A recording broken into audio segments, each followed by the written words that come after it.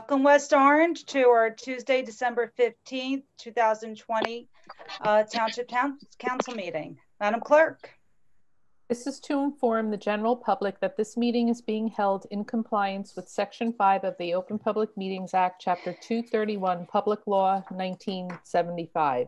The annual notice was emailed to the Star Ledger and filed in the Township Clerk's office on October 31st, 2019, and published in the West Orange Chronicle on November 7th, 2019. I could have put it in the wash a long time ago. Councilman Guarino? Present. Councilman Kukoviac? Present, like Mr. Lepore. Oh, yeah. Councilwoman Matute Brown? Present. Councilwoman McCartney? Present. Council President Castellino? Present. Thank you, Madam Clerk. And again, good evening, West Orange. Tonight, we're going to start the meeting off. We're starting a little earlier tonight at 6 p.m. So we want to thank everyone who joined us early. We have a full action-packed agenda this evening, so we wanted to get a little early start. We're going to start off with a presentation from Councilman Guarino, who has been our pedestrian safety liaison for the West Orange Pedestrian Safety Commission. And we have a few special guests this evening. The commission has been working really hard on keeping our streets safe in the township.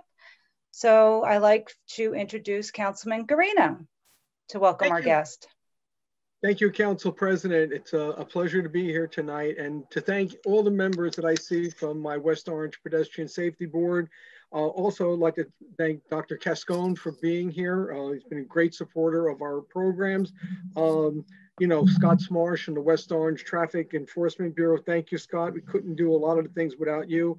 I'd like to thank Will Zareb, Zach Ellie, and Lisa Lee from Easy Ride, and to thank you for supporting West Orange and making West Orange be the premier municipality for pedestrian safety, street smart, and for all the projects that you've assisted us with and taking us forward to being one of the top ranking municipalities when it comes to pedestrian safety. Like I said, 7 years ago when I created the board, it was on a personal thing and meeting with other personal people who've had issues with traffic accidents, you know, traffic crashes, personal injury, myself almost losing both my legs by being hit by a car.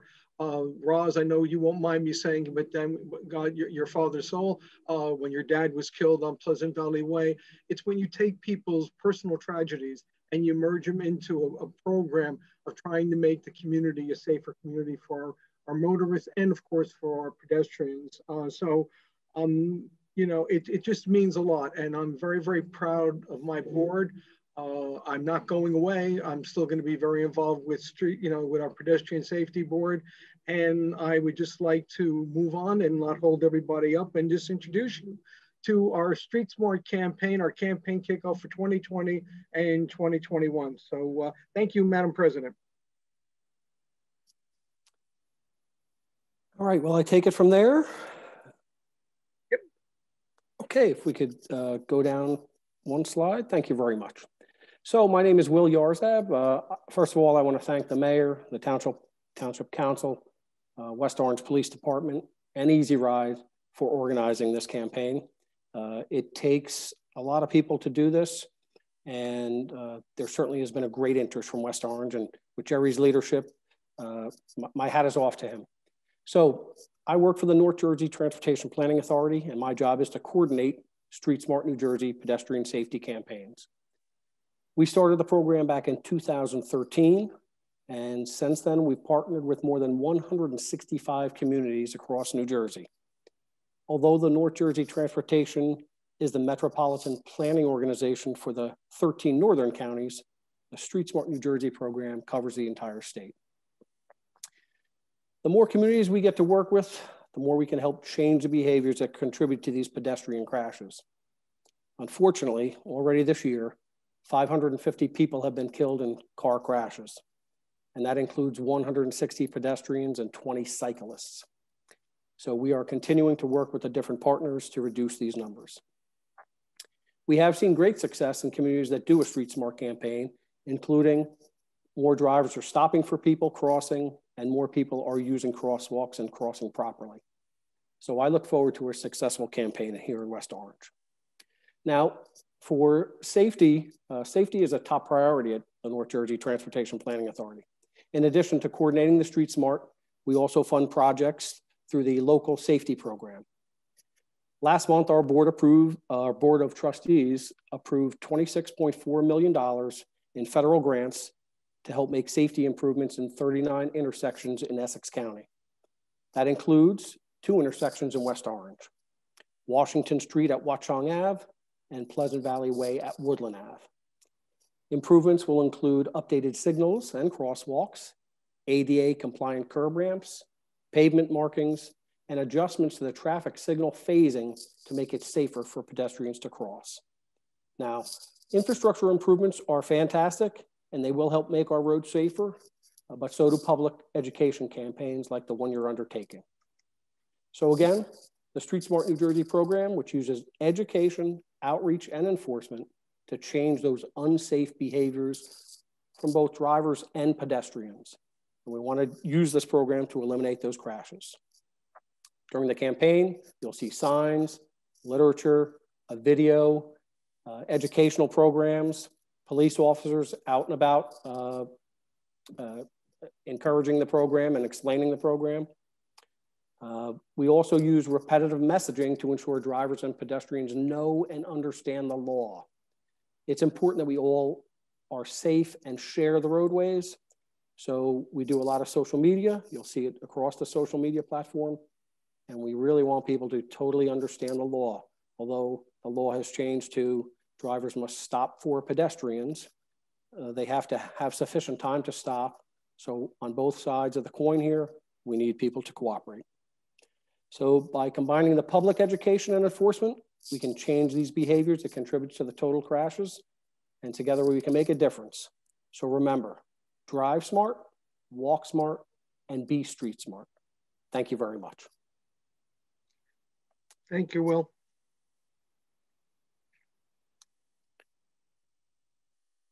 And I believe Officer Smarsh is going to go. Next actually is Dr. Cascone. Dr. Cascone. Thank you. Well, good evening, everyone. Council President Castellino, I appreciate the opportunity to be here. Members of the Town Council, thank you. And our partners from the town and the other agencies here. Pleased to be here. I've had an opportunity in my time in the district for the last year and a half to get involved in some of this work. Have been privileged to work with Mr. Guarino and have been impressed by his passion and his commitment, as well as others, to this cause of pedestrian safety within our towns. I am a member of the West Orange Pedestrian Safety Board, but my membership may be in jeopardy for for lack of attendance at the meeting. So I'm hoping that that's not revoked anytime soon, because I do appreciate being a partner in that work. We've engaged in some good work already. Through Safe Routes to School, a number of our schools have achieved some level of distinction, certification, if you will. And it is a goal of mine for the school district that ultimately we see all of our schools at some point in time achieve a level of certification for that Safe Routes to School. And it's not only a question of obviously the safety, but it's also some of the tangential benefits of walking to school, of biking, and just really the fitness and the health and wellness benefits of those activities.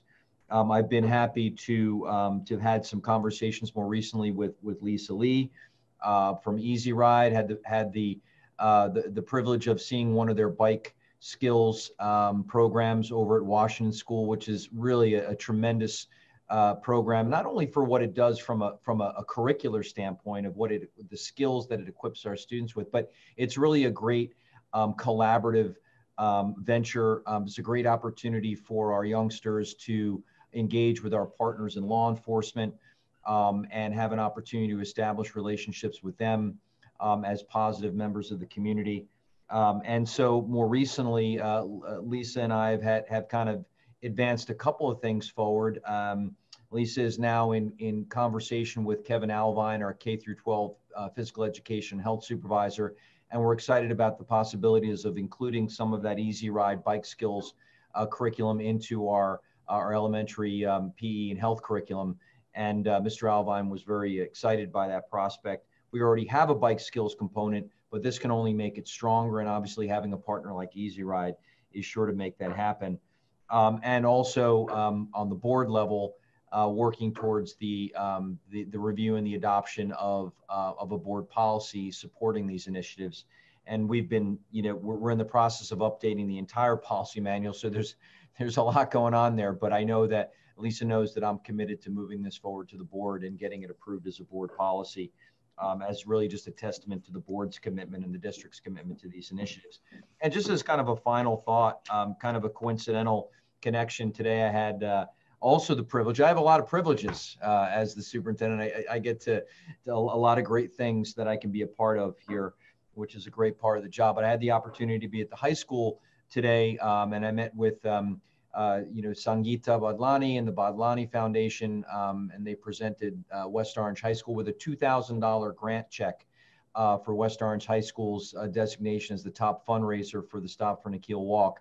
And obviously, I know that this work is very important to Sangeeta, the Badlani Foundation, and the Badlani family. And so that was a coincidental connection, but obviously we know that there's a lot of good work that goes on through that foundation, and we thank them for their gracious donation to the high school, which will certainly be put to good use. So that's just a little bit of my perspective, some of the work we're doing in partnership, and we look forward to continuing the work. So thank you. Hey, thank you. Officer Scott Smarsh. Thank you, Lauren. Good evening, everybody. Officer Scott Smarsh, obviously from the West Orange Police Department, out of our traffic division. I've been in law enforcement with the township for the last 24 years. I believe I'm going on about 15 or 16 with the traffic division. So this is kind of near and dear to my heart when it comes to what we're talking about here. A lot of what I'm going to talk about is going to kind of echo what Will was talking about with regards to the Street Smart campaign and Easy Rides. But the intersection that we're going to initially be focusing upon is going to be the intersection at Eagle Rock Avenue, Main Street, and Harrison Avenue. And I believe this is also going to encompass the intersection that's just a couple hundred feet down, which will be the Harrison Avenue and Mississippi Avenue intersection. The one good thing about this intersection is that we haven't had really any fatals here or any auto pedestrians here in the last 3 years. We did have a fatal back in 2016 at the Harrison, Mississippi intersection. So obviously that it's something that we want to focus on. Like Will had said, we're focusing on several different intersections throughout the course of the year of 2021. This one being the first one for a couple different reasons. Number one, it's a high volume pedestrian area. It's also a high volume motorist intersection. So really the goal of the Street Smart campaign is, as Will said, is to create a symbiotic relationship between the pedestrians, the bicyclists, and the motorists that are out there. So we've been working with Easy Streets, I believe, since 2016, Will, if I'm not mistaken. And we've been doing that almost every single year. We're going to try to up that a little bit more and do some more intersections. As Will said, there's some other upcoming projects. But this actually, depending on the way you look at our Main Street road diet, this is either the beginning or the end of the road diet. So that's one of the reasons why it was picked as an intersection for us to target right now. So actually starting tomorrow, the 16th, we'll start the educational component of it. When we talk about traffic enforcement, there's 3 different components or prongs that we work with. The first is engineering, the second one is education, and then it's enforcement. The engineering on this intersection has already been done. It's been completed. Obviously, it's a county intersection, so Mr. Lepore had a lot to do with that, and obviously our input as a pedestrian safety board with redesigning it, phasing the lights, and so on. The next part of that would be the educational part of that. If you're out and about in the town and you do get to go through that intersection, there's a lot of signage out there. Obviously, we'll be utilizing social media platforms, both on the township side and on the police department side. And then if things start to move forward in our COVID age, we'll partner up with our community services unit, and we will get out there. I know we've been out doing coffee with a cop and that kind of stuff. So we'll also be pushing and educating there. From there, we will then move into a targeted enforcement program in that area, where we'll be specifically targeting failure to yield to the pedestrians, as well as cell phones, and obviously failure to yield to any of the signaling that's in that area. That effort, or that enforcement effort, is going to take place tentatively at the beginning of 2021. We're looking at probably somewhere towards the end of March into April, in that time frame. Again, depending upon the situation with the COVID pandemic and how much we're hands off or hands on with the public. So that's pretty much all I have on my end with regards to the intersection. It's a pleasure working with you, Jerry, and the rest of the PSAB, and helping out with making this a better township from the standpoint of lowering those crashes, like Will said, making it easier to commute via motor, whether it be by foot or by bicycle in our township.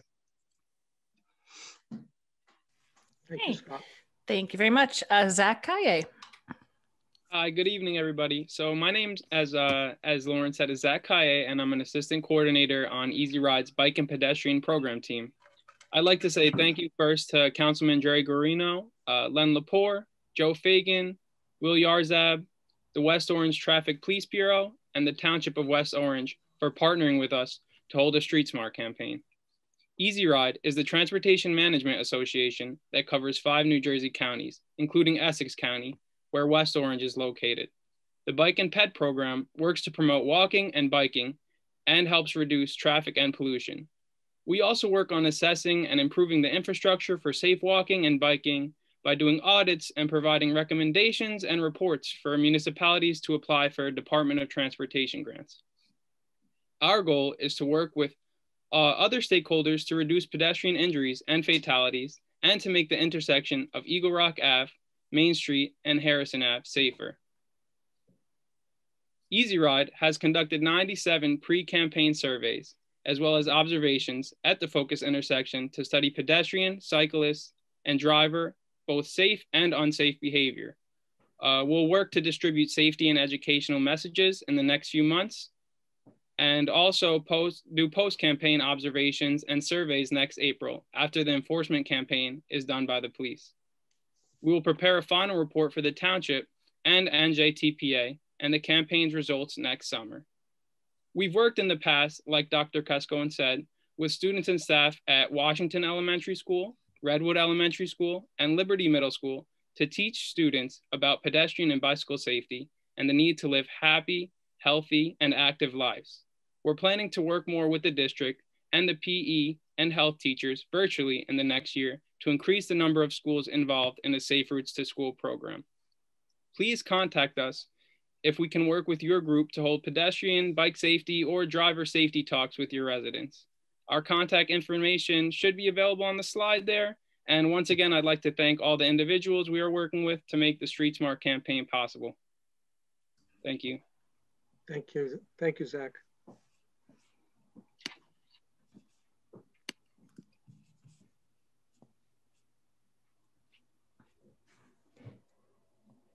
Now we're back to Jerry. Okay, what about, we have Lisa. You want Lisa to then come back to me, or? Well, okay. First of all, I would be remiss if I didn't thank the most dedicated, the most fun-loving group of individuals that I consider my friends and family. And that's starting with Mr. Mike Dammenmiller, Ms. Roz Moskowitz-Belsky, Lori Kaffner, Paul Greigel, Len Lepore, Megan Brill, Dr. Cascone, Lee Klein, everybody that is really, Scott Smarsh, couldn't leave out Scott. People who really, and Tom Ross of the Thomas Edison National Park. These are the people that came together when I needed them and have always been there when you needed them to do the work. And I would be remiss to repeat myself if I didn't thank them. They've asked me to stay, which is an honor above anything else, and I do intend to stay with the Pedestrian Safety Board. But it's a great board. We've done a lot. We look around, you look around of all the safety improvements we've done in West Orange, and it's a compliment to each and every one of them. Each and every one of them has brought something to the table. And I mean to the Badlani family, who's been very active in our board. So when you look around, it's really been a team effort, and I thank them all. I thank them for all the support they've given. We've always haven't agreed on everything, and I wouldn't lie to you, but we've always come together at the end of the day to do what's best for pedestrian safety in West Orange, and I thank them from the bottom of my heart. Thank you. Thank you, Councilman, and thank you to all our guest speakers this evening. Lisa Lee, we coordinated last week. Lovely job. This is just so important. So many people will be involved in this. A lot of awareness. Ms. Lepore, I want to thank you. I know you're working on fixing the signal at that intersection at Harrison Avenue and Main Street, Eagle Rock. I use that intersection each week. We're Lady Lord's Church. We've reached out to the church. We reached out to the Degnan House. So there's a lot of awareness that is going to go on, and we hope everyone stays safe. So thank you all for our guest speakers for coming on. We look forward for the campaign. This is a kickoff. So the mayor, he sends his apologies that he couldn't be present tonight. He knows how important this is. And we appreciate all the work from the West Orange Pedestrian Safety Committee. All of you have worked so hard. Councilman Garino, thank you for being our liaison. As this presentation shows, you definitely been very busy the past 4 years. So we thank you very much for that, representing the council very well for us. Council President, can I have one more second, please? Sure. I just didn't want to leave without thanking, the people from Easy Ride and NGP. I like, Lisa, thank you, and we'll be in touch a lot. I know that. Zach, thank you, we'll be in touch. Will, National New Jersey Transportation Planning Authority, you've been very helpful, especially with all the information that we needed. And we look forward to more things. And of course, to Scott, Dr. Cascone, thank you all, really. And there's a lot more that we got to do. So remember, walk smart, drive smart, and be street smart. Thank you. Thank you very much, Councilman. And thank you to all our guests. At this point in time, you could, if you want to stay on the call, you may do so. If not, you could just drop right off the call, and Lauren will take care of that for us. So thank you all. Thank you for your time, and thank you for changing your schedules, coming on a little bit earlier this evening. We really appreciate it. With that being said, we're going to move on to our update on redevelopment. Mr. Sayers or Mr. Gross, either one. I'm not sure if you have any updates for us this evening. Jack, I muted you. Sorry about that during the presentation. So you just want to unmute yourself. Everybody's muted. Yeah. Okay, can you hear me now? Yes, thank you. Here. Okay, 245 units have been rented as of today. I spoke to Mr. Diaz. Phase 2, they're still putting together some other things that need to be done so that by January, they're going to probably be ready to go with the presentation for phase 2. And that's about it. Okay. And my colleagues have any questions? Council President, no question, but I did see in the paper that Prism and the Edison Lofts and the 21 acres around the village, the Prism developers have been named as influencers in multifamily real estate by the Globe Street Real Estate Forum, a leading industry trade publication. So that just came out last week. Very nice. Congratulations to them. Okay. Mr. Krakowiak actually has his hand raised. Okay, Councilman. Joe, I'm sorry, you're muted. Is he unmuted? There we go.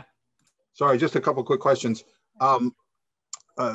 Mr. Sayers, you had said that in phase two that Mr. Diaz says there's some other things that need to be done, and that can you tell us what those other things need to be done? No, Please? nothing needs to be done. They have a I think, Susan, didn't they go before the board with their presentation for phase two? Or did they just on Babcock? We haven't seen anything else yet. Yeah, they're just putting together their plan to get through phase two, and they said they're going to come out with that. I think they said around January. I'm not so sure what it is though. There are 20 units on Babcock. That's all that came before the planning board so far, Joe. Right. Do you know of any changes from when it was first discussed? You know, way back when, during the redevelopment process. Has anything changed in a major way? Not as far as I know. I mean, I haven't heard anything.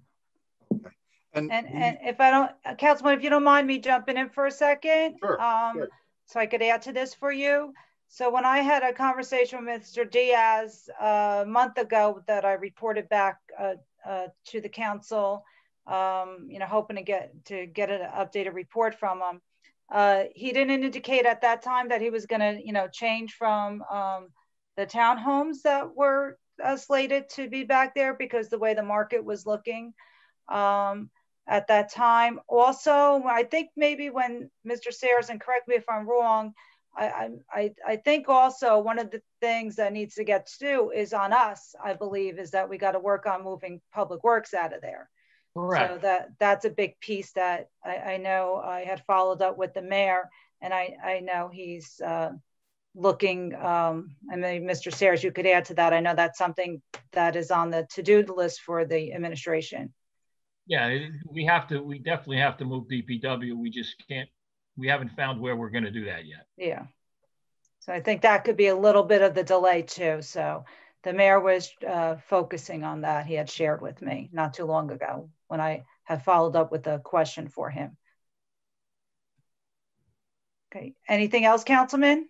Yes, Council President, I'm sorry. I might have been in trouble with the transmission, but did you say that Mr. Diaz says that they were sticking with the plans for the townhomes? At that time when I talked to him, he indicated that, he didn't share anything else. So, okay. You know, we're hoping, you know, again, with COVID, things have been stalled. Hopefully we'll hear from him within the next 2 months. Right, and Mr. Sayers, you said something about January or mid-January. What exactly are you expecting to happen with phase two in January? I'm not expecting anything. I had a conversation with him, and he said to me that I guess whatever they're going to be ready to get done, they're going to try and start doing what they have to do starting around in mid-January, sometime mid-January. Okay. So we still don't have like a groundbreaking date or a construction start date? No, absolutely not. Nothing official. Okay. Thank you. You're welcome. Thank you, Councilman. Okay, we're going to move on to council, and thank you, Mr. Sayers. We're going to move on to council liaison announcements. I'm going to go back out of order first. I'm going to start off first with a couple of great events coming out of our recreation department. You know, with the holidays, this is a big month. We always celebrate the holidays starting the first Saturday of the month. We just couldn't go virtual. So our recreation department worked diligently. I got a hats off to Candy Myrick, Bill Keogh, Edwin Johnson, Jim Latour, our police department, and as you could see, our West Orange cadets from the West Orange High School Junior ROTC program. So we want to thank all involved. What a great night it was. Drive through Santa, and we got to thank public service for letting us use their driveway to reroute the cars, and the police. Everybody was on board. Our CERT team, everyone just did such an outstanding job, and just to see the joy on the children's faces, just to get a glimpse at all the activity was just priceless.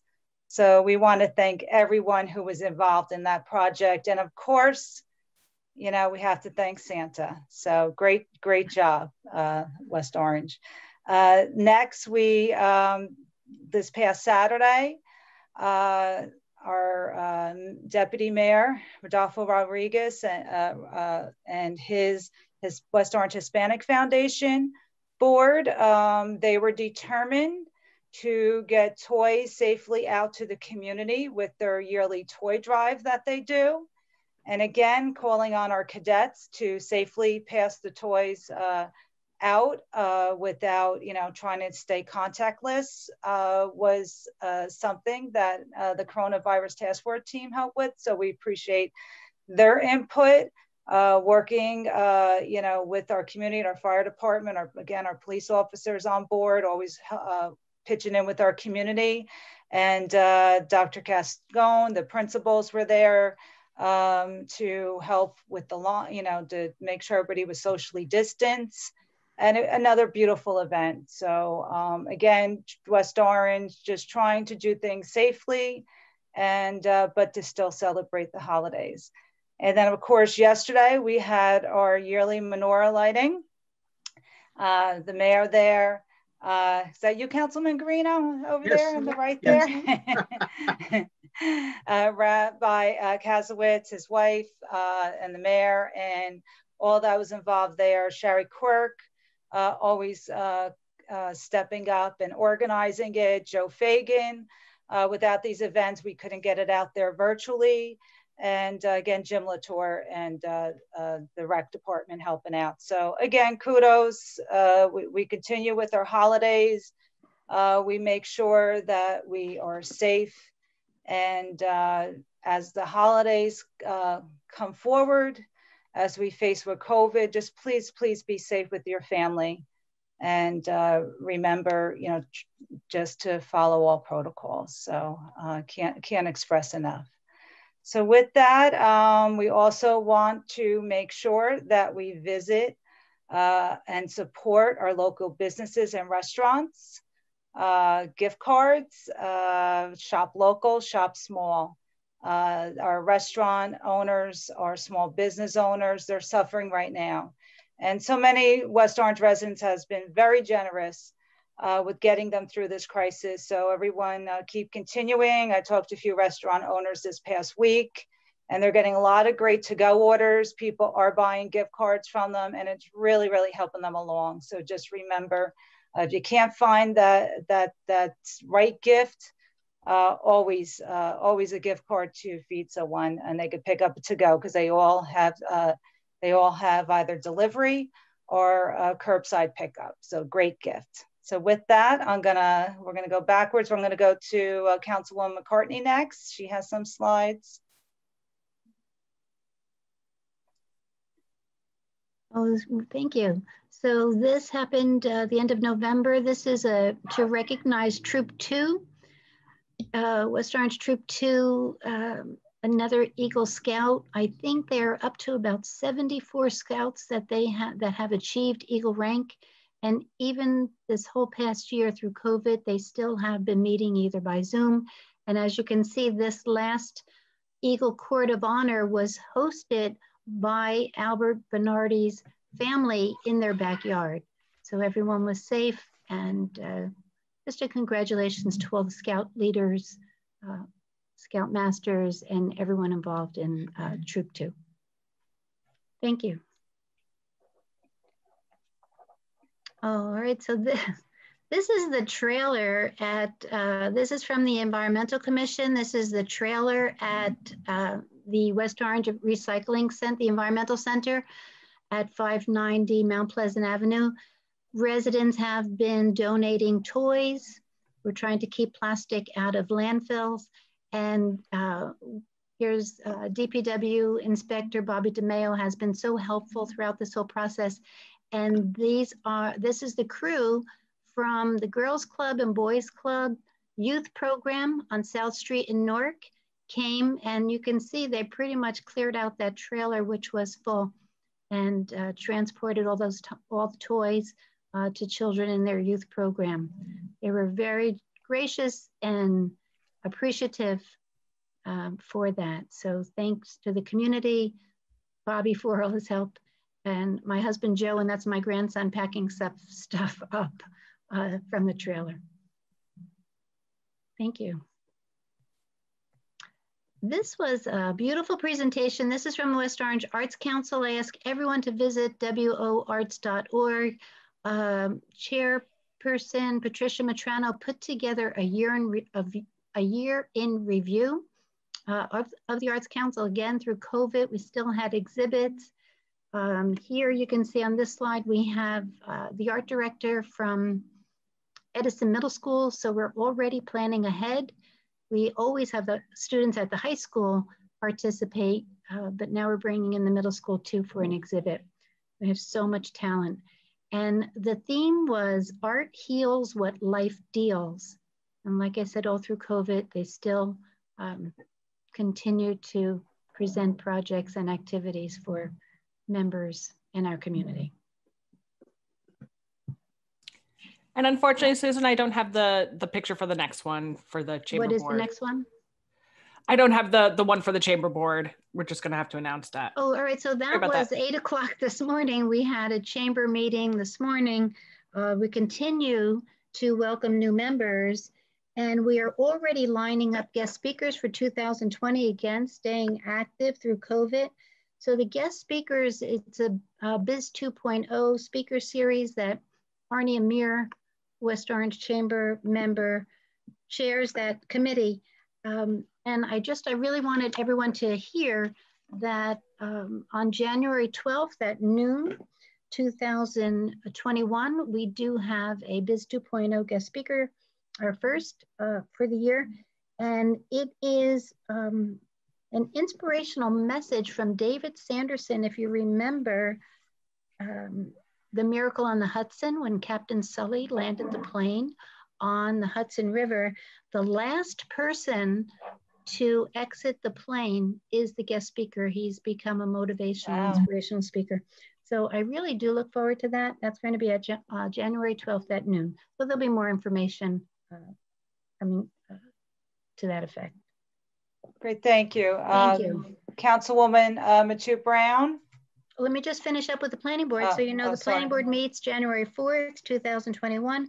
And as you know, we have 2 resolutions on our agenda this evening, our fair share housing and the planning board recommendation that designated, was a unanimous vote by the planning board to designate Executive Drive and 10 Rooney Circle as an area needed redevelopment. So we'll hear more about that. Okay, great. Thank you, Councilwoman. Councilwoman Matute Brown. Thank you, Council President. I want to just first start off by thanking everyone who participated with Councilman Guarino and the Pedestrian Safety Committee. Your efforts are also greatly appreciated.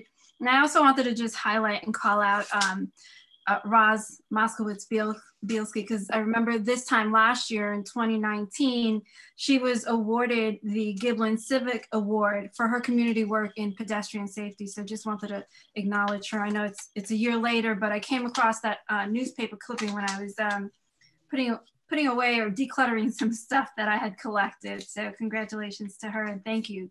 The community certainly appreciates all your hard efforts and your investments, and Councilman Guarino, obviously your leadership as well. Thank you.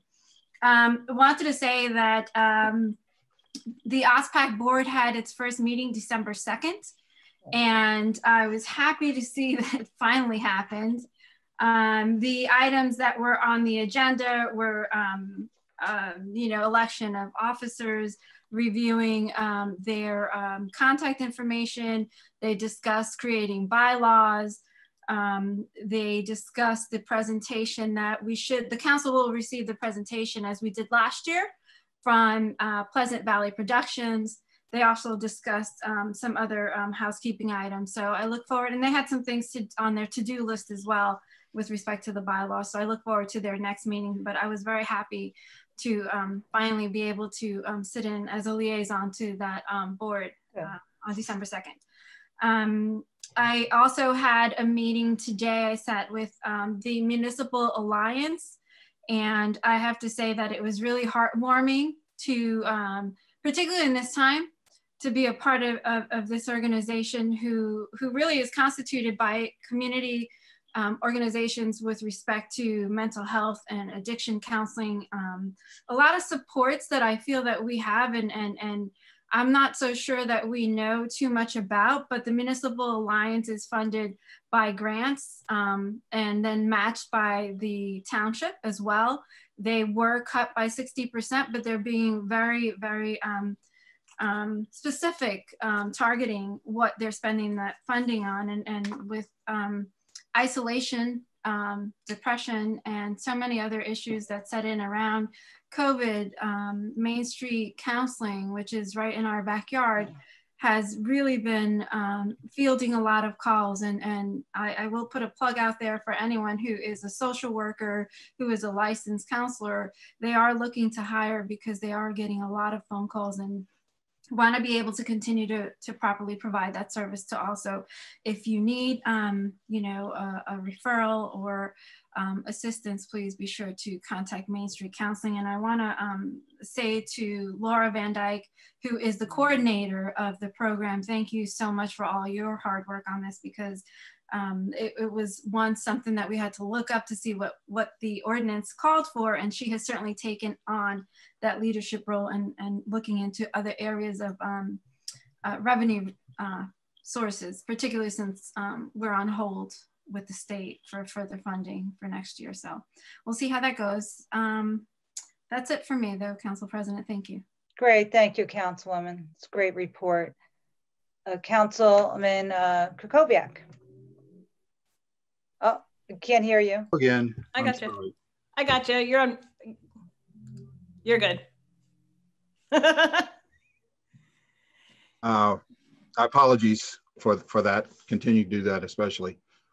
The Open Space Committee met and discussed a little bit about the potential appraisals of the Crestmon Forest. There's been some hurdles that have come up apparently with potential conflicts of interest that the appraisers that we approached did not want to get into. So we're continuing to seek other appraisers. Actually, the administration is seeking them, and we're hoping we're going to get some in the first part of next year. That's all, Council President. Thank you, Councilman. And Councilman Garina, I know you had a big part of your report in the beginning of the conference agenda. If you have anything else to add.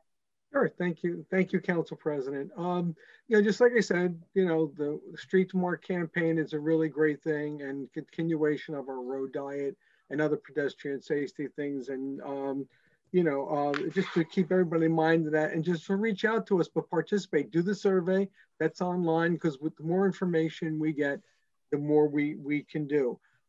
Just want to make mention that the calendar for the 2021 Pedestrian Safety Advisory Board meetings, all the meetings will be in Zoom until further notice, but those meetings will be held on the second Wednesday of every month at 7:30. Our January meeting will be January 13th, 7:30. The information will be on the township website, and we're looking forward to everybody getting back to doing some good work. The other thing is, I was invited today to the press conference at Kmart, which will be Essex County's location for the area for Montclair, Verona, Cedar Grove, Essex Fells, West Orange, and residents of Newark to get the COVID-19 shots once they're available. It's a fantastically set up facility in the old Kmart facility, and it'll serve the residents, particularly of West Orange, very well. And you do know that the first people to get the vaccine will be our healthcare workers, and next down the line will be our first responders. And the state sets up the level of who gets the injections first. So we look forward to that, but it was great that the county picked West Orange as a location, and it was great to be there and seeing our fellow elected officials and residents throughout the area. The last thing is downtown West Orange. You have to remember, you know, shop small, think small. I mean, but don't think small, think big. They need us. And I've said this all the time. You know, everybody always goes to our merchants and they always say, well, what can you give us for a donation? We're having an event. What can you give us? Well, you know what? They may not be around next year. So just think about what you can give them is another shot in the arm to life in their businesses, keeping their businesses. Just patronize them. Give them something, you know, give them whatever you can, because they've always been there for you and we need to be there for them. And, you know, the downtown West Orange is doing what it needs to do. You'll be going over the budget tonight, being presented by Executive Director Megan Brill. But all I can say is, and I don't mean to keep banging this pot, but please patronize our vendors, whether downtown, Pleasantdale, St. Cloud, everywhere. They need us just like we need them. So please make sure, especially during this time of the year, there's some great things you can buy. You know, there's great food, there's great baked goods, there's great, you know, gifts, you know, services, always down there. So just think about them, because when you ask them for something, for you to do what you need to do, just remember they need us to continue their work and what they need to do. So Council President, thank you. And thank you to my colleagues for taking the time to listen to me. And I look forward to your support in Street Smart. But I just have to say one more thing, particularly to Roz Moskowitz, is that, you know, this all came about because Roz and I had coffee in Dunkin' Donuts, and we talked about our personal things when it came to pedestrian safety and tragedies and the things. And, you know, we both share a common bound of what could happen. I was fortunate, Roz's father was not fortunate. So, but it's just that remember is that, you know, the board is working hard and we look forward to your input. So thank you very much to my council colleagues. Thank you, Councilman Garina. So at this point in time, before we go into the public meeting, I'd like to recognize the fact that this is a little sad. We have both, this will be the last meeting for Councilman Kukoviac and Councilman Garino. Both of them have just served our community so well. Councilman Kukoviac has been a councilman since 2010. And you've been very involved with you know, open space, the Historic Commission. I'll let you say a few other things that you've been on, and always at the Friends of the Library Board.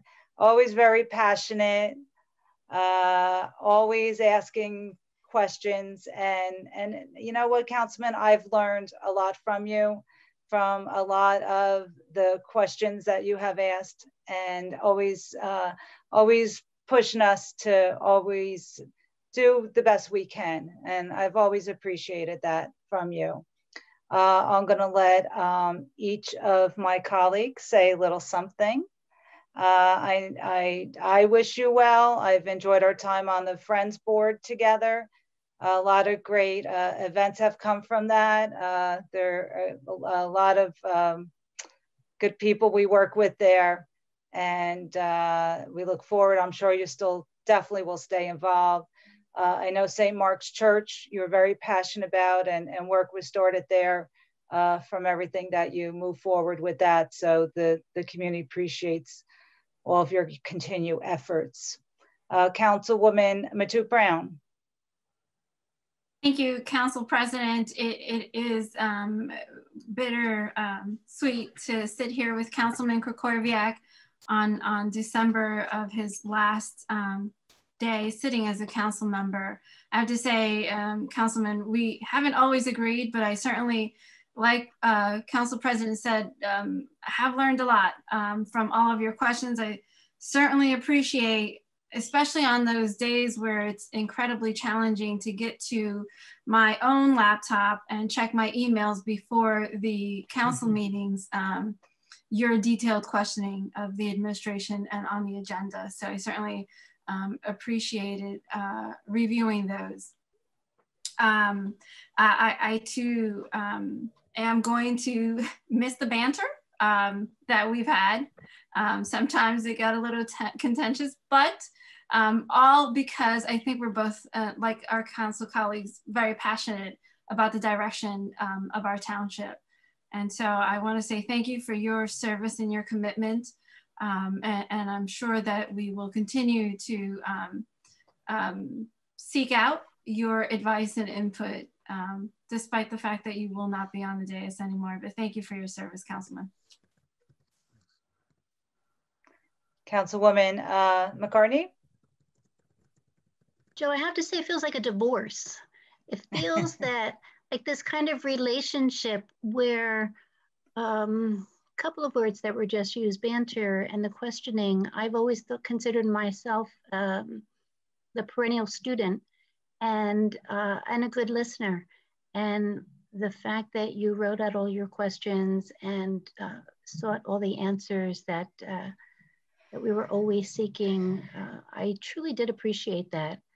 When I say divorce, it's, you know, there's always two sides of a story, and we brought that all together at every council meeting. So thank you, and see you on the other side. Thank you. And Councilman Guarino, I'll let you say a few words.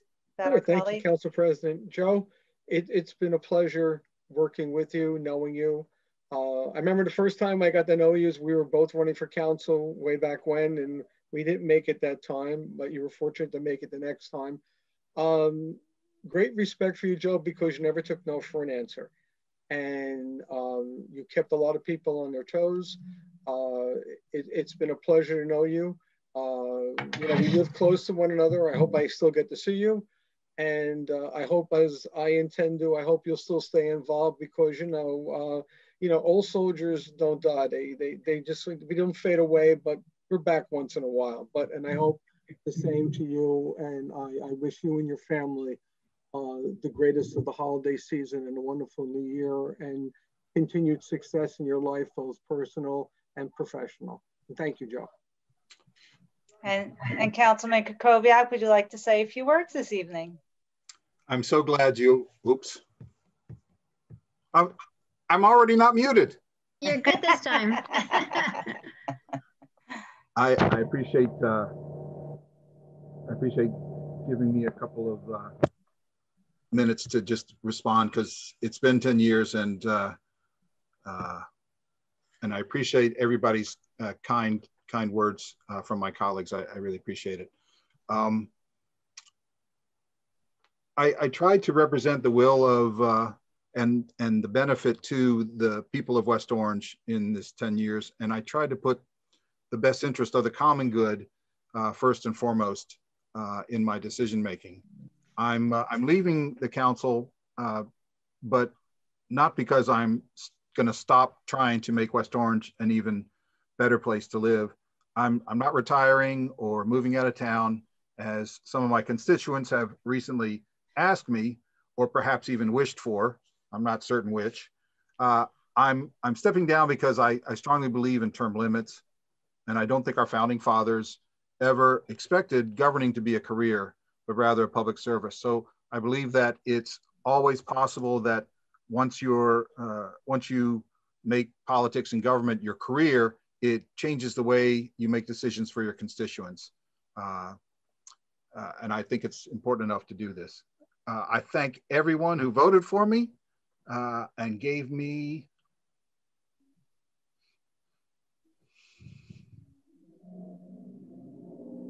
this opportunity to serve.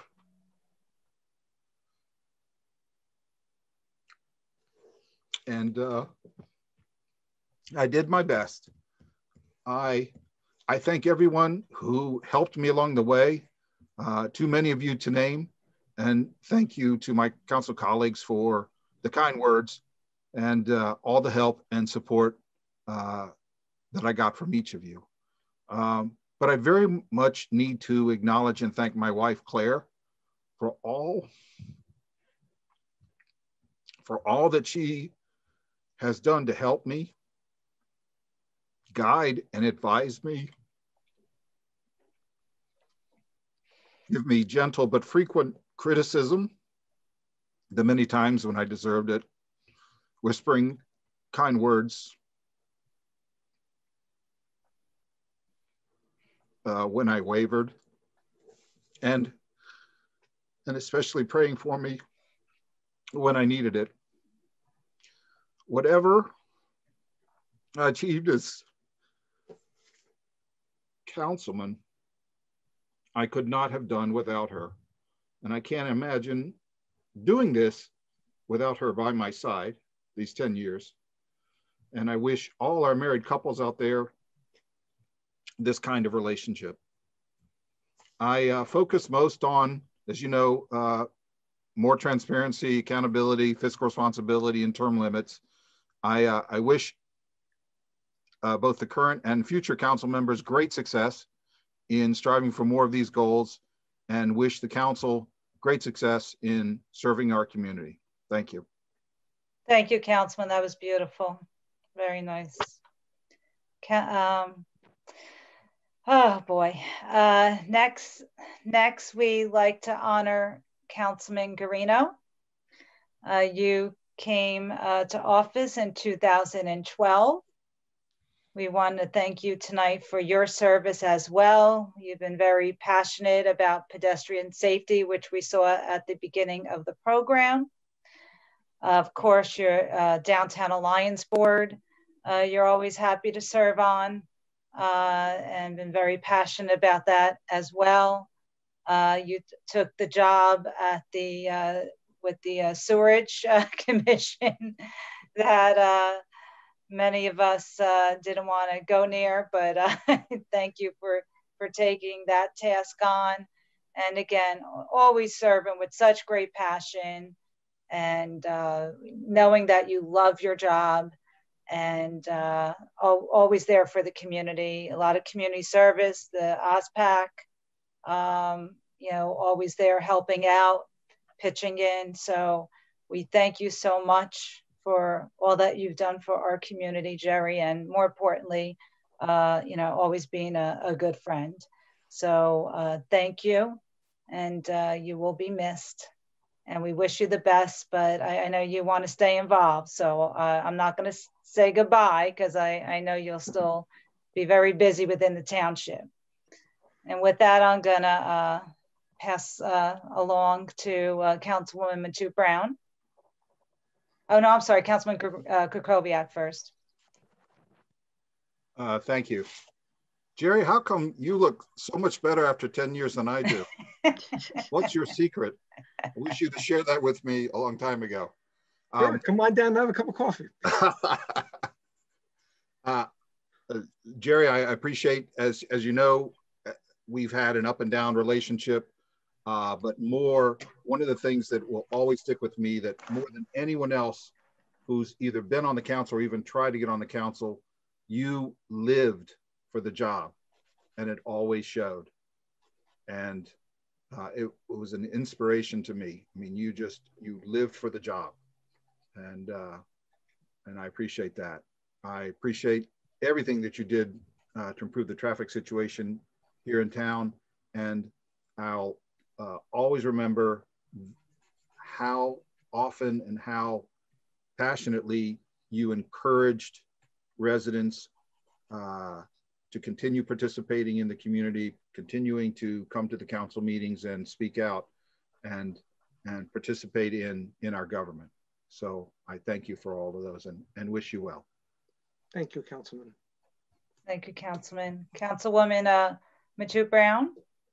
Thank you, Council President.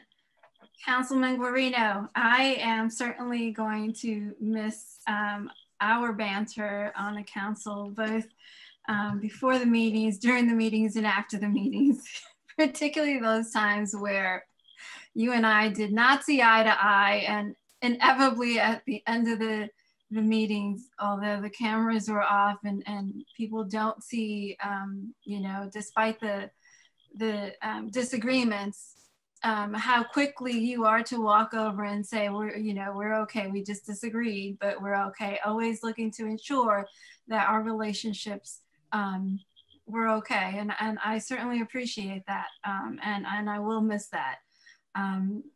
Through the years, I've watched you show up everywhere. I often wonder, how do you do it? I know you and I both commute from Trenton, and that is a long commute. And sometimes, you know, you're out there later than I am. So kudos to you for your service and your commitment to the community.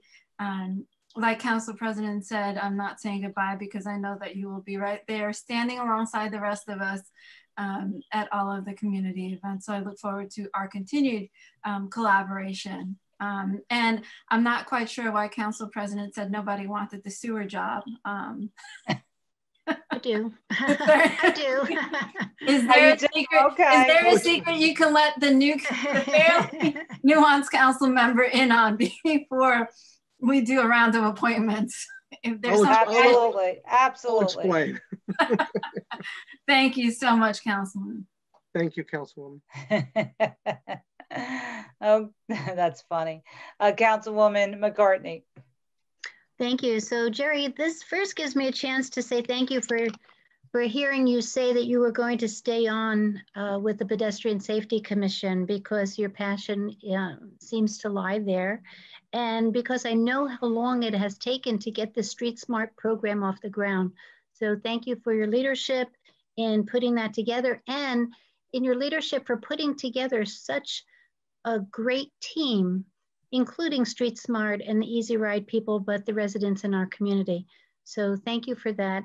And Dr. Cascone, I have to laugh that Dr. Cascone said that he's only been involved for 1.5 years, but what a 1.5 years it's been. Yes.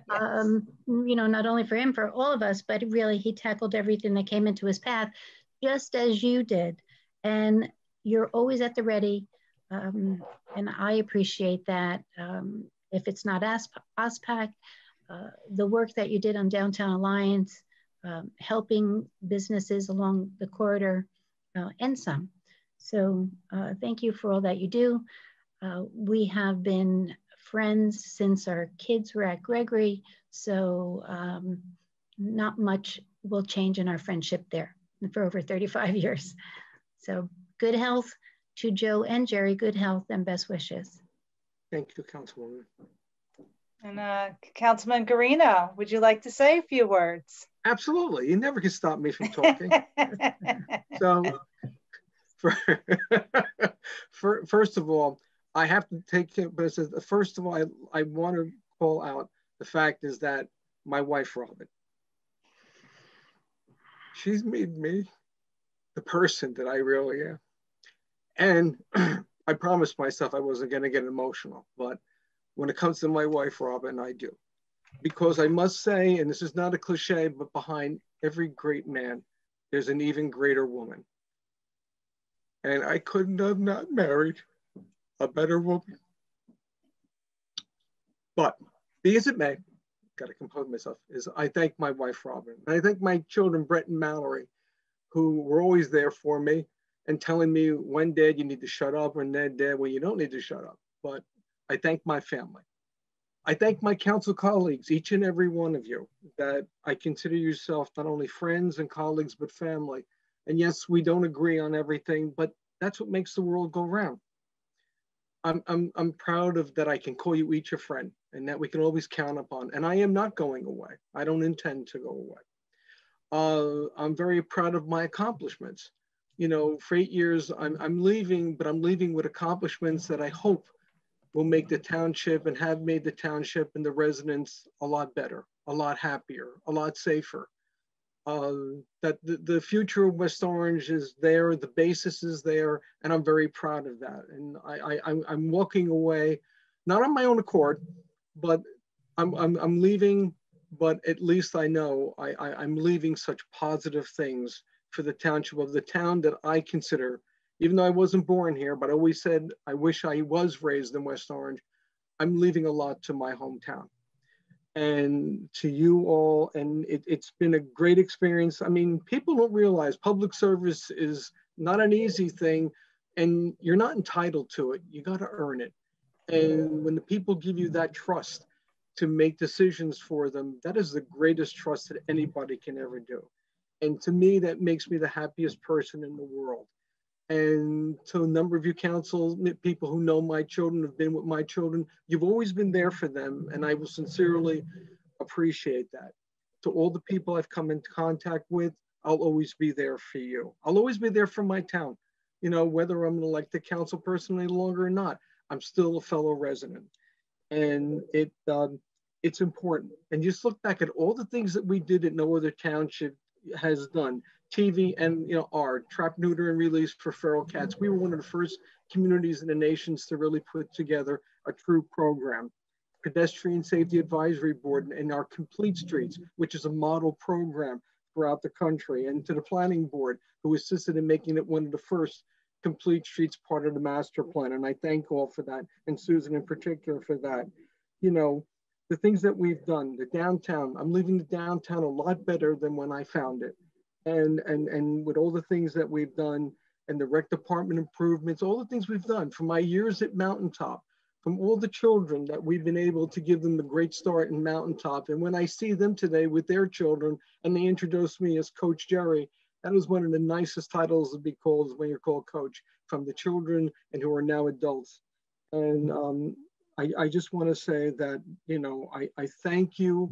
I thank for all the people that supported me all through the years, to the administration, to you, my council colleagues, to Rob, to Jack, to John, to Richard and Ken, for being there.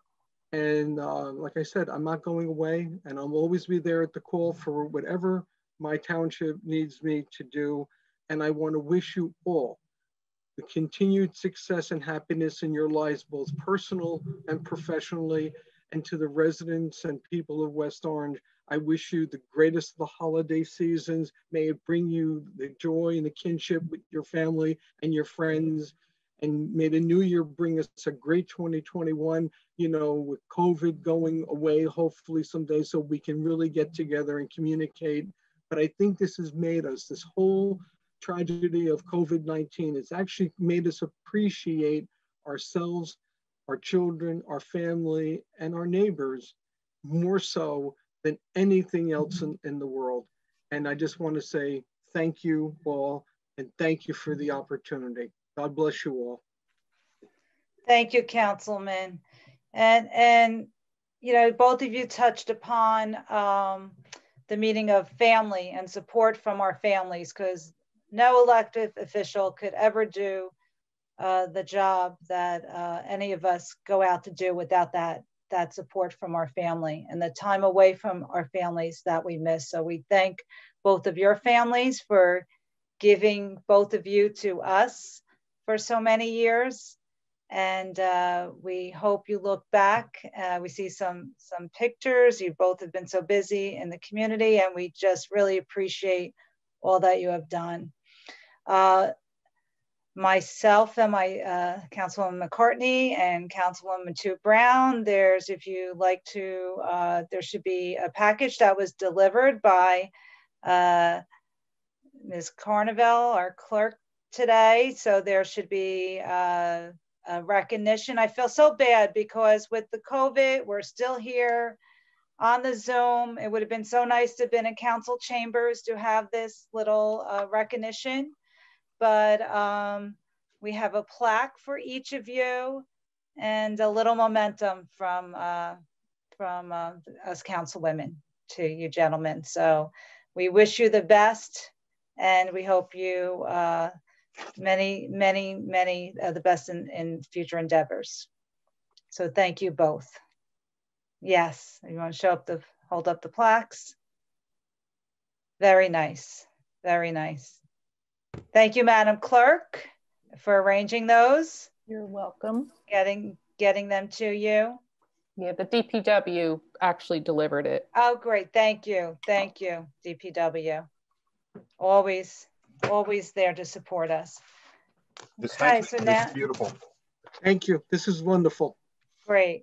Now we are going to move to the general meeting. So we're going to close out this portion of the conference agenda because although we did the recognition now, it'll be too late in the evening to give you your proper recognition. So we wanted to start early with that. So with that, Madam Clerk, we move to our general meeting. This is to inform the general public that this meeting is being held in compliance with Section 5 of the Open Public Meetings Act, Chapter 231, Public Law 1975. The annual notice was emailed to the Star Ledger and filed in the Township Clerk's office on October 31st, 2019, and published in the West Orange Chronicle on November 7th, 2019. Councilman Guarino? Present. Councilman Krakowiak? Present. Councilwoman Matute Brown, Present. Councilwoman McCartney, Present. Council President Castellino. Present. Will everyone please rise for the Pledge of Allegiance?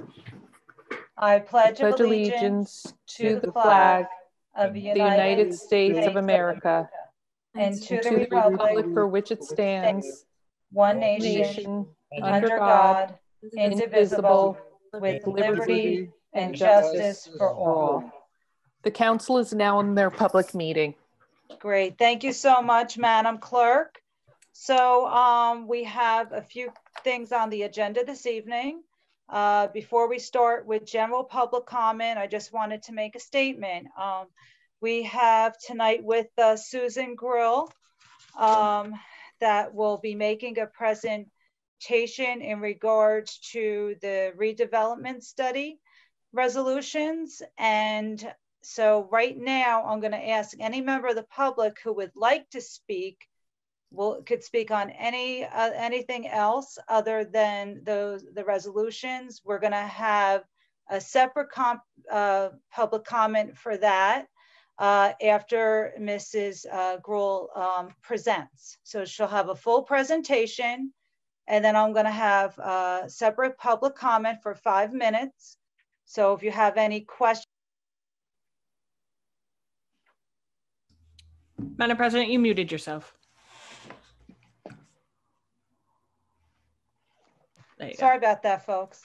So if you have any questions for her presentation, you're going to have 5 minutes to ask them after she speaks. So now, if you have any other matters that you'd like to bring to the council or have a question, please come up, raise your hand for public comment. You get 5 minutes.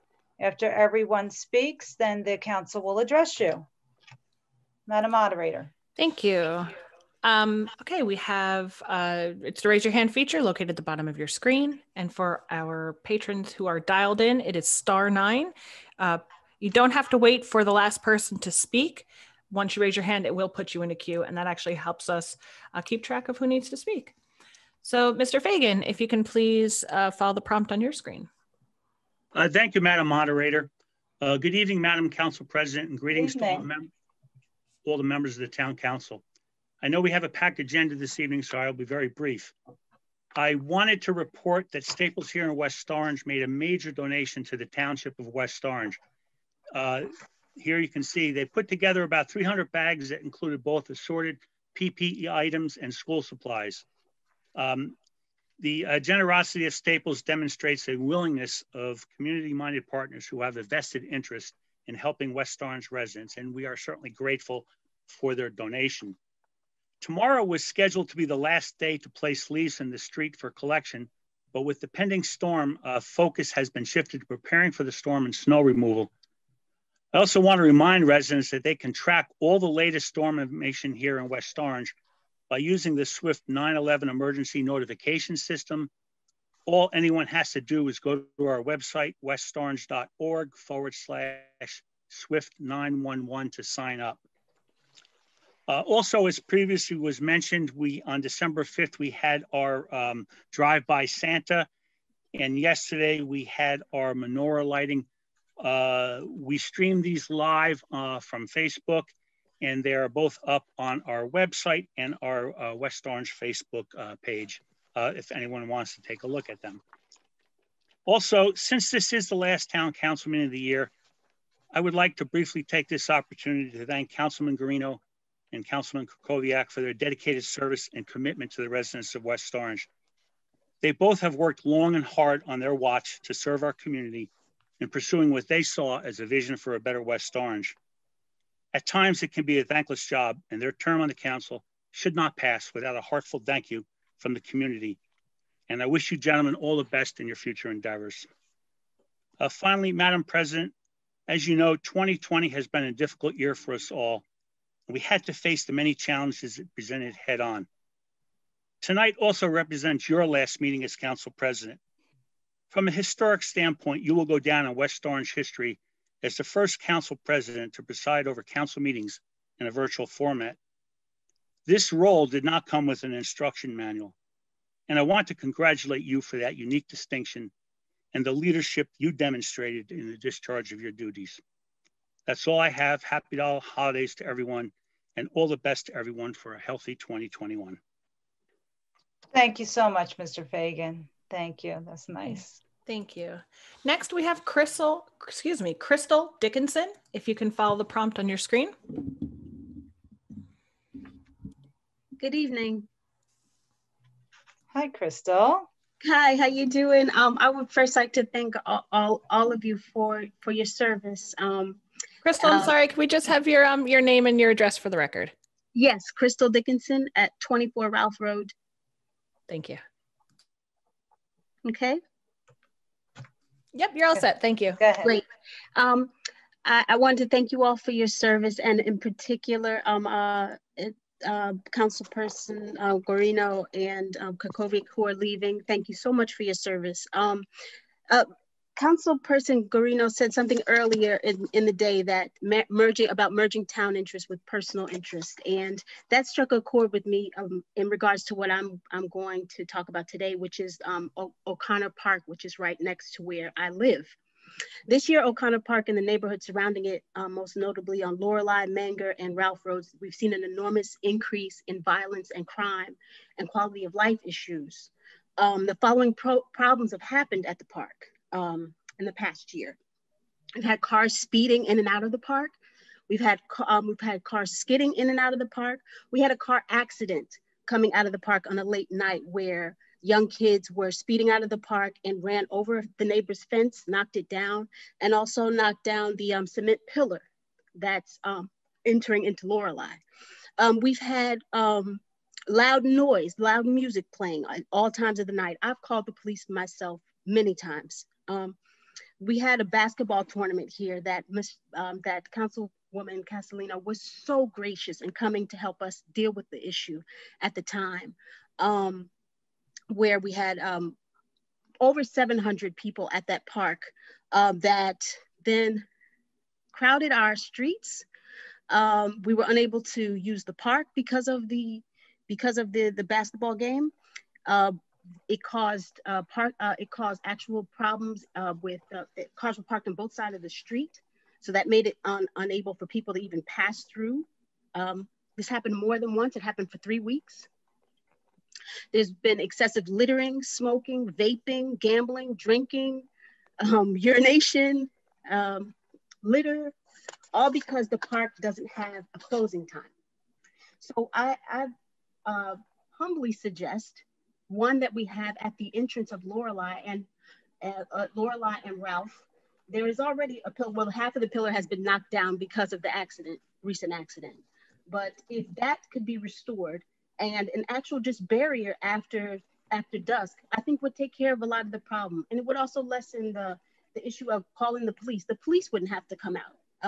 My neighbors and I have called multiple times for noise, for kids playing in that park after dark, or kids smoking in the park, or drinking in the park, or so I think it would be great to have a barrier that would stop people from driving into the entrance of that park, and then also to have some sort of cameras, surveillance in there, and also signs that would let people know that that is the case. I think it would be a great deterrent.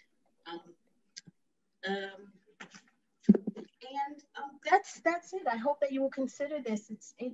We love our park. We love O'Connor Park. There's lots of older people here in our neighborhood, and they love to walk in that park. And we also I have a 6-year-old who Councilperson McCarty has actually taught at her school, and he loves the park. We just want it to be a safe place where we all can be and walk, and also not be disturbed when we're sleeping at night with the noise and the nuisance. And I thank you for the consideration. My wonderful neighbor, John Cataletti, wrote up something to talk about all these issues. I'd be happy to share it with you. I also have a consortium of at least 10 other families in my area who I'm representing here tonight. I speak for them too. And I can say that with confidence. And I thank you so much for your time and attention. Thank you so much, Crystal. And thank you for advocating for such a beautiful area of town. The O'Connor Park's a beautiful place for our residents. Okay, thank you. Madam Moderator. Sure. Next, David Kuby, if you can follow the prompt on your screen. Good evening, Council President, Council members. This is Dave Kuby. I am the director of the West Orange Public Library. I would like to say to Councilman Joe Kukoviak and Councilman Jerry Garino, it's been a pleasure. I've been the director here now for over 6 years, and I've enjoyed working with both of you during that time, and I want to thank you. I'm wanting to just let you know that due to the storm coming up, that we will be closed for the next 2 days on Wednesday and Thursday in preparation for that. We want to make sure that the Department of Public Works has clear access to the parking areas so they can keep everything clear and keep everything safe. Because we're doing things virtually, there are programs that'll still be going on. On December 17th, we've got a really great program on Norman Rockwell, an American phenomenon, and that's at 7 p.m. And that will have an award-winning art historian. Her name is Mandel, is her last name. We've got a really great art show that's up at the library in the gallery area throughout the library. And this is an artist, her name is Nupur Nishith, and she does Mithila painting, which is a traditional Indian art form. And I want to say, in order for, we're open to the public other than during the storm.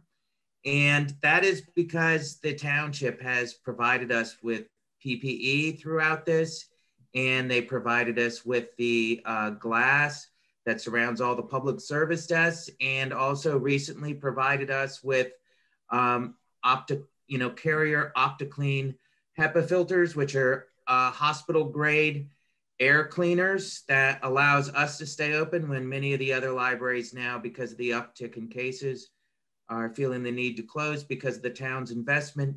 We're able to stay open and continue to serve the public, and we are very appreciative that we're able to continue to meet our obligation to serve the people of West Orange. And Nupur Nishith on December 27th, 28th, and 29th, all at 7 p.m. will be having 3 different programs. She'll be doing, on December 27th and 29th, she'll be doing Mithila painting demonstrations. And on December 28th, which is a Monday, she'll be explaining various pieces of her artworks. I'm very excited. I've looked over the whole show, and it's really amazing work because she takes this traditional art form from India and makes it very personal. She's from Jersey City.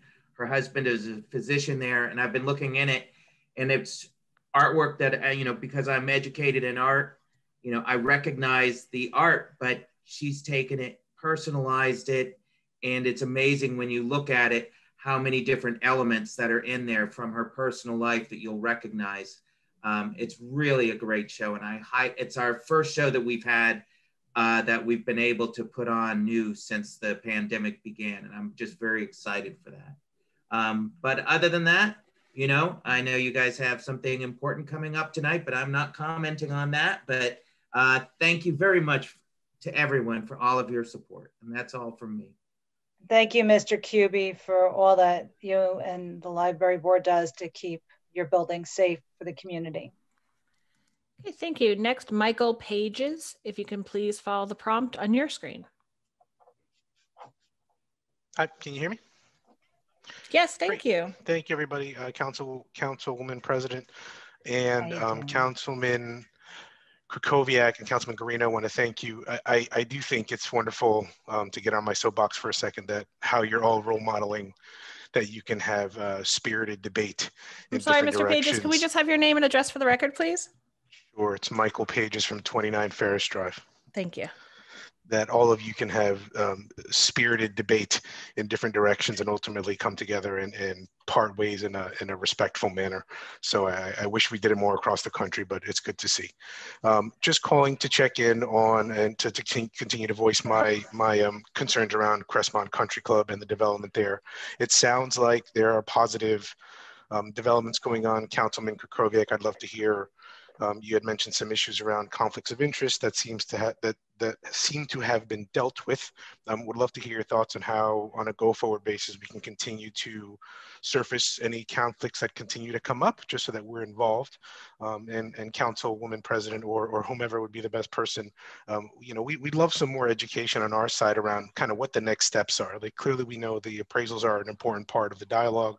Once those are completed, who's paying for them? How are they going to be used? I know it's a combination of kind of the open trust land monies but you know, just help me kind of connect the dots a little bit on that. I think it'd be really productive and helpful from our perspective, because we do want to work in partnership with the council however we can. We have a group of about 85 families on this side, kind of in that Pleasantdale area. And so, you know, how can we work together to make sure that our interests are being advanced, and that, is it emails to Joe DiVincenzo? Is it emails to the freeholders? We don't just want to bombard people with emails, but what's the most productive way that we can help you to get this across the goal line?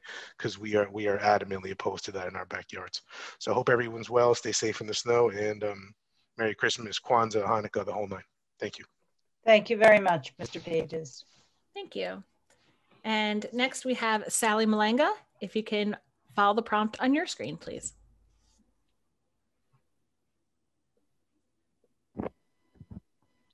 Good evening, Sally Malanga, Ridge Road.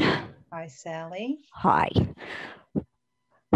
Thank you to Councilman Krakowiak for his courage and his participation in so many important activities, from open space, historic preservation, and many, many more. Councilman, you take your oath of office to heart, and we residents recognize that.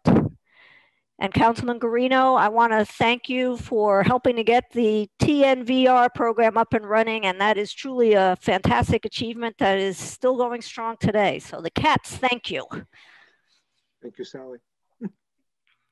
We need a clarification. Will the public be allowed to question the planner, Susan Gruhl, this evening?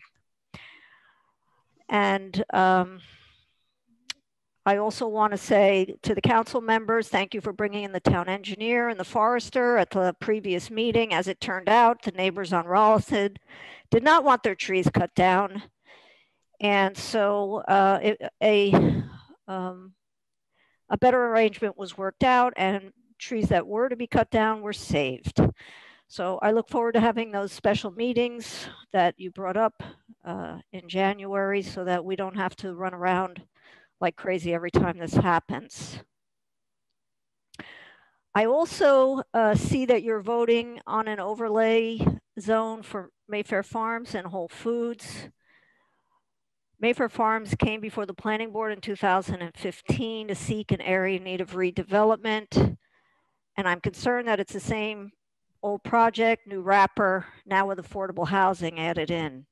It seems unfair that a certain property owner be granted rezoning simply because they are requesting it. And I'd like to know what you know about the plan. Is the property, that beautiful picturesque landmark, is that to be destroyed or encroached upon? And I think the public would like to know. So thank you, and I look forward to your response.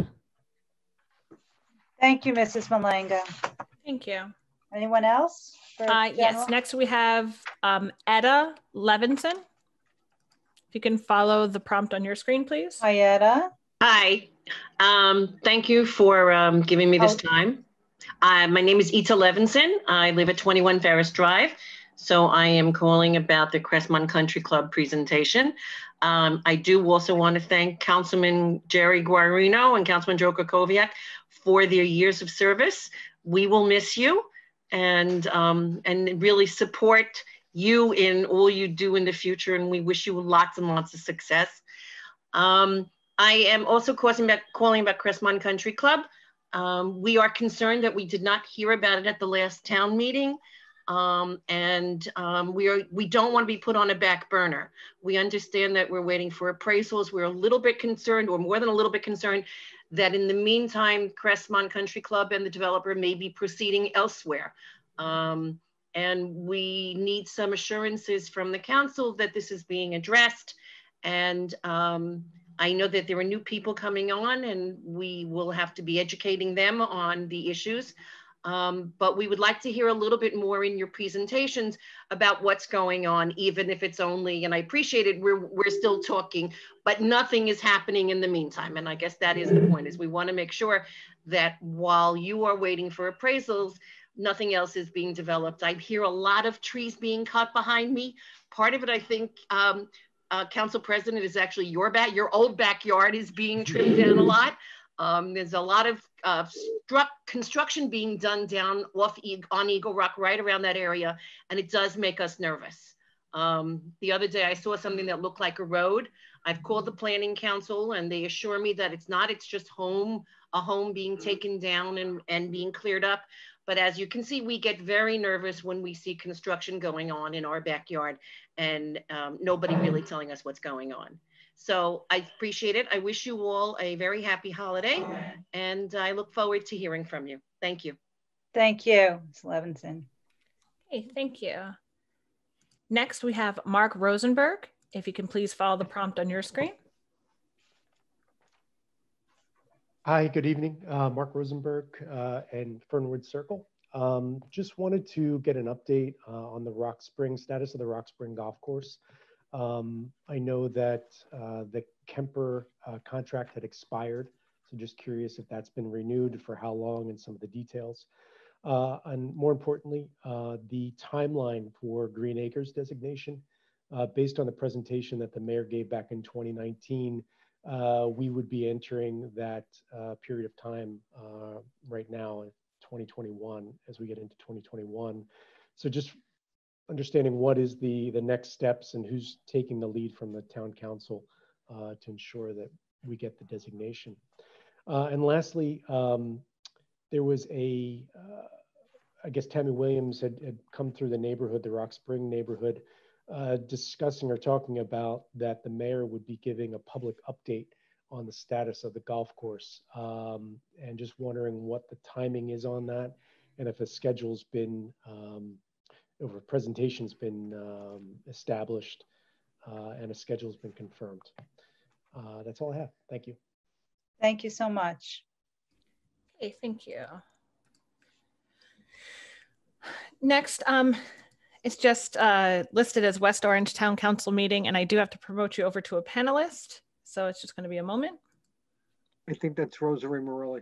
Yeah, I'm going to bring her over, and then, you know, turn off the, okay.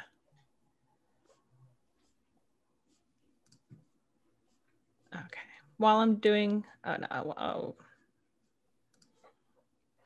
okay. Hold on one second, because I think you also have her under her own name.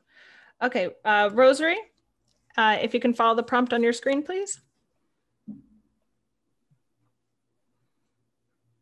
You got it? Yep, you're good. Okay. Okay, Rosary Morelli, 22 Ralph Road, which is right next door to Crystal on 24 Ralph Road. And my little walking partner, her 6-year-old Chase, who wants to get involved in the community, and he really wants to work with the elderly, so he picked me. Anyway, he's adorable, and they're great neighbors, and everything she said, she covered it all. Tonight, I want to say goodbye to 2 gentlemen who really sacrificed their lives and their families to serve the township.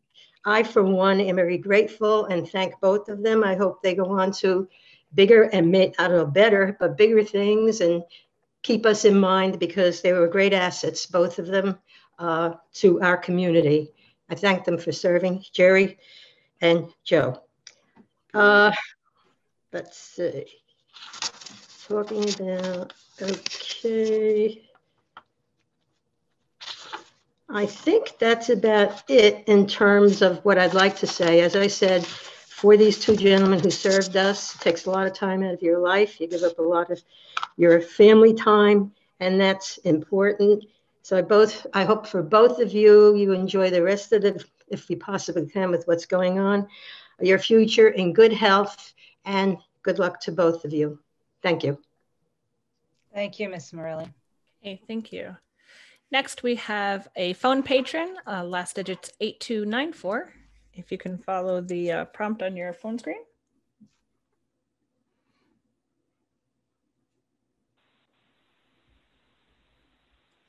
Hello? Hi, you there?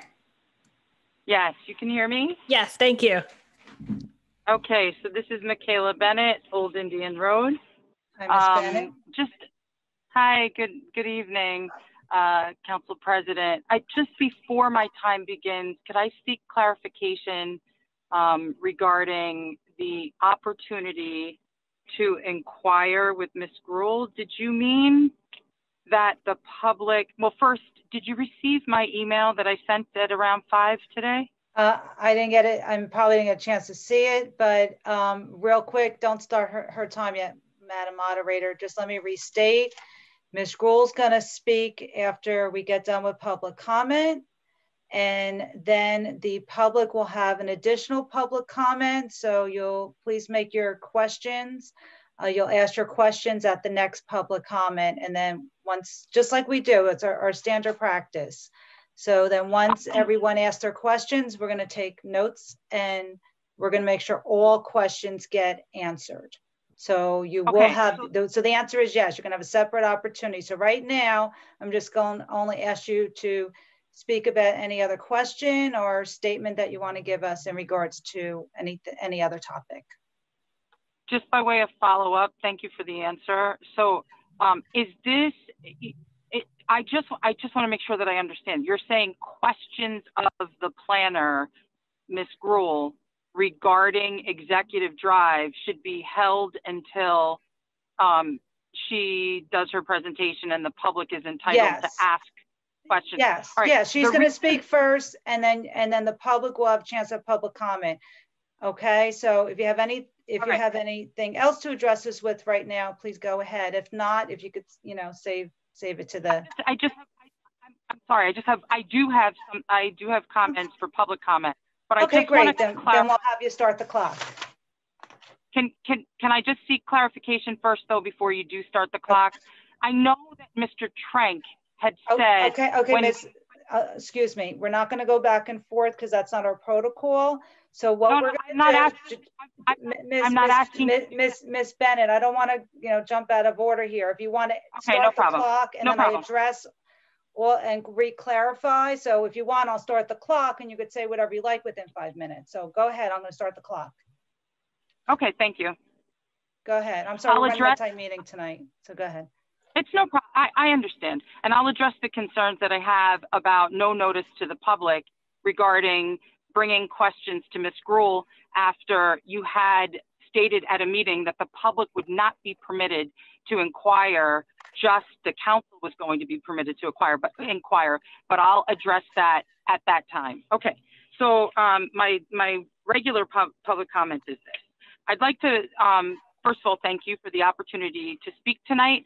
I'd like to bring to the council's attention the fact that the Department of Public Works did an incredible job at leaf clearing this year on Old Indian Road and in the neighborhood of St. Cloud. They deserve that acknowledgement and heartfelt thanks from us because it was really just an incredible job.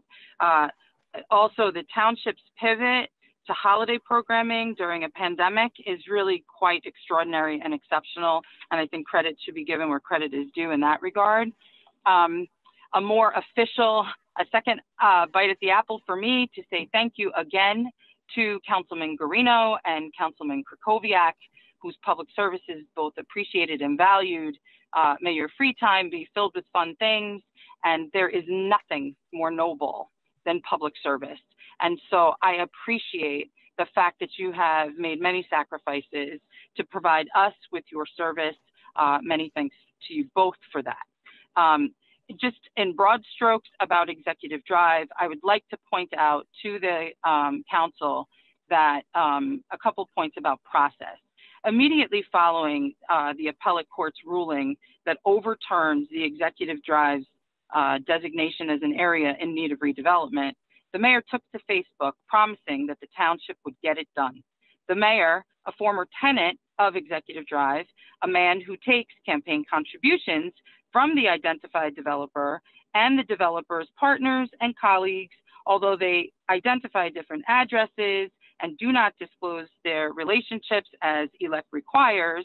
And sure enough, as the mayor promised, and as Attorney Trank, also a former tenant, and more importantly, a man with personal connections with this developer and the similar outcomes of similar developed properties that he personally profited on as well, the mayor and Mr. Trank within 11 days had this back before you to authorize the planning board to hear this matter. Do you remember that night? It really wasn't that long ago. Councilman Krakowiak and others asked to inquire of the planner at the township council meeting, and Mr. Trank agreed to afford you the opportunity, but with the caveat that the public could not inquire. Do you remember why? My distinct recollection, and I wrote it down and made a note to attend the planning board meeting because of what he said. He said the town council can inquire of the planner, but not the public, because the public will have had the opportunity to have inquired of the planner at the planning board meeting. So then isn't it curious that an associate from Mr. Trank's firm was then retained to provide the planning board with expertise in this area of law, yet all she did was cite to a case that permits the planning board to silence the public. Curious indeed. This council should table this resolution until the community whom you represent, the community whom elected you, has the right to ask questions. The process wasn't followed properly. The mayor is a planning board member. Why wasn't he present? He recused himself because it was a conflict that he was a former tenant. Then why is he and other former tenants so determined to facilitate this particular outcome? And why are you enabling this? The planning board heard this application because these two former tenants with prior relationships with this developer, relationships that include large sums of air quotes, contributions, closed quotes, forced it on to their agenda through you. Why didn't the developer make the application? Why is it a conflict for the mayor at the planning board, but not here with you? And why isn't the developer, who we all know is just waiting for this outcome so that he can profit, why isn't he appearing and presenting this to you and the planning board? Please table this resolution so that the people of this town can inquire. I had witnesses to call. I was denied. The planner didn't speak to former tenants. I had two former tenants to call. That's relevant to the inquiry. But the planning board had a preordained outcome. Can would you just Ms. Bennett, you could save the rest of your comments within that other 5-minute period, okay? We have a lot of speakers tonight, so I'm keeping to the timeline, okay? Thank you. Thank you. Thank you. Okay, do we have anyone else that'd like to speak in regards to anything other than the resolutions? Yes, next we have, and again, pardon for any mispronunciation, Zazash Kademi. If you can follow the prompt on your screen, please. Yes, hello, my name is Zasa Academy. I live at 4 Dawes Avenue. I've lived in West Orange since 1993. I love West Orange. I was sure that I was probably going to die in West Orange and not move. But lately I've been disheartened by what I see. Oh, but before I go into that, I just want to thank Joe Krakowiak and Jerry Guarino. I just met you recently, but I'm thanking you for your service and I wish you guys were staying. But let me go back to my disappointment and the direction of that this town is going in, and my disheartenment at seeing all the trees that have been cut down, and also other things that are very concerning to me. The Crestmon Country Club, the fact that you want to give these tax abatements and are going to further raise my taxes to wealthy developers, the fishy conflicts of interest that I'm hearing about, the cronyism, Mayfair Farms. Again, let me state, I don't like the direction that my town is going in. And I'm very, very concerned. For example, here's a question. Why do we have to pay for a planner to talk about a redevelopment project that was already ruled upon? Why doesn't the redeveloper pay for that planner? Maybe they can answer that later on. But as a resident, I am adamantly opposed to footing the tax bill for these wealthy developers so that they can get a tax break. And I don't really know what the mayor's motive is in pushing this through, even though it's already been ruled upon in a court of law. I don't understand, and it's fishy to me, and it's very, very concerning. There's other things. There's this zoning variance you guys are considering, the monstrosity of a warehouse you want to put right on my street. And that to me is a huge slippery slope. Again, the direction that this town is going in, it's going to affect my property values. You know, and as a resident that was planning on dying in West Orange, it really dismays me to tell you and tell the public and whoever's listening that I'm seriously considering moving out of this town because of all these things, especially all the tree cuttings that I'm seeing lately. It's just changing how this town feels to me and how it looks. And, you know, we have 280 running right through and we're going to be cutting down all these trees. It's ridiculous to me. And I'm sorry to be so strong with you, but that's how I feel. Thank you very much. Oh, you're welcome. Thank you, Ms. Gadani. Okay, thank you. Next, we have Tammy Williams. If you can follow the prompt on your screen, please. Hi, this is Tammy Williams, Hillside Avenue. Just wanted to go on record as Councilwoman-elect and thank Councilman Joe Kukoviak as well as Councilman Guarino for their service for the past years. You guys have been inspirational, motivational, and certainly advocates for a different voice in West Orange to make sure that all of our resident voices are heard. And for that, I want to officially say thank you and wish you well as you continue. So just wanted to put that on record. I also wanted to make note that the Human Relations Commission will have a virtual MLK event on January 18th.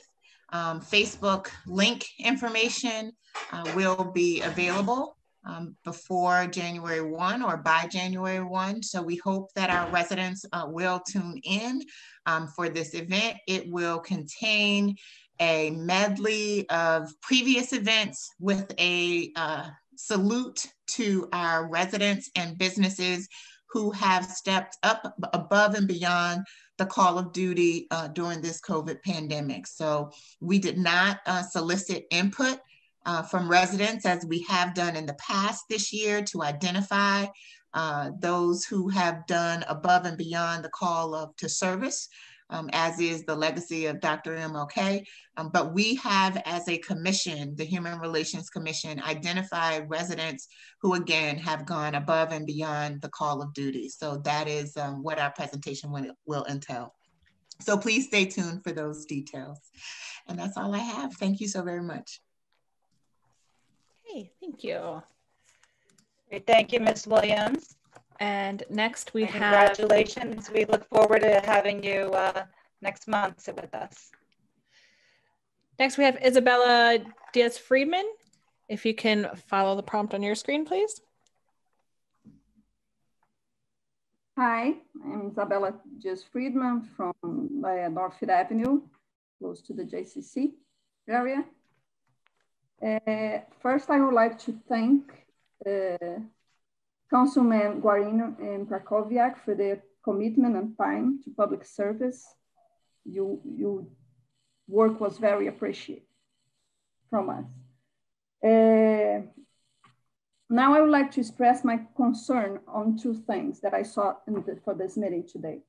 The first one, it seems like our township has decided that all sports fields of the high school complex that used to be grass should be changed to artificial turf.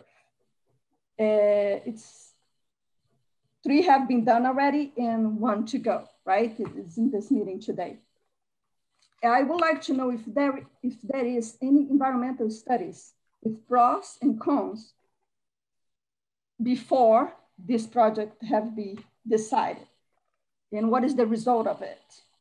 Because although artificial turf is hailed for its water savings and decrease in use of hazard chemicals that are used in grass maintenance, artificial turf has its own serious environmental drawbacks. Artificial turf are made of petroleum-based products that creates pollution and waste in the manufacture process. And while it's often made partially with recycled materials, it's not biodegradable. It produces microparticles, the chips, like the rubber chips, that produce toxins that are threatening the health of our kids via contact, consumption via water, and inhalation. As the turf degraded over time, a large quantity of chemicals are released in the air and washed with water to the nearby waterways, like streams and ponds, as the water run off. When worn out, those synthetic turfs, which we're gonna run out about 25 years from now, they need to be replaced completely. And the old pieces would like to go to landfills, creating more pollution. But even new ones have a great risk to water and animals alike. The water that we ingest and animals alike. The small rubber pieces, the chips, that new and old artificial turf release, which anyone that have kids that walk on those fields every day knows how it feels, because they come home full of chips. I have plenty here in my house. They're all over the house, even though my son leaves his shoes outside. Those pieces go to the water. And for example, in a baseball field that is right close to a pond, these chips will gonna go straight to it, any rain that happened at that time. And from those streams, from the pond, they're gonna go eventually end up in the ocean. And where they're gonna end up? In our food table, on the fishes we eat, seafood we eat, water we drink. Is this all this considering when you change all the grass to the turf? Are you considering the pollutions and chemicals that those turfs release in the air that can cause diseases to our kids, can cause cancer to us? Any of this is considered when we change all this? And that's my question. The second thing that I want to express is a similar concern to Saza.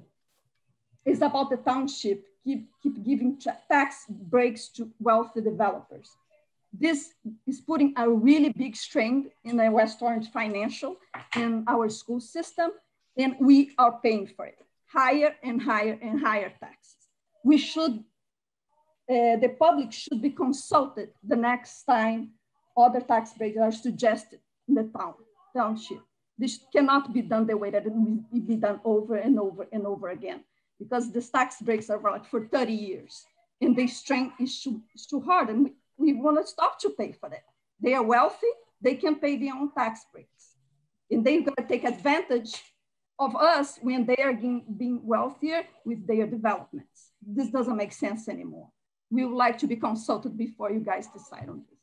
And that's for today. Thank you very much. Thank you very much, Mrs. Freeman. Is there anybody else out in the audience? Yes, we do have a couple more. Okay. Joyce, if you can please follow the prompt on your screen.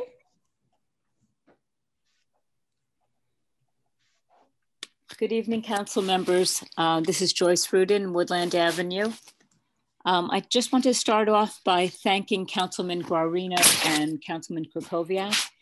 Councilman Krakowiak in particular has been a mentor to me, and he's always been available to answer my calls at any time of the day or night, and I really do mean that.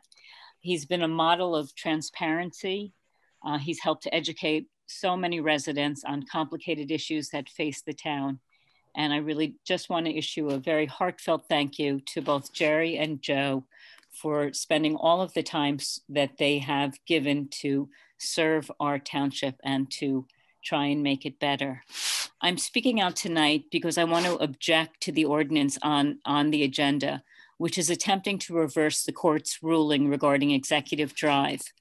With the further allocation of $8,500 to this replacement planner, who will later speak tonight, this township will have spent in just recent weeks $44,000. Excuse me, Miss Rudin, is this, I'm sorry, stop the clock for her, please. You're going to have a chance to speak about this. This is just for anything else other than that issue for right now on public comment. No, what I'd like to speak about is that issue, but I also would like to say that I'll save the rest of. You're going to have an opportunity after Ms. Grohl speaks. I will save my remarks. So if you could just continue with your other items, please. I just want to say that I do think that it is unfair that the public was not noticed, that we would be able to ask questions tonight. And we really should have been, and I'd like to request that this issue be tabled so to allow any objector who would like to ask questions to be prepared. On another note, just very quickly, I want to echo Ms. Friedman's remarks about the artificial turf. I spoke about that at the last meeting and am even more alarmed to hear what she just said in terms of how close the new turf that is being considered is to Degman Pond and the dangers that poses. So I hope that this council will not vote further to expand the turf footprint in our township. And I will speak more about executive drive later in the meeting. Thank you so much. And Great, thank you so much. Thank you to the councilman. Okay, thank you. Next, we have Gerald Sweeney. If you can please follow the prompt on your screen. Thank you. I just wanted to have very brief positive comments. This meeting tonight. Sorry, Gerald, we just need your name and address for the record. Yes, it's Gerald Sweeney, 24 Oak Bend. And I will be speaking later with respect to the library, but I want to speak now on behalf of the council members, in particular, Jerry Garino and Joe Kukoviak. They have worked tirelessly. We really thank them and they deserve our thanks. Listening to the attributes about them and about family just causes me to come on and say, we have to thank all of the council members. It's a task that takes enormous amount of time, perseverance. You have to be tolerant and you have to be accepting.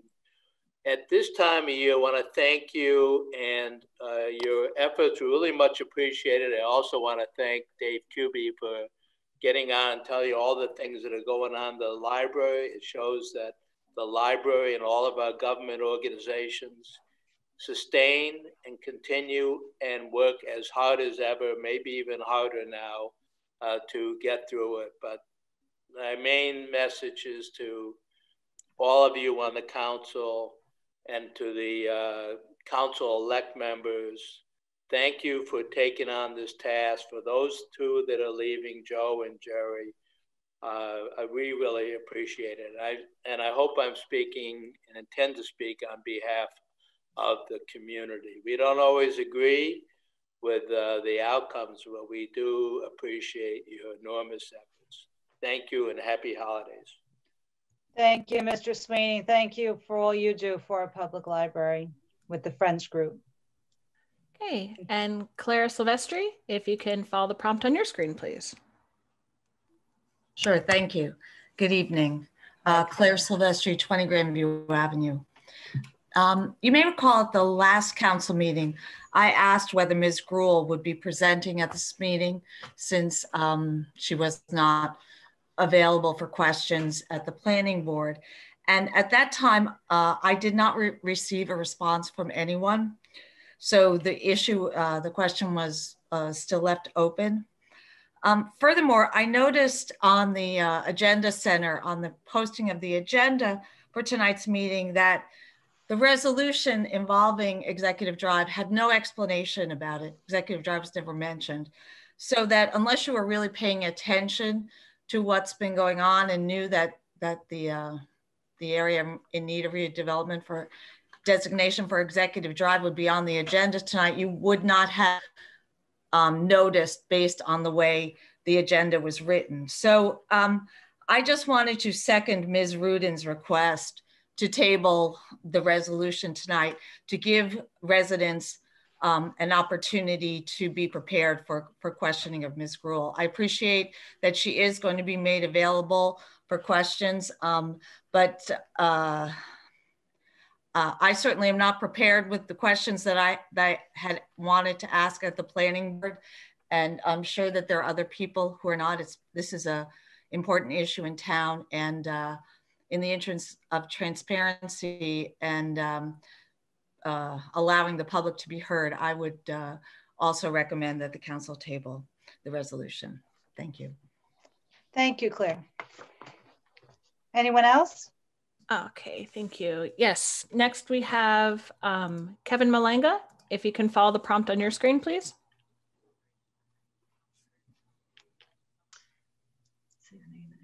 Good evening, Kevin Malanga, Ridge Road. Good evening, members of the council president. Good evening. I would like to thank Councilman Guarino and Councilman Krokowiak for their dedicated efforts. It turns out that Jerry and I would ride the same train together from Orange into Manhattan, and we'd 4 times a week, we bumped into each other right in front of Penn Station, and we walk a few blocks together, invariably talking politics, whether national politics or West Orange politics. And I thank Jerry for the time that he would spend talking local politics at 7:30 in the morning on the corner of 34th Street, right in front of Macy's. And that was very generous. I appreciate that, Jerry. You never once gave me the brush up. You never once said, oh, it's 7:30, it's freezing out, I'm on my way to work, give me a call. So thank you for that, Jerry. And I miss those days, Kevin. And me too. And Joe, thank you. You were always available, no matter what hour, what day. Your questions were incisive, your research impeccable, and your effort really showed. And the citizens of West Orange appreciate that. So we're all grateful that you were there in the council. You took a different approach from other members of the council, and we definitely appreciate that.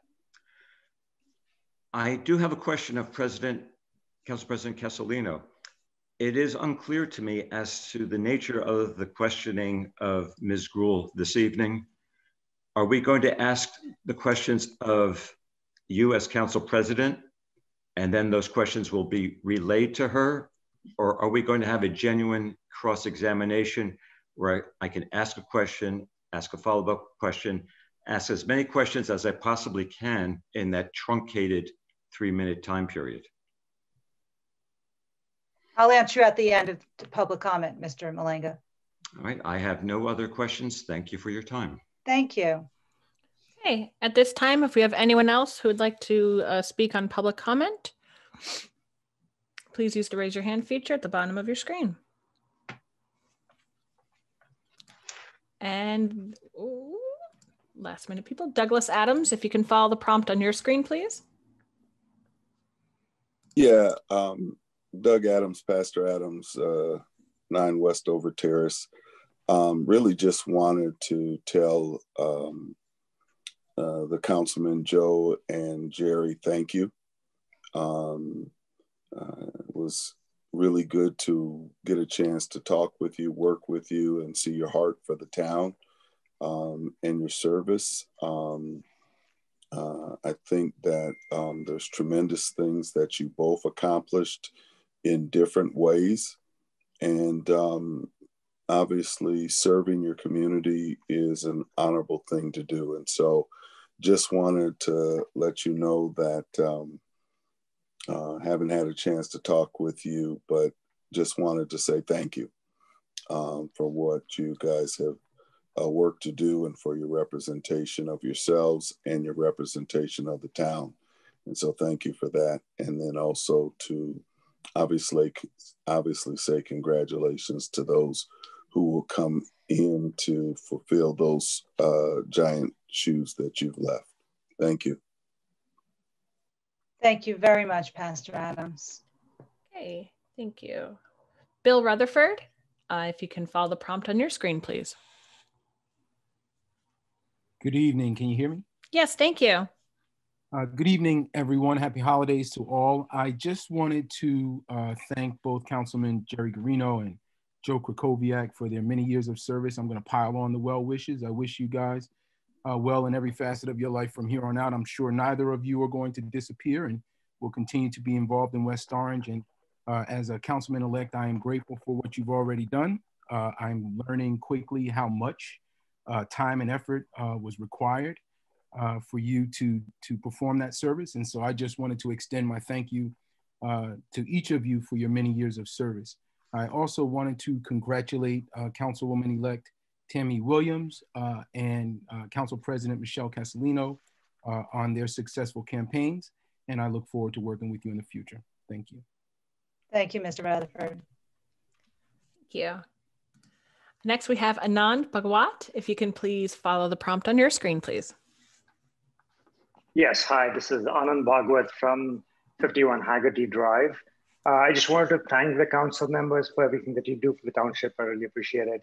And also the new tennis courts at the O'Connor Park, which have been resurfaced. They are amazing. So we've been really enjoying playing on those courts, and I really appreciate that, what was done there. Thank you.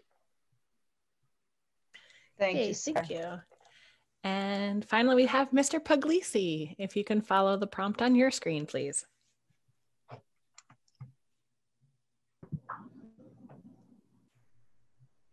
Good evening. Hi. Good evening. I just walked in the door. Well, you've been very busy at the county. We appreciate that. Sure. So this is Anthony Puglisi representing County Executive Joe DiVincenzo. I guess I'll give you a brief rundown on what's been happening over the last few weeks. First, I'm going to start with our food distribution. Because of the snowstorm scheduled to arrive tomorrow, we've moved our food distribution to Friday at 9 a.m. and we're going to be inside the commuter parking deck at Cody Arena. As always, we'll have 1,000 boxes of food to distribute. And this is going to be, I believe, our 33rd week of doing this. So that's one aspect. The second aspect, county executive wants us to continue our COVID testing sites. So we've actually moved them, quote unquote, indoors as well.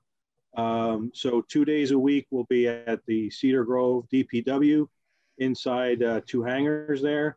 2 days a week the testing will be at the Cody Arena commuter parking deck. And then 1 day a week,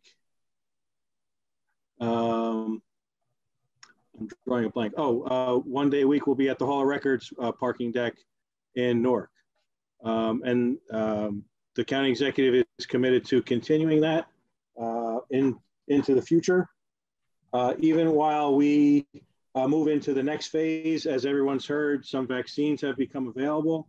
And today the county executive held 2 press conferences, one at Essex County College in Newark and one at the Kmart, the old Kmart building in West Orange. His plan for vaccinations is to have 5 sites for people. One is Essex County College, one is Kmart Shopping Plaza, the old Sears building in the Livingston Mall, West Caldwell Vocational School in West Caldwell. And then in a couple months, this site is still being worked on, the Donald Payne School in Newark. We've distributed different municipalities would have to get their vaccines at different sites. So obviously for logistical reasons, any resident from West Orange who's getting a vaccine from Essex County would get that at the Kmart shopping building. We don't have vaccines yet, so let me be clear on that. We do expect them to arrive shortly. As soon as we do receive those vaccines, people will be able to make an appointment on the regular testing site. That's going to be expanded to also include vaccines, which is essexcovid.org, and the phone number is 973-877-8456. The state has released information on a specific order in which people will be eligible to receive the vaccine. So the general public may not be able to receive it until probably maybe February or March of next year. The first round of people who are going to receive it will be healthcare workers, and then other people who are affiliated with health care in the healthcare field. So that would include like home health aides, people who work in funeral parlors. The list is pretty long and lengthy. All this is going to be up on our website shortly. We're still putting all that information together. Just on a side note, as far as the Kmart site, we just want to thank West Orange and Mayor Robert Parisi in particular, who helped us acquire or secure that site. And the landlord was also very accommodating to help us out during this vaccine phase. As always, all the information that I've said is or will be on the Essex County website, which is essexcountynj.org. And again, I just want to stress, because in the last few days, as this has kind of gotten out, we have been flooded with calls and questions about when will we get vaccines. I just want to reiterate again that we don't have them in hand yet. We are not taking appointments at this time. And they will, as soon as we get the vaccine, we'll open everything up. Just one more thing about that. There is going to be a co-payment to receive the vaccine. It's $16 and change for the first dose and $28 and change for the second dose. So when people do register for their appointments, they will be asked for their healthcare information. If they don't have healthcare, that's not a problem. They just click that they don't have it, and that will be covered by another fund that's available through the state. So everyone will have access to the vaccines, and there will be no out-of-pocket costs to any resident. If anyone has any questions, I can answer them. Otherwise, thanks for giving me this opportunity. And I also just want to thank Councilman Guarino and Councilman Krakowiak, wish them best on their future endeavors, and thank them for their partnership the last, I would say several years, but it's been more than several years. And I also want to congratulate President Castellino and the two newcomers. And I look forward to working with everybody in 2021 and beyond.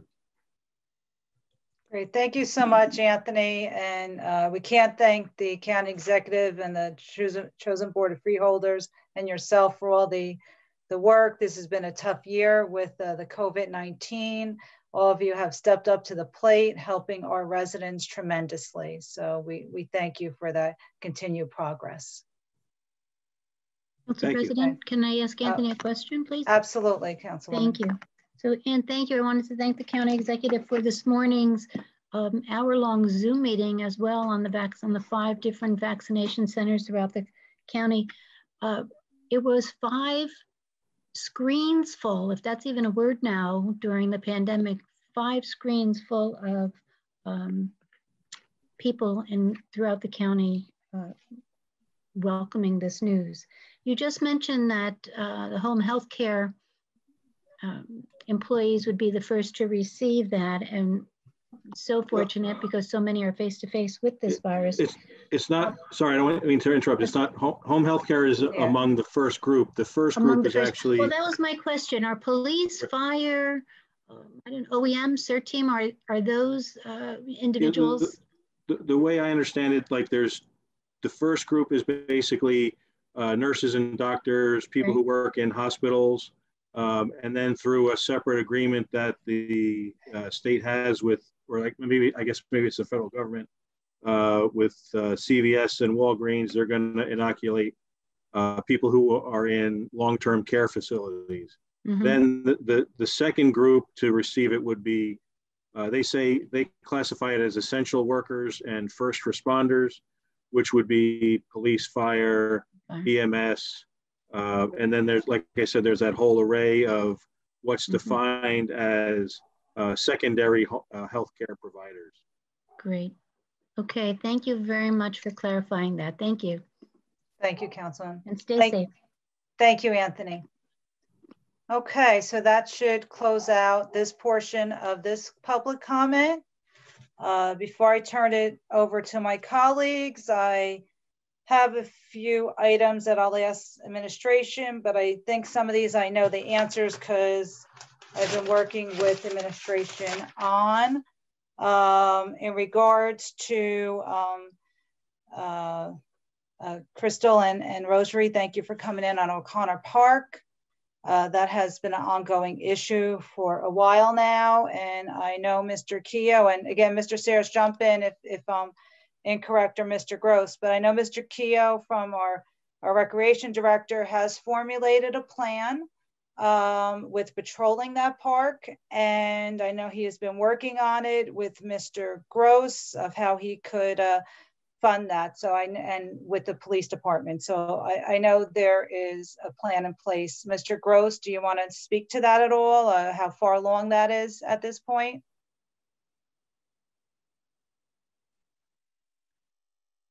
Is he there? Is he muted? Or Mr. Sayers? He's here. I asked him to unmute. There we go. Yeah, I'm not in a position to discuss any of the details of the plan, just that we're working with Mr. Keogh to make sure that there are no financial. Okay, and when he's ready to present, I know he's trying to get it done early before the spring, obviously, because right now in the winter. So I know he is working on all that. So we look forward to him coming in. And in the meantime, I know you've been working on a neighborhood watch, and it's very important that you get that set up and this way have a direct line with our police department.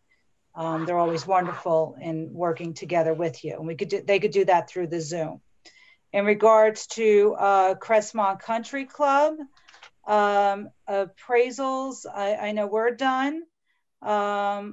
Mr. Gross could talk to who paid for them if they came out of open space funds. Would you know that? Yes, we are paying for them out of open space funds. Okay.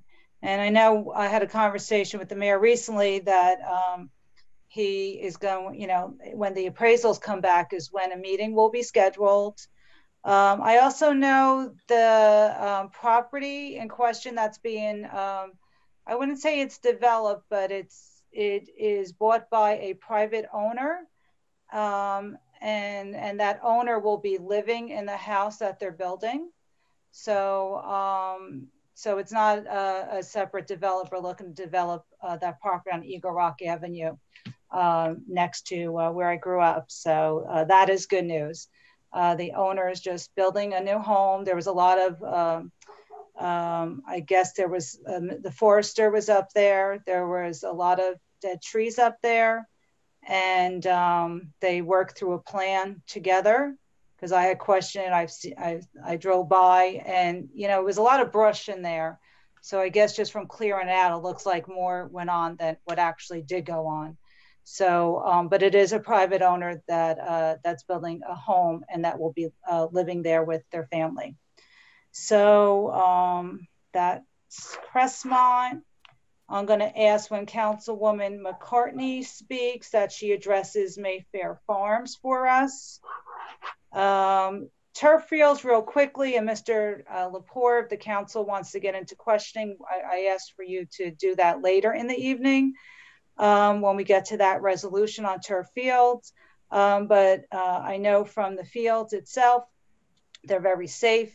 The field that's being put in there is not, will be protective of the heat. It won't get super hot. There's drainage, separate drainage that goes in underneath the turf. So the water, you know, won't be running off into the lake. So I appreciate all the concerns about that. But the newer fields, years ago, there was a lot with environmental issues with these fields. Believe it or not, the grass fields, there's a lot of environmental issues with maintaining them, with a lot of chemicals that the rec departments and school districts can't use, because the chemicals we've known to become dangerous with some of the weed killers and whatnot. So the turf fields seem to be the direction to go in, and you get the longer life use, about 12 years, and it's safer for the athletes to play on.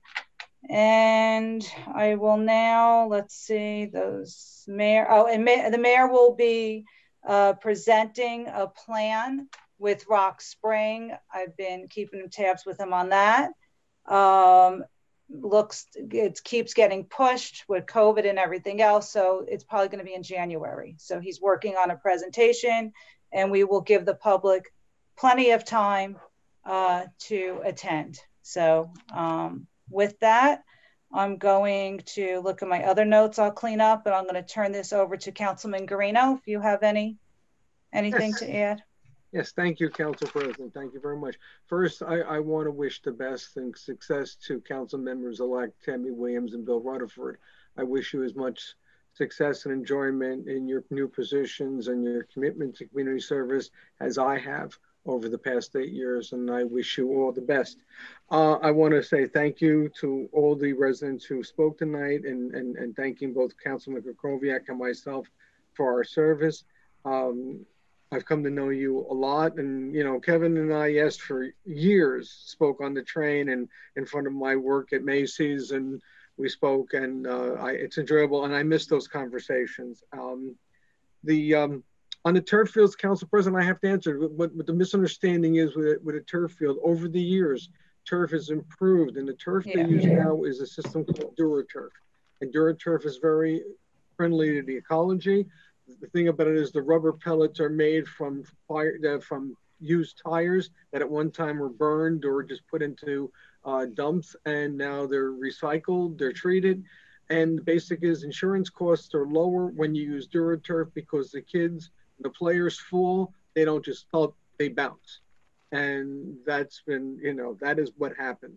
The water filtration on the systems is the best. It filters the water cleaner than what it ever was, because there is layer of patches and there is layer of sediment and soil and sand that filter out all the improprieties. And the other thing is, just knowing, when you asked about my work on the sewer commission, it's actually the joint meeting, and the joint meeting is waste management and also runoff water. And basically the systems treat the water from the runoff a lot purer, so when they go into the Arthur Kill, the water is a lot cleaner than when it got in there and where it came from.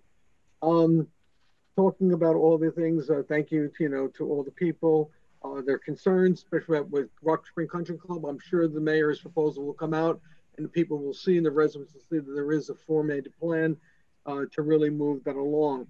And also for Crestmon Country Club, as I said, I won't have any influence, but I will always say that, we'll make sure there's no development up at Crestmon Country Club. We have enough development, and the residents are entitled to their open space, and the whole township's entitled to its open space. Just to note too that when you talk about the library and executive drive, I've always been for the library. It's a very important issue. It's a very important thing for our residents, for our youth. Basically, make it state of the art, to give our community the type of library and educational institution that it deserves, that the youth of this community deserves. People don't talk anymore. People don't communicate anymore. The library will be a meeting place. The library will be a place where people can come together. Eventually, once COVID is controlled and under control, it'll be a great asset to the community. And it's just something that's very, very important. Want to thank the county, Anthony Puglisi, and your support always, especially Anthony, the county executive, the board of chosen freeholders, soon to be board of commissioners. But for all the help I always needed in pedestrian safety, from our projects, from our meeting space and time, and for direction and information. I just want to thank you, thank the county executive and the board of freeholders for all their assistance with our programs.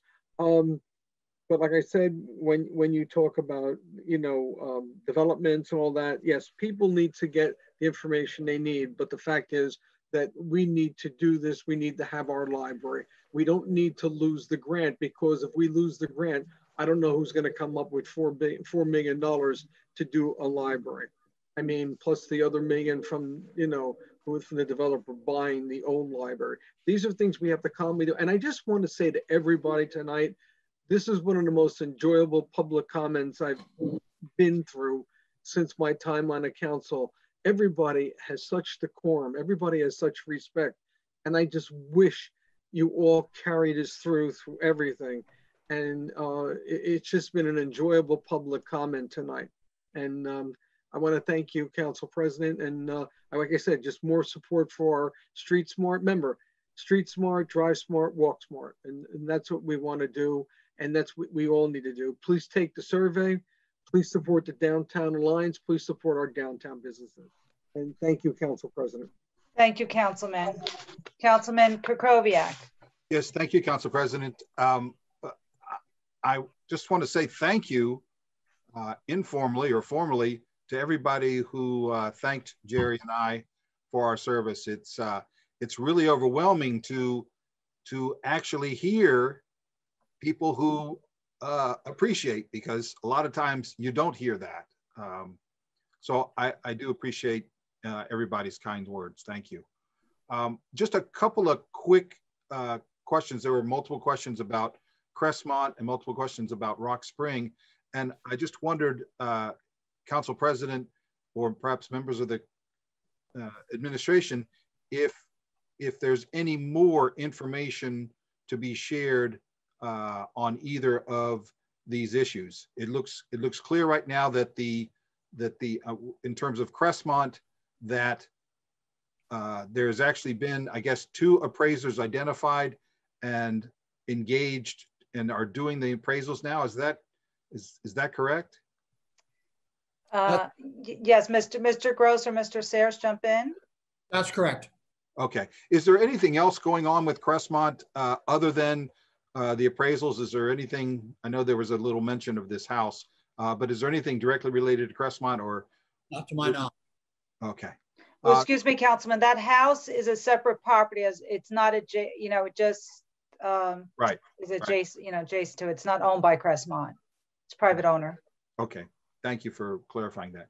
And then just also with Rock Spring, it's great that we're going to hear, because the next big point I thought was to present this plan about what the administration and the mayor see as the vision for what we're going to do with the property. So I'm sure there's a lot of people looking for it, but I just wondered if there was anything else going on. I got to notice, probably other people did too, that with the temperate weather earlier in the month, there were a ton of people out on the course. Yeah. Just in November. So perhaps just regular, if the administration could just regularly send to the council the financials, the monthly financials, without the council having to ask, I think that would be great. But I just wondered, is there any other news? Somebody asked about the Green Acres timeline, the Green Acres grant application timeline, if anybody knows what that is. But I don't think it was for 2021. I thought it was 2022. Well, it really depends on the availability of funds from the state. It was 2021, and that new applications are being taken, but we've already been pre-approved as a Green Acres community. So if we get a project and we get it before them, that they will fund it for us. We're already in that loop. Just a matter of being in the position to present a project to them. Okay. So, and I also wanted to thank Ms. Kademi for bringing up a variety of issues. Several of them have been sort of before us in recent months and years. And I hope she will continue to come to the council and express herself. I also just wanted to say that I heard, I think, 3 different requests by people who were concerned about, on the one hand, Council President, I think it's great that we finally made clear that residents can ask questions about the proposal for the designation of an area needed redevelopment for Executive Drive. But I also understand the other side of the story, which was that people really didn't know that this was going to be possible tonight. So I just wanted to let the council know that as soon as the regular meeting starts, that perhaps we could just do a quick floor vote to see if there's anybody who else besides me who wants to table that resolution for the next meeting, when residents can actually be better prepared and we get even more benefit from transparency. That's all. Thank you. Thank you, Council. Thank you, Councilman. Councilwoman Matu Brown. Thank you, Council President. That came around quick. I hadn't even turned my page back to the beginning. First and foremost, thank you for everyone who spoke. Because of the long agenda, I want to just generally answer some of the concerns that were raised. Thank you to Council President for helping with the issues around the tournament. I know that that was a very big concern. And by the tournament, there was a resident who was having soccer tournaments on a private property that was, let's just say, not considerate of his neighbors. And I was very happy to see that the police department, the mayor, and Council President took care of that quite quickly. And I'm sure the same will happen with O'Connor Park. Mr. Kuby, thank you for always making sure that all of the programs at the library continue despite the challenges that you and your staff has faced. So thank you very much for always being there. I have spoken to the mayor for an update both on Rock Spring and Country Club, the Crestmon Country Club, and happy to hear that there is already some appraisals being done. I was also of the understanding that there is the potential for the Open Space Commission fund and possibly a partnership with the county, which I very much hope would happen. And I would also be interested to see if there is, because I do recall having our neighbors also join our council meeting when this came up in, I want to say not this past one, but the last month's council meeting, where we had residents from our neighboring communities, including the mayor. Perhaps there could be some collaboration if there is appetite there to preserve Crestmon, so that there are resources that don't just impact our community solely. With Rock Spring, I also spoke with the mayor in that respect. So hopefully waiting to hear from what are the next plans for that presentation. Very eager, as is everyone else, but Mr. Gross, thank you for sharing that we are a Green Acres community. I didn't know that that was a thing, but happy to be in that space where we will be considered for or approved for funding. I also had questions with respect to Mayfair. I saw that in the affordable the housing, affordable housing settlement that's on the agenda this evening. So I'm sure we will discuss that just for clarification when that resolution comes up. Ms.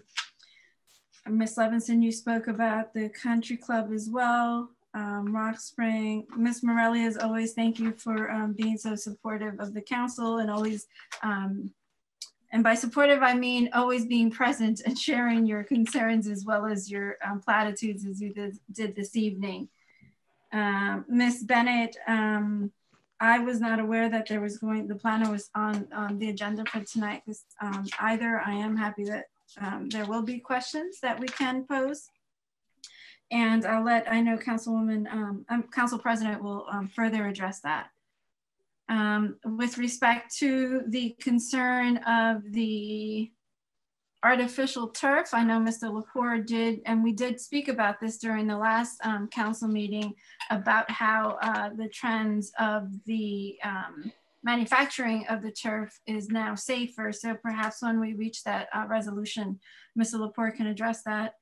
And I think Ms. Rudin had the same concerns with respect to the artificial turf. Ms. Silvestri, with respect to the planner, I think you'll address that as well. And Mr. Puglisi, thank you so much for always bringing all of that useful information for all of us to not have to check so many emails a day to keep up with what's happening with all the events at the county. So I certainly appreciate it. And Mr. Bagua, it really always is a pleasure to hear that residents are happy with some of the work that the town council at least approves. Thank you. That's it for me, Council President. Thank you, Councilwoman. Councilwoman McCartney. Council President, I also wanted to say thank you to everyone that had such respectful comments to my council colleagues, Councilman Krakowiak and Councilman Jerry Garino, and for their years of service. And Council President, that also, I wanted to say congratulations to you, which that it feels like an oversight now that here we're saying everyone's congratulating them for their years of service, and you on your reelection, but also your leadership and your commitment to this community, particularly this year during this pandemic. You've done an outstanding job bringing in necessary people just to keep the residents, our community informed, and doing our best to keep everyone safe and informed. So thank you, Councilwoman. Thank you. I thought it was interesting tonight on our agenda. Thank you to Anthony and his comments. But just prior to Anthony, we had Mr. Bagwat thanking us for O'Connor Park. Yet at the start of our meeting, we had Crystal Dickinson talking about the problems at O'Connor Park. So here we have the upgrades on one hand, and we want to do everything possible to keep that neighborhood, well, every neighborhood, but the issues that we have been hearing about at O'Connor Park. I do hope that whatever the patrol is that the Recreation Department or the Police Department are planning, I hope that they will be put in place very soon. And I did want to wish Crystal and Brandon and Chase season's greetings and a safe and happy new year. I wanted to thank Dave Kuby too. Again, during the pandemic, the library continued to perform. And even now with 2 snow days, predicted snow days coming up, they will continue to provide their services for our residents.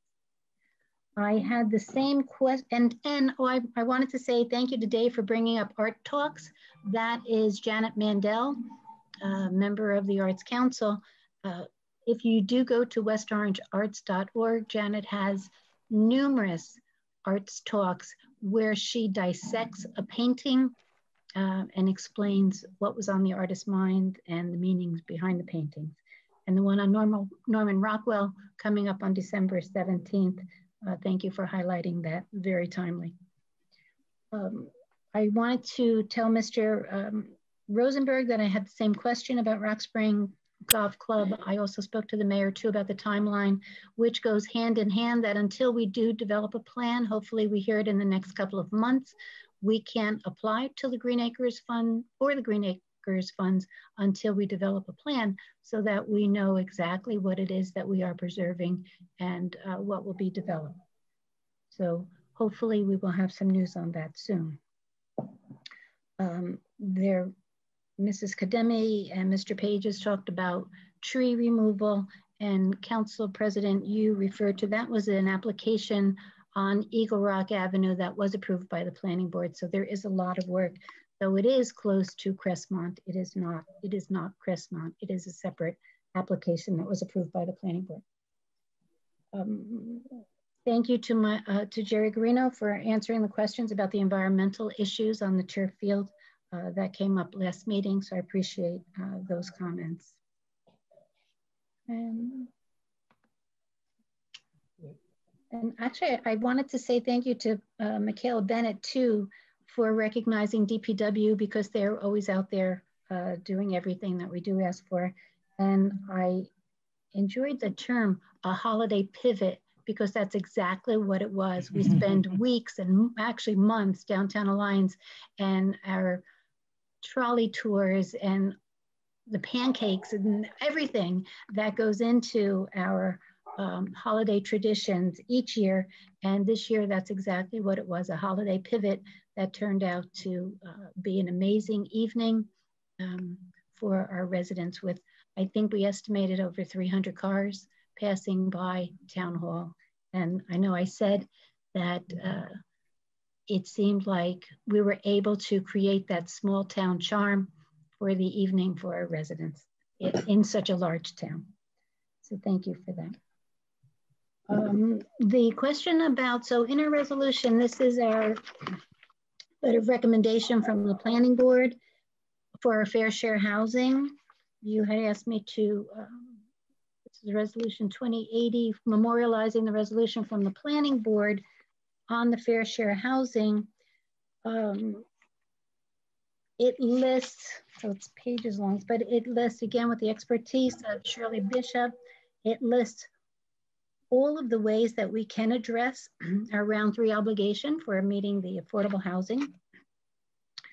But then the last chapter talks about additional compliance mechanisms, because even though we can satisfy the 421 units, we have a total obligation of 954 units.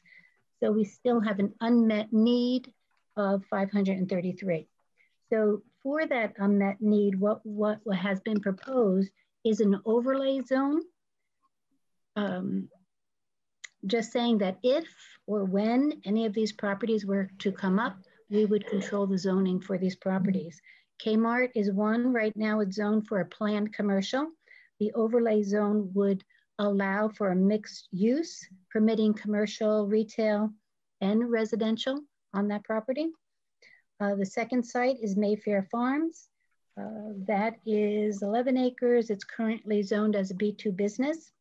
We will place a mixed use overlay zone permitting commercial, same thing, commercial, retail with residential properties.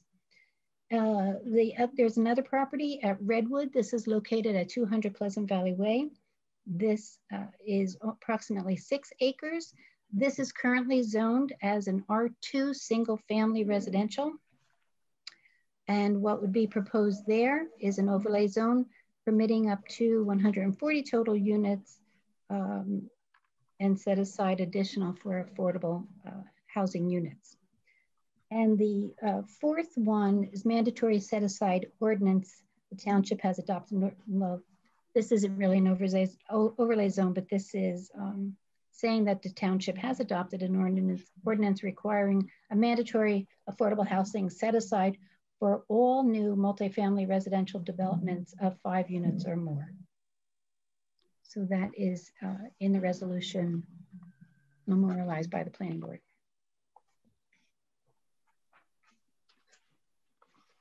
Let me see, go back to my notes. I too, just like our residents, I too look forward to seeing the plan on Rock Spring. And I'm thankful. I know my husband is here in the house as the chair of open space, and I texted him about the appraisals too. So thank you, John, for clarifying that 2 appraisals have been requested through open space funds. Thank you. Thank you, Kim. And I look forward to the Martin Luther King. Every year I look forward to the Martin Luther King event from the HRC. So thank you, Tammy, for that. Okay, thank you, Councilwoman. So Ms. Kademi, I missed your note here in regards to the tree cutting. Our last meeting was extremely long. We amended our tree ordinance. I felt at that time. We made some really good changes in regards to now all the tree companies have to register to do business within the township, so we could get a handle on that. If anyone's cutting down a tree on a property line, they have to register. And so, this way the neighbor would have to be notified. So, so there's, we're going to keep, it's a work in progress. So we'll keep moving forward at that. Our trees are very important to us. Our township is beautiful. I always say, I can't wait for this first snowfall. Well, maybe not tomorrow's with so much snow, but come Thursday, just the beauty of our trees in this township is remarkable. And one of the reasons why so many people live here. So we're going to keep on top of that, and we're going to keep making improvements on it. So we appreciate your comments in regards to that. Why we have to pay for the planner, or why we did approve the planner, because it's a new study. So we had basically started over. So I just wanted to make sure, because I promised tonight everyone's questions are going to get answered. We'll talk about that in a minute, but we have a process at the Township Council.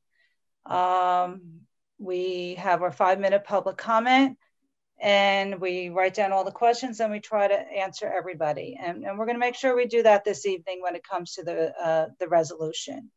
So with that, I'm going to close out this portion of public comment. I want to thank all the speakers tonight. We have a lot of participants on, which is great, especially so close to the holidays. We appreciate everybody weighing in.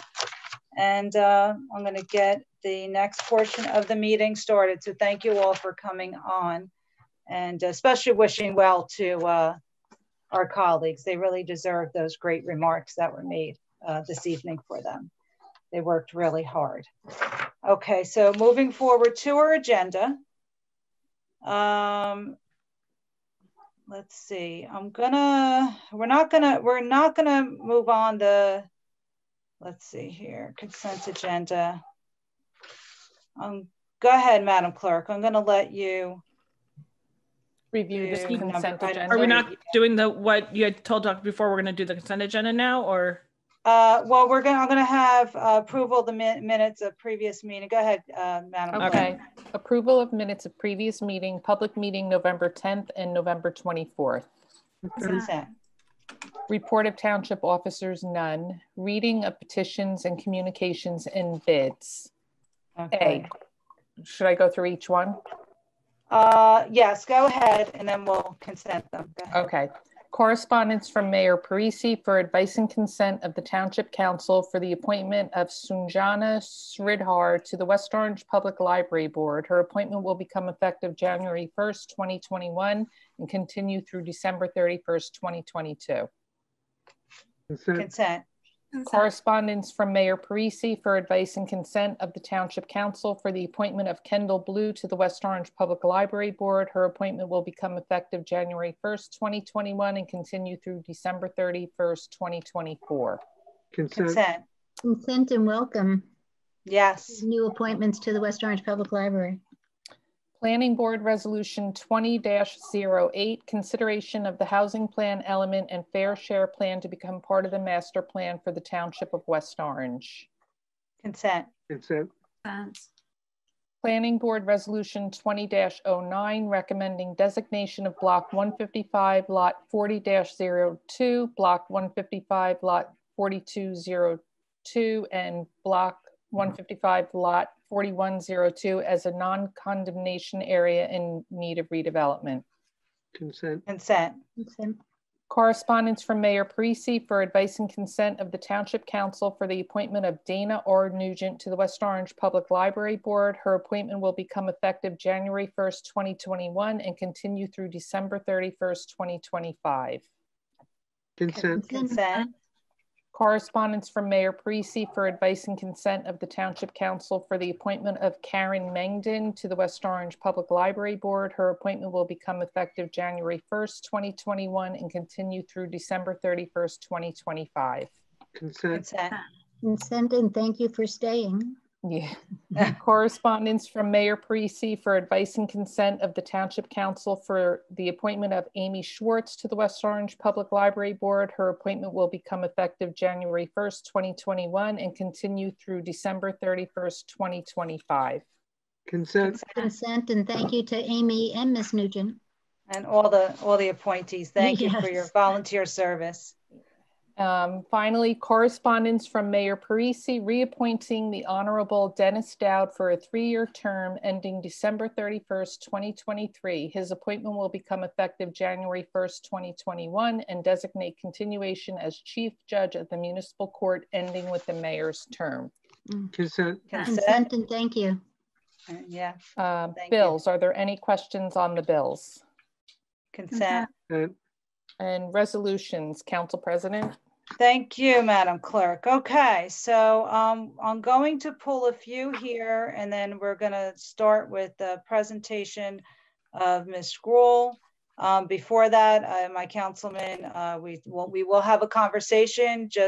I just want to be a little organized here, so I'm going to pull. We'll get to questions later. So what my plan is just to pull all the resolutions. And then I would not all of them. All of them. Not all of them. No. I'm going to pull the I'm going to name a few resolutions to pull.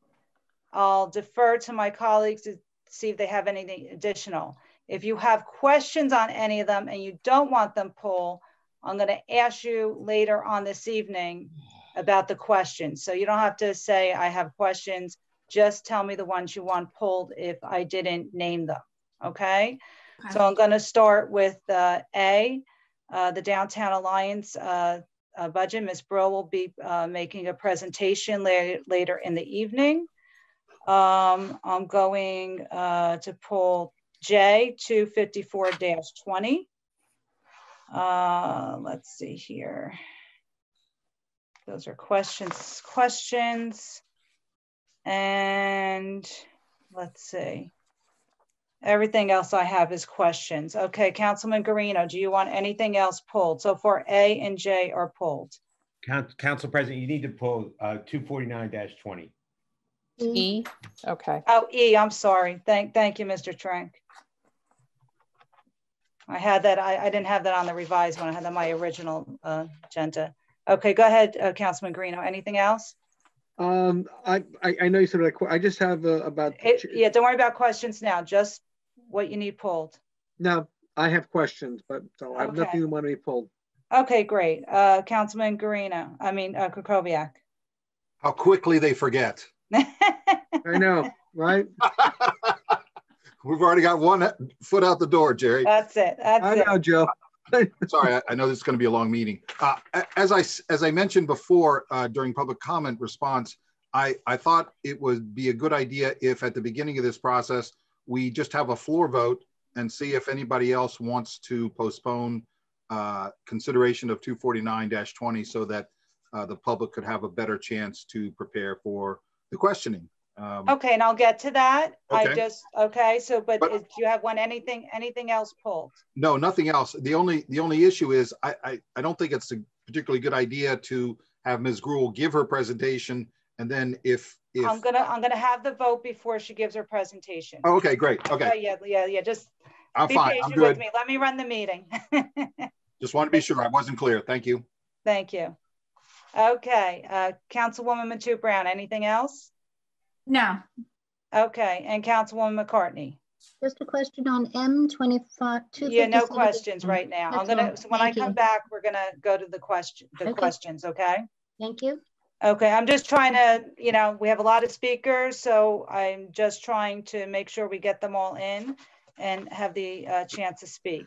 So with that, again, we'll go to A later. We'll go to the questions on the rest of the resolutions later on. Right now, we have the topic of resolutions E and J. My council colleague Can I do a motion to approve the consent agenda? Can't really do that without asking questions. No, Madam Clerk. We'll do that later.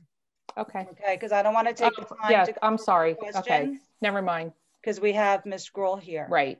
Okay, so I want to just be considerate to her time and Ms. Grill's time. Okay, so again, we have E and J.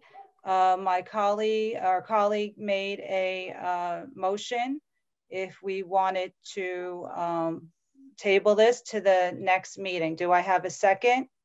A question, Council President. Sure. With respect to that motion. I was listening to the planning board meetings, both wherein the public wasn't allowed to cross-examine. And I don't have the best recollection at this time, and without looking back at a video, which we don't have time to do now, Ms. Bennett stated that Mr. Trank's response during the last council meeting to the public's questioning was that they were afforded the opportunity to ask those questions during the planning board meeting. I was there and they were not afforded that opportunity for cross-examination. So I am a little confused as to how the questioning is going to happen this evening with the planner. And I am concerned that they didn't have that option and they won't have that option today, or will they have that option today? Can we have some clarification before I second the motion? Okay, sure. So I purposely did not watch the planning board hearing because they're an autonomous body. We are a separate body. We're the legislative body, and we have our own way we do our business. So I would like to be consistent in getting all questions answered by the public.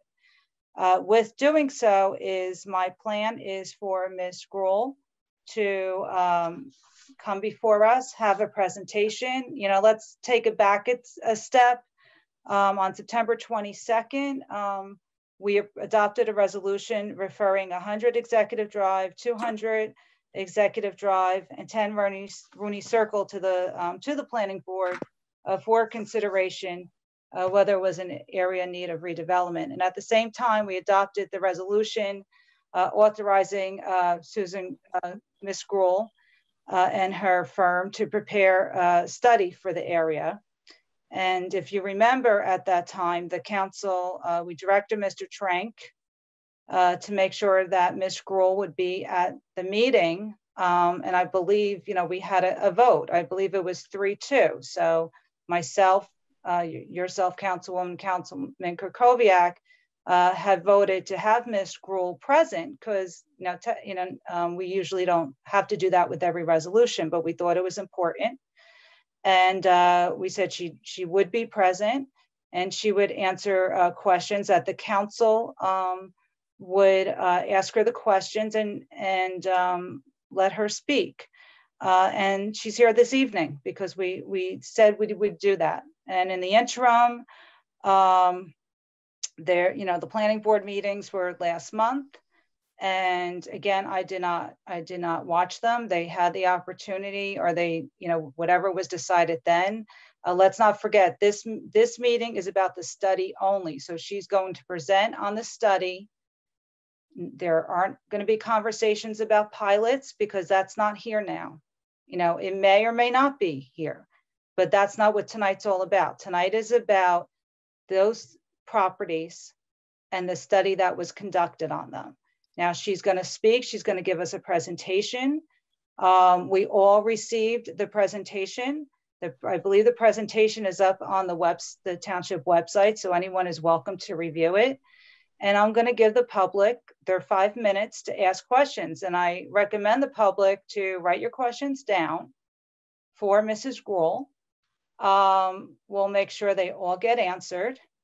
And we're going to proceed, and let's just see how it goes, because I've sat in the audience at these zoning board meetings and planning board meetings, and when one question doesn't get answered, another person seems to pass a note and somebody else answers that question. So where we may not have formal reexamination, I'm sure questions will be, can be answered, and that's fine, because that's what we're here for. So we have to be here all night to answer a lot of questions. We're going to get it done. So that's my intention, is to fully give their public and obligate their say and their opportunity to ask questions. So, and I'm going to ask the public, write your questions down as she's speaking, and, we're going to answer them. So I don't want to, we have her here this evening. We said she was coming. We talked about it numerous occasions. I don't understand why this is an issue tonight. But again, if you want to second them, I'm not going to get into debate, Councilman. I want a motion. I need a second on the motion. I want clarification from legal about procedure then. Okay, sure. Go ahead, Mr. Trank. And then Councilman, we'll get back to you. What's the question? I'm more than glad to answer. Well, with respect to the planner being here this evening before council and the resolution being before council and the public not being able to have cross-examined during the planning board session, having the opportunity to ask questions here isn't quite the same thing. So if the council proceeds without is it required for council to have cross-examination during this council meeting of this witness? Again, the word cross-examination does not exist anywhere in the redevelopment law or the municipal land use law.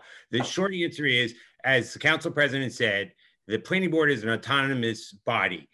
It made its decision as to how to run its meeting. It cited a Supreme Court precedent as well as a 2017 case called Tradewinds and a Camden case. So it conducted its meeting. It is an autonomous body. All it does is make a recommendation to you. You have the ultimate decision that you can make on whatever record you choose. The decision that was made by this council when Hire Gruel was retained was that specifically the town council said, we want the person who prepares the report, Ms. Gruel, to be present. And so the bottom line is there is absolutely no requirement for cross-examination before this body or anybody. And you as a council can pose questions in whatever way you want to the planner. And this is your meeting. So there is absolutely nothing that creates a requirement or a right or anything other than to hear the fulsome report, the 250-page report, the recommendation, which is over 10 pages and was the result of, I think, 8 hours of planning board meetings, and then you to pose any questions you want. And to the extent the public poses questions and the council chooses to direct them to Ms. Gruel to respond, that's totally appropriate. And if the council chooses to handle it differently, that's also totally appropriate. Thank you. Councilman Krakowiak? Yeah, I just want to say my reading of Robert's Rules of Orders says that a floor vote must be addressed as soon as possible. So I would say if I could just finish what I was saying, and then everybody else, could you just let me finish what I'm saying, please? This is my last meeting. You won't have to go through this anymore. Just let's follow the ordinance, the council rules, and let me finish what I'm saying, all right? Robert's Rules of Order, my understanding is when there's a floor vote, it must be addressed immediately. And in this case, it sounds like, Council President, you're suggesting that we wait until after Ms. Gruel's presentation in order to take the vote. That's not what she said. No, I don't. Please stop interrupting me, Mr. Sayers. Wrong. So Council President, could you please direct the business administrator to follow the rules of council and stop interrupting me? Okay, Councilman. And maybe we could just mute him. Maybe we could just mute him. It's hard because it's a Zoom meeting, and I respected you, and we were making the motion. I was asking who had a second motion, so we were acting upon your request. And I know with Zoom, we're all not, we could see each other on the screen. So I moved your motion and was asking for a second. So I was trying to honor your request. That's why I was asking who had a second, and then Councilwoman had the question. Thank you, Council President, for clarifying that. Okay. Okay. So are you okay? You done? Yeah. We were in the middle of a motion. I just wanted to clarify that. Okay, yes, absolutely. So Councilman Krokoviac made a motion to move this resolution to the next meeting. Do I have a second? Okay. Madam Clerk? The motion Council fails. President. Absolutely, absolutely. It's hard. We're on Zoom. This is a big topic, and we're going to take our time. So I don't want anybody to be frustrated. I want to get everybody's questions answered. So, and we're going to do that. So let's all just be patient. So with that, we have Mrs. Gruhl is on the Zoom. And if Madam Moderator, if you could get her presentation. Yes, and again, I also want to just make a quick announcement that the time for public comment is not now. So we are lowering hands. Yes. Which is why if you see your hand get lowered, that is why. I just wanted to make that clear for the audience. And for the public, if you're following along, Councilman Krokoviac made a motion. When there isn't someone to second it, we don't carry the motion on. So that is what just occurred. So now we're going to move forward with having discussion on the two resolutions that were pulled. Council President? Involve Mrs. Gruhl. So she's going to make a presentation for us. And then after her presentation, I'm going to open the floor for public comment. You will have 5 minutes. So I'm going to recommend everyone to get a pen and paper, write your questions, and ask your questions, right after she speaks. So, and we'll get them all answered. So I'm not worried about that. I take copious notes and I always go back. And like I said, and just so folks know, obviously this is going to be a late meeting. So if you want to get a cup of coffee, get a cup of coffee. But I talked to the moderator in case we did go late tonight. And we'll make sure that she'll break the meeting. We'll make sure it's all televised, and of course it's going to be. Nope, that's incorrect. Well, the way I cannot break up the meeting to show at different times. Like it's. Oh, no. It'll be available on the website. It'll be available on the website hall. Yeah. All right, so she's going to have it on the website, so it won't be cut off. So she'll have it all on the website for you. Okay, so with that, Council President. Please let yes, Mr. Kaiser. Council President, I'm going to suggest, I don't know that it's necessary, but I think it's advisable for me to swear Ms. Gruhl in. Yes. Before she actually Sure, absolutely. So when that'll be a great idea. Okay, so Mrs. Gruhl, I can't see her on the screen, so I apologize. I have the presentation. She's on the screen. Okay. Okay, I can't see her. Mr. Kaiser, oh, there she is. There, okay, she's here now. Kaiser. Okay. Ms. Gruhl, can you hear me? I barely. It is very, very, I need more volume. I can barely hear. That might be on your device. Make sure that your device volume is all the way up. I think it is. I didn't have a problem before I started this meeting and I was using it. Okay, I just turned my volume up if that helps. Can you hear me better now? No, it's been this way the whole time. Okay. Hold on 1 second because we have lost. And I just turned the volume up. I just need to get your volume, your video back.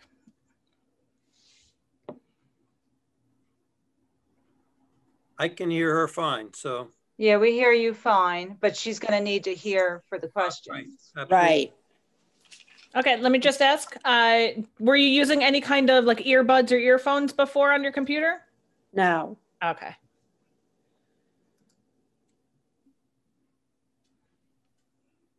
And then can you just do me a favor on the bottom left where the little microphone is? There's like a little caret there. If you can push that. And up on the top? Wherever your little microphone is for your to mute yourself and unmute yourself. The host can unmute you in this meeting. Record. So on the bottom, there's like a picture of a video camera and a microphone. That was the upper. Yours might be in the upper corners. It's where you mute and unmute yourself. I'm not on mute. Okay, next to it, there's a little caret. Is there a little caret? I am with the mic. Where you have those settings? There's nothing's happening.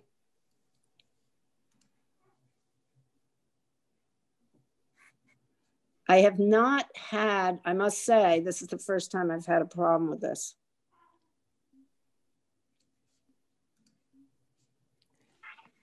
And again, I just want to remind people in the audience that please do not raise your hand at this time. We are lowering hands. There will be a time for you to raise your hand during the public comment. That time is not now. Lauren, I'm not, when you talk about a carrot, it's a little up arrow pointing upwards, I believe. Yes, yes. Just to be clear. Okay. I can see it on my screen. I don't know if it appears the same on hers or not, but. Right, next to the button where the microphone is, where it says mute, Susan, do you have a little arrow? Push the little arrow for me. And then, does it say select a speaker? Nope. Does it have audio settings? You have to click on the arrow. Click on the arrow. I cannot, hold on. Disconnect video, audio. Are you clicking on your box? This is on the bottom bar, on the bottom of the screen. Lower left-hand corner. Yeah. It may be different for different devices. Yeah, it's different for. Yeah. What device are you on? I'm on an iPad. Michelle, are you on an iPad? No, laptop. Okay.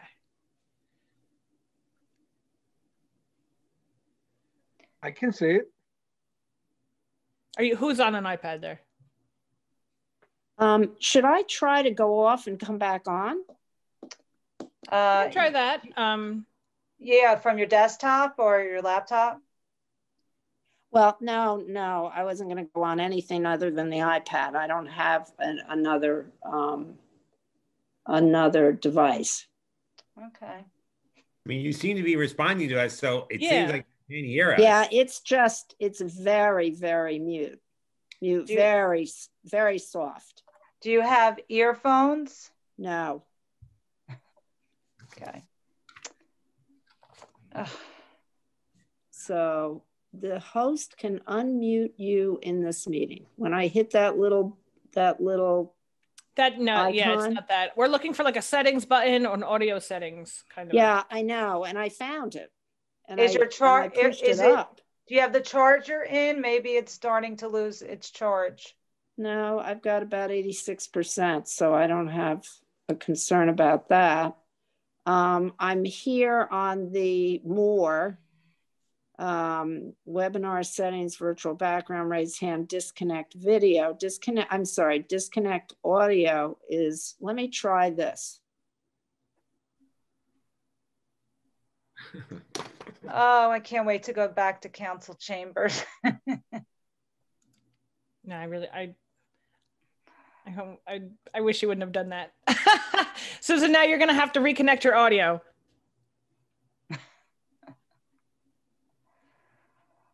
Okay, she's connecting now. Okay, I came back in. Are you able to hear us better? Would help. Yep. But it didn't. Right. Yeah, because that's not what you think it is. That's your audio to us. That's not necessarily right. And you. I'm just looking for your general settings to where your audio is, because then we can see if you're on the right speakers. So, Ms. Grohl, your audio is fine. We can hear everything you're saying. Right. Okay. So well, then we'll just. I will do the best that I can. And we will repeat listening to. We will repeat it when we get to your questions and when the public has questions. Okay, so let's let Mr. Kaiser swear you in, so we have you sworn in. Okay. Ms. Gruhl, do you swear that the testimony you give before the West Orange Township Council this evening will be the truth, the whole truth, and nothing but the truth, so help you God? I do. Thank you.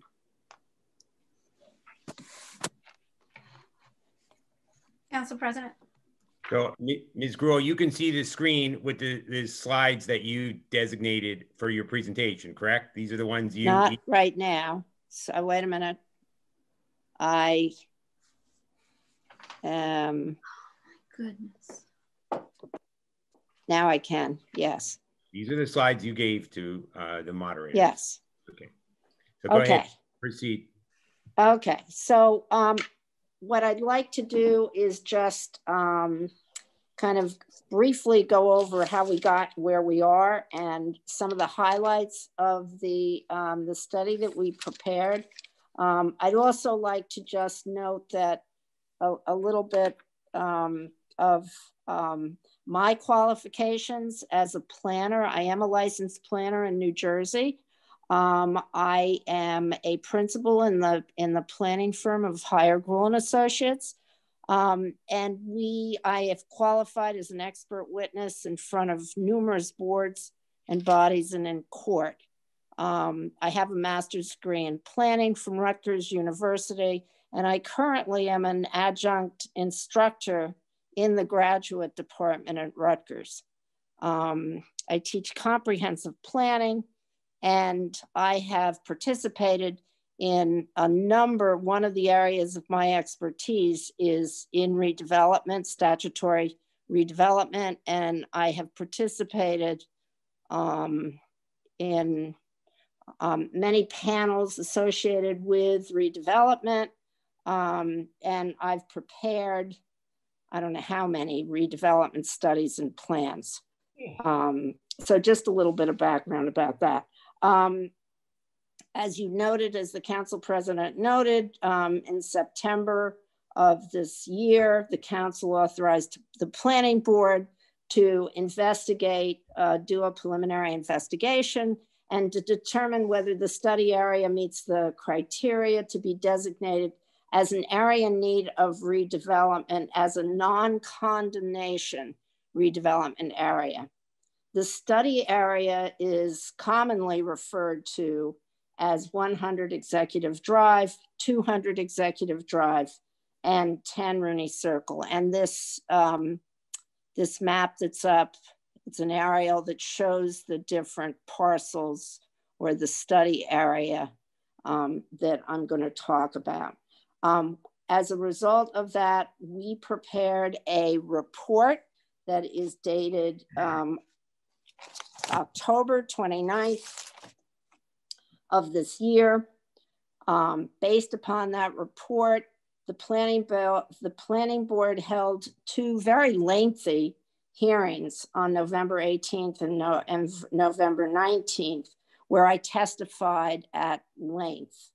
The planning board memorialized their action to recommend designation of the study area as a non-condemnation area in need of redevelopment on December 2nd. So what I'd like to do is highlight some of the existing conditions, what we are talking about in terms of the study area lots, and then go through the basis for which the report and our study recommended or suggested that certain criteria were met, statutory criteria were met in order to deem the area an area in need of redevelopment. So as I noted, the study area includes 3 lots, 100 Executive Drive, block 155, lot 40.02. It's approximately 10 acres. There is a 93,000 square foot 3-story office building on the site. It was constructed in 1977. And as of October 9th of this year, when I did a site visit and a building visit of each of the buildings on the site, this 100 Executive Drive was 100% vacant. In our report, and I'm not going to go through all that, this detail, but in our report, we have many photos and description of what the existing conditions are in every one of these lots. 200 Executive Drive, block 155, lot 42.02 is approximately 8 acres. It's a 4-story office building of approximately 109,000 square feet, and it was constructed in 1978. It is currently 53.7% vacant. Lincoln Educational is the only tenant at this point, and their lease expires at the end of this month, at which point it's my understanding that it would be, they are moving out and the entire site building will be vacant. The last lot is 10 Rooney Circle, block 155, lot 41.02. That is approximately 5 acres, and it is a 3-story, 71,000 square foot building that was constructed in 1971. It is currently 58.5% vacant. The TSA is the only tenant there. In terms of and that just kind of gives you a highlight of what the existing conditions are and what we're talking about for the study. In terms of the statutory requirements, Section 5 of the local redevelopment and housing law, which is what we're using as the law, establishes 8 criteria. Lauren, go to and one, great, thank you. And only one needs to be met, even to qualify as an area in need of redevelopment, although it may meet more than one. But again, only one needs to be met. One of the other considerations that's really important in terms of doing studies is the fact that there is a need for what's called substantial evidence to establish and provide the background data that is necessary to come to a conclusion as to whether it meets the statutory criteria. Again, one or more. It cannot be based upon net opinion. And that just means a planner just can't say, oh, what the heck, it meets criterion, whatever it may be. There has to be significant research and information that is used in the basis of the opinion. We prepared and used significant research. I'm not going to go through all of it, but we have on a number of pages in our document that details all the information that we looked at, the research we did, including looking at the office markets in the relevant areas. And based upon the substantial evidence that we looked at, and again, the details are within our report, we believe that we came to the conclusion that 2 of the criteria were met, criterion B and criterion D. And criterion B, and this is very interesting because there has been a recent amendment to criterion B. It was amended in 2019. It states that the discontinuance of use of a building or buildings previously used for commercial, retail, shopping malls or plazas, office parks, manufacturing or industrial purposes, the abandonment of such buildings or buildings, significant vacancies of such building or buildings for at least 2 consecutive years, that's a new amendment that was added, or the same being allowed to fall into so great a state of disrepair as to be untenable. And I'm going to go a little bit into the detail of that in a minute. I just want to state also criterion B, in our opinion, is also there's significant substantial evidence to indicate that it meets also criterion D, which is areas with buildings or improvements which by reason of dilapidation, obsolescence, overcrowding, faulty arrangement or design, lack of ventilation, light and sanitary facilities, excessive land coverage, deleterious land use, or obsolete layout, or any combination of these or other factors are detrimental to the safety, health, morals, or welfare of the community. So let's go back to criterion B. And if the next slide could, great. And I just want to kind of go through a little bit about the legislative history associated with the changes to the statute, the amendment to the statute. There was quite a bit of discussion about the changes in the legislature and the need to address the problem of what's called distressed assets that is in need of public intervention. And there was quite a bit of, there were statements that were made as the legislature was addressing these issues. And I just want to quote one part, because, and again, quote, because large corporate office parks and large shopping malls have become obsolete, vacant, and difficult to market. Today, they are characterized in development circles as, quote, stranded assets. And as a result of that, the legislature amended the local housing and redevelopment law, criterion B, to include the consideration of significant vacancies of such building or buildings for at least 2 consecutive years. What you see on this chart are the vacancies in each of the 3 office buildings over a period more than 2 years. Actually, it's 5 years.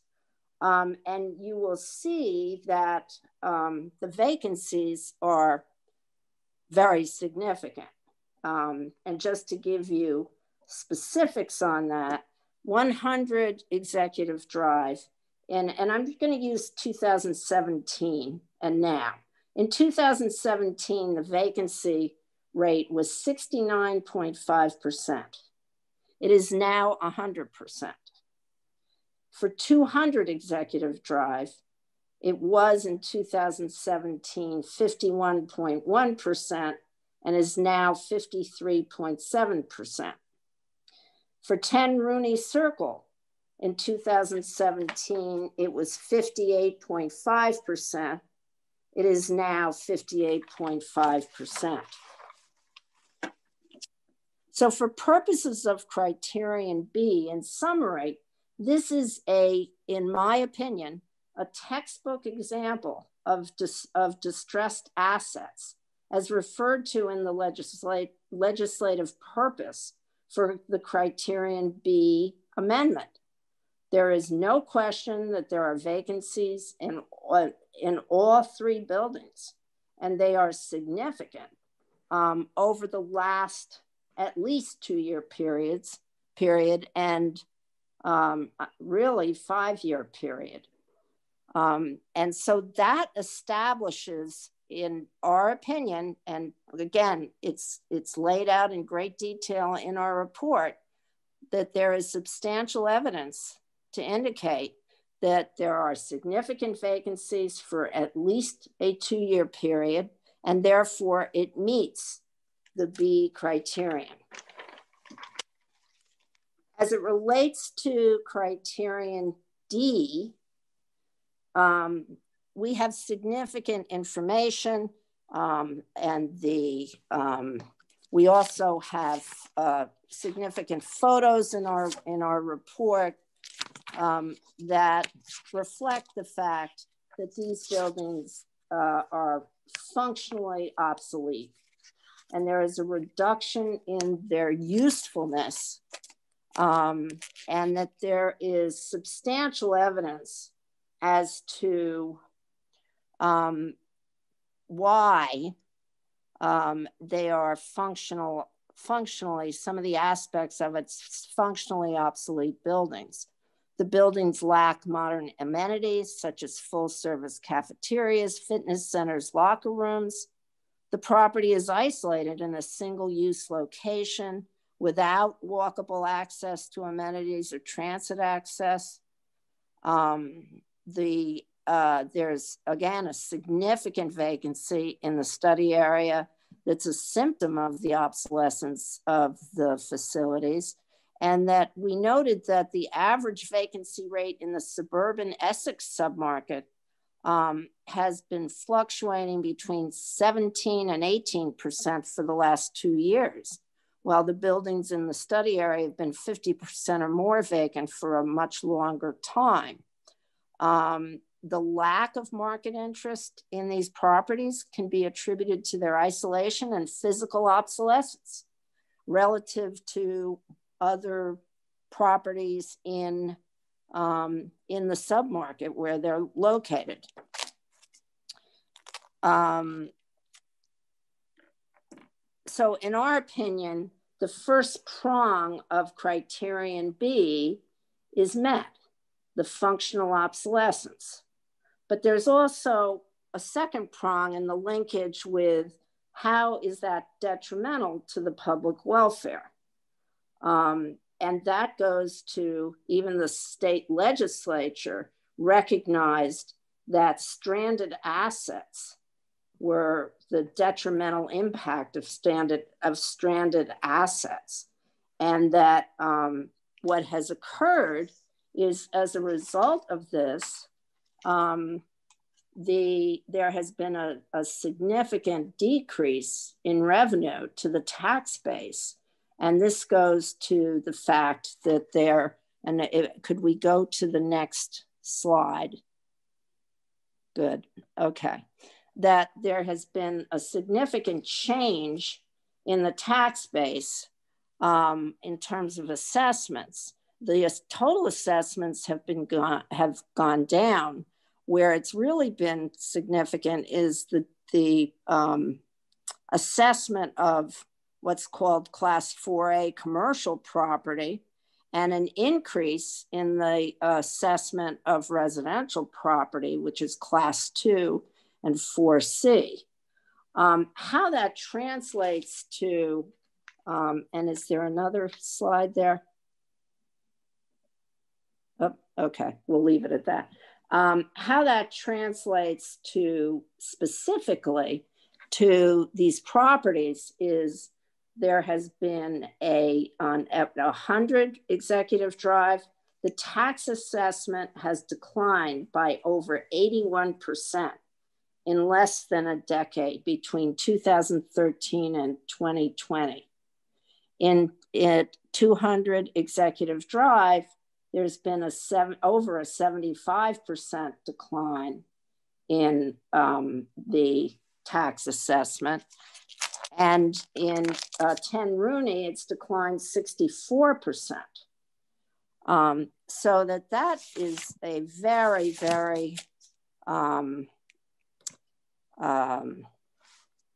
extreme decline that again goes to obsolescence and the linkage between the impact of the obsolescence, the functional obsolescence of the buildings, and how it's a detriment to the public welfare, with an increase in the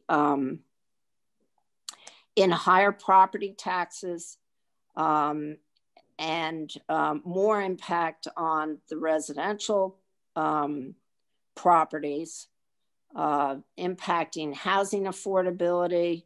It's constrained municipal budgets for public services. And these outcomes are detrimental to the general welfare of the people of West Orange. So that is a highlight of what we looked at. And in summary, in our opinion, there is substantial evidence to support a finding that the study area qualifies as a non-condemnation area in need of redevelopment under both criterion B and criterion D of the local redevelopment and housing law. Thank you.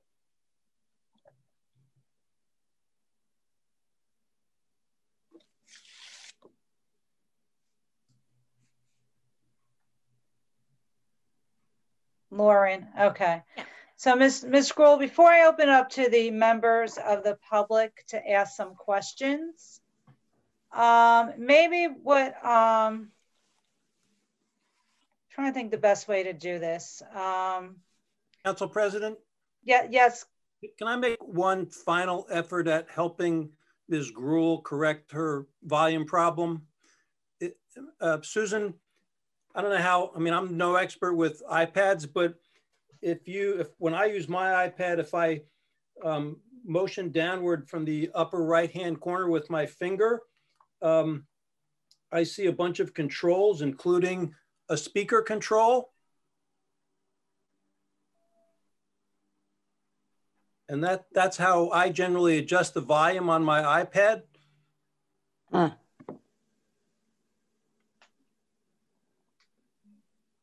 When you motion downward with your finger from the upper right-hand corner, do you see a bunch of control boxes come up? Yes, and that's the chat and the webinar settings and the minimize webinar and the virtual background and raise hand and disconnect. Well, no, those are Zoom controls. I'm talking about when I motion down with mine, I get the iPad controls, and I think the problem is your iPad is set at a low volume and you need to increase it.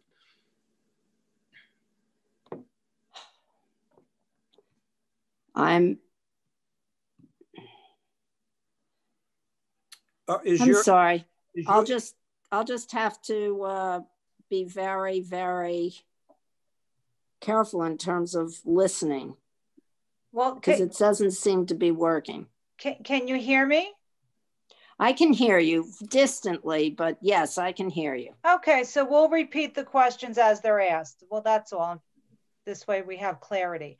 So Ms. Gruhl, just real quick, just so we could just give the public a little bit more information.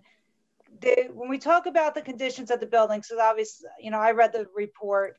I saw the conditions of, say, the fitness center compared to other buildings in the area, mainly Becker Farm Road. You had given us some comparisons, and there was like flooding in one of the buildings. So there was, you know, a lot of, maybe give a little more detail to the actual poor conditions of the building. We do have more detail in this. I just no, I know you're giving a broad overview. I just want the public to get some more information from you, so they may have more questions. That's all. Okay, so you would like me to get more detailed into that, or? Yes. Okay, give me a moment and I'll try to summarize some of the information that was in here as it relates to, for example, the ceiling heights are not what is normally, it's 8 feet 4 inches. Generally speaking, new office complexes have a higher ceiling height. The air conditioning and the heating units are not functioning properly. And these are from the maintenance supervisor when I went out and did a tour. We spoke with, my associate and I spoke and had the tour with the maintenance supervisor. He said about 90% of the Singer units in several of the buildings were just not, and specifically I'm talking about right now, 100 Executive Drive were not functioning properly, and that the roof heating and the cooling system barely works. The windows are single pane and double pane. Some of them, the buildings don't have sprinkler systems, some of them. We have those types of problems. There are leaks in the buildings in certain areas. There are the manner in which the building was constructed. Again, remember, this is the 70s buildings. You know, there's limited windows with not necessarily natural daylight reaching the open portion of the floor.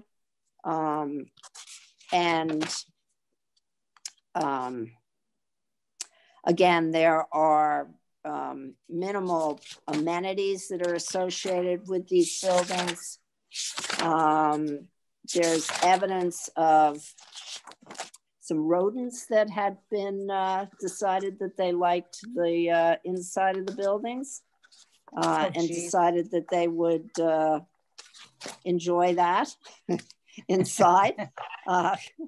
And that was kind of confirmed with the maintenance supervisor again. There have been issues with roof drain clogs and leaks and window leaks.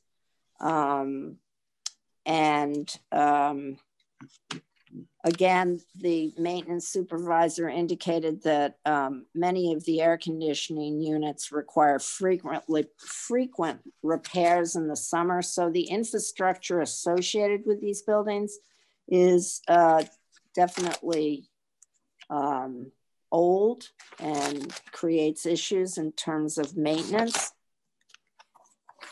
Does that help?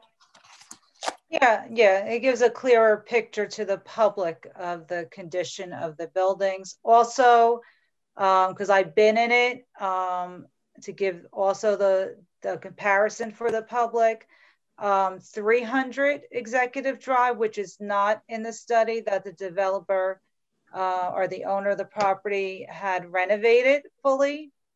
What did you look at the occupancy rates of that building?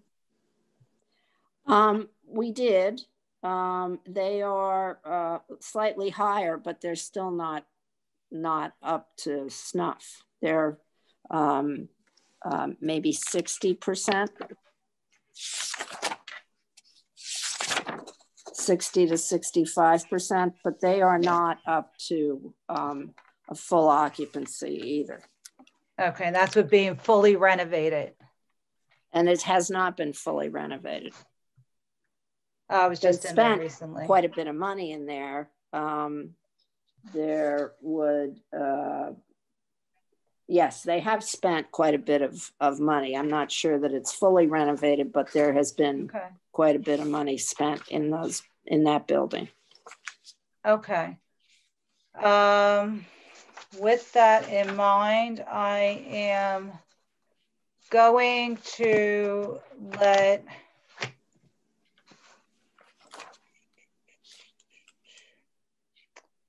I'm going to open this up to my colleagues for a few questions before I go to the public. So this way, and we could come back.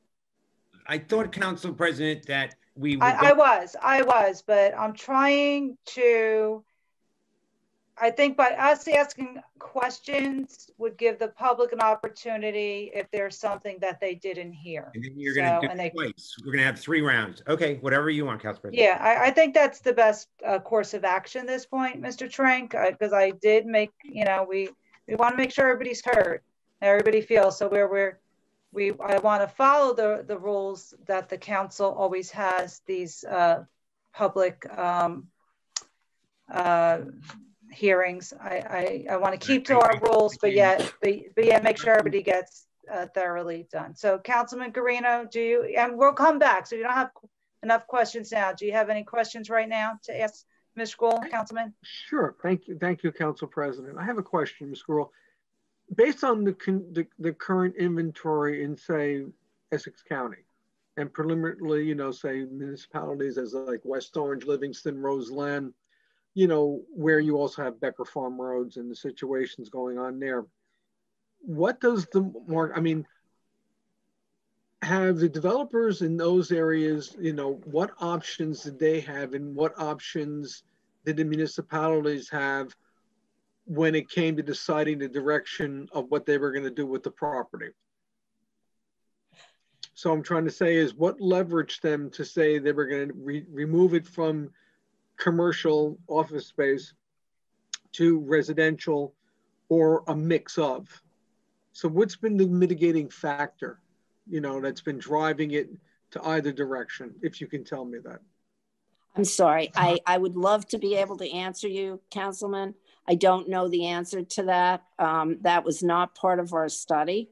Okay. And it really doesn't go to the criteria. It may go to the direction of the plan, but it is not specific to the study. Okay. All right. Council President, I got to think about another question, but I can you move on? We'll be back. We'll be back. Okay. Thank you. Councilman Kukoviac. Oh, you're muted. You're muted, Councilman.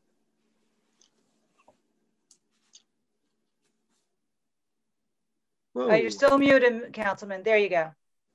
I'm sorry, I'm having computer problems. Could I just? You're not the only one. You want us to circle back?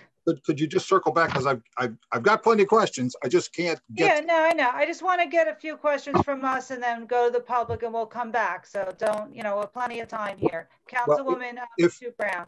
If I'm not going to get a chance to ask questions now until after people ask the questions, could I just go ahead and ask them now?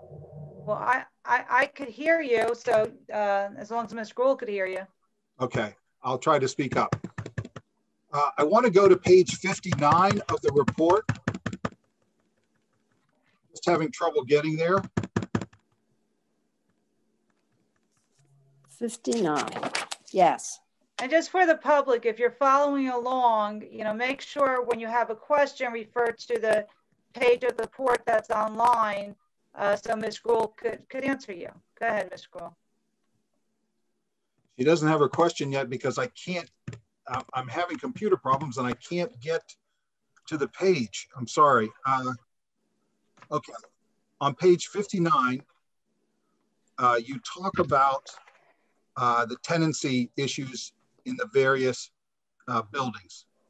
Could you just tell me what is the source of your of the data that you use? What we did was we got that from the owners of the 3 buildings. And we also, there was some information that we had also that confirmed those numbers a bit from the some of the tax appeal information that was received. And we also spoke with your tax assessor to determine how he goes about determining the vacancy and the tax assessment. And he confirmed that he relies on the owners of the buildings to determine taxes and vacancy and such. Okay, so you didn't see any documentation, they just sort of told you what it was? You didn't see it? Well, it's in the back. There's some information in the back. Okay. That's an exhibit. You also talk in this section, and I'm sorry, I'm having trouble getting to this section, so I'm not exactly sure what page, but you talk about the improvements that were made in the building, in the buildings, and also utilized some certificate of occupancy records from the town when they needed to approve different improvements. Were you able to look at any documentation that told you how much money was spent on these improvements? Only what were in your building records. Okay, so the records that you saw, would you say that what would you say the approximate value of the improvements that you got through the town records? We had some information in our report related to that, and you're having trouble getting to that page. I'll try to see whether I can get to that page in a paper version of what I have here, okay? And maybe we can together figure this out. Okay, but I don't recall how much that was at all, or whether there was even an estimate. In the main body of the report, I was unable to find any sort of valuation of any of the improvements. That's why I wanted to see if that's something looked at.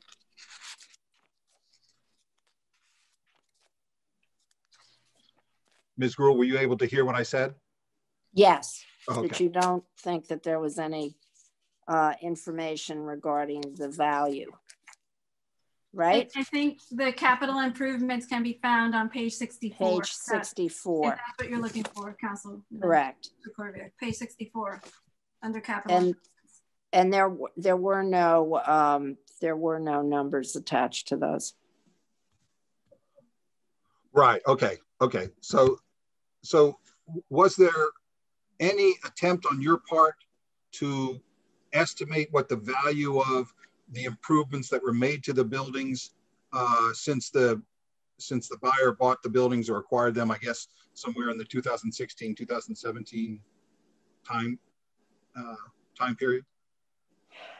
No, and we didn't because it really didn't go to the criterion that we were looking at as it relates to this. We did think that it was interesting information to have in here, but other than directly related to criterion B, we really didn't think that went to whether it did or didn't meet the criterion. Okay, so you never even asked the property owner for any sort of documentation or any sort of estimates of the improvements? I think there was information in the back a little bit about certain of the, no, we didn't.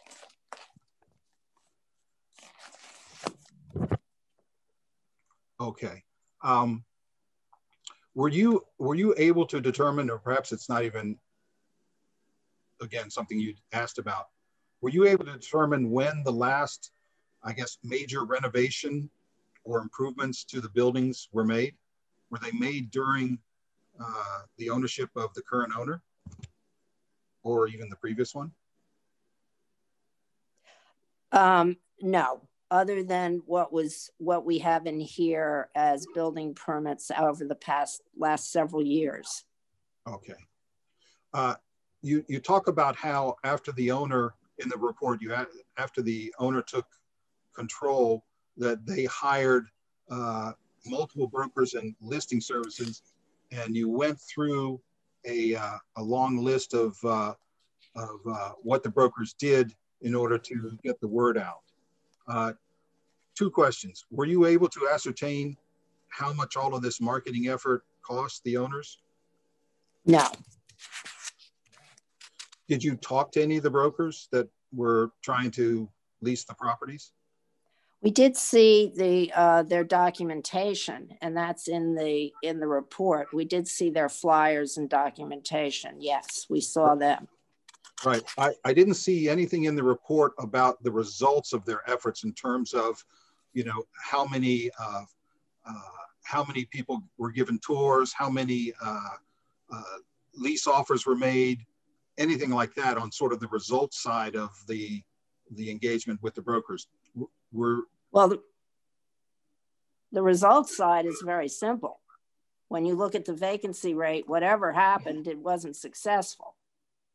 I mean, that's what the bottom line is. And that's what the key here is that, you know, there was an attempt to market these properties, and it was unsuccessful. You would not have had the extent of the vacancy and continued vacancy had the marketing and the market had shown that people were interested in these buildings.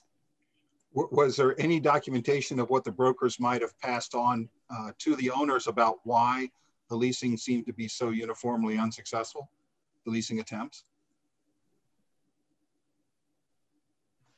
I'm unaware of that. That really, again, that went beyond what we were interested in determining whether it met whether there was substantial evidence to indicate whether it met any of the criteria. I mean, we could go all over the place with that. We'd be doing this forever. You'd see a 1,000-page report rather than what is focused on what we're doing here. Excuse me, Councilman. If you could ask one or two more questions, we're going to come back to us, but I don't want to, I promise the public to get to them. So ask two more questions, and then I want to give our other colleagues some question time, a couple questions, and I have to get to the public, okay? Actually, Council President, you make a very good point. I'll just stop asking questions now. I'll get back to them later. Okay, great. I'm sorry. I didn't think you were going to go that long. Councilwoman Matute Brown, a couple quick questions before we go to the public. If it pleases the council, I can also wait just to let the public go. Okay, great. And Councilwoman McCartney, anything at this time you want to ask?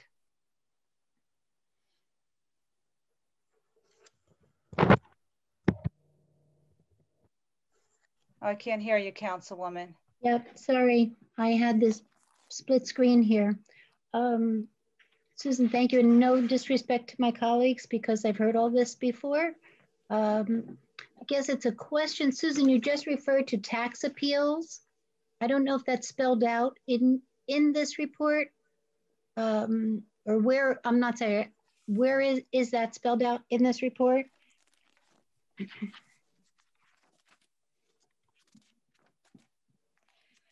When we speak about the tax assessment records and criterion B, we speak about it on the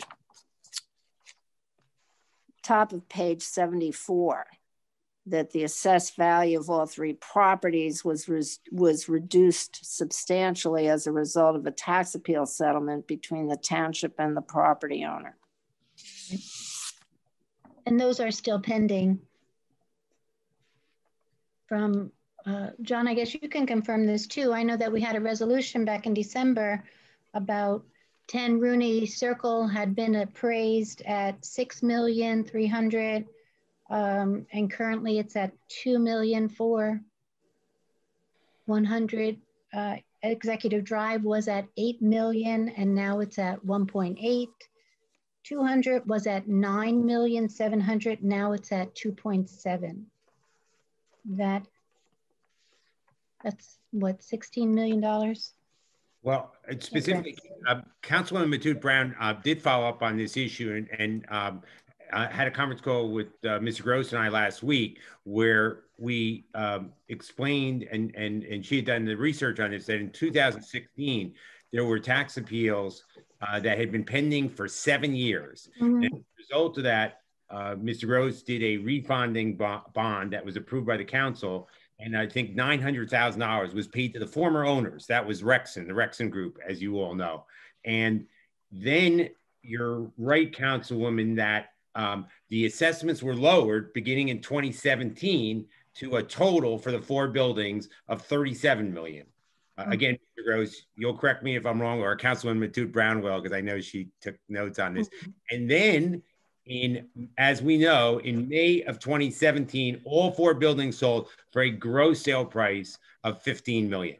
And then new tax appeals pending. And then you're absolutely right, Councilwoman McCartney. That's what led to, as part of the former redevelopment agreement, a resolution of all those tax appeals as part of that arrangement. So you're absolutely right. The tax values on these 4 properties have been going down substantially throughout the last 10 years.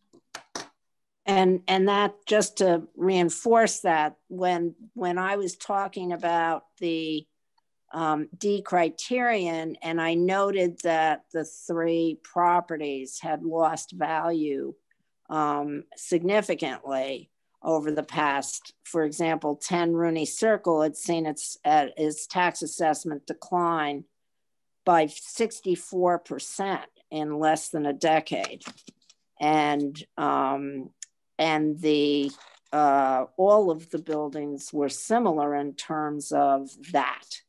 and the manner, so that is clearly data that was, it's public information where we got these tax assessment records and how the decline in value was significant in these 3 properties.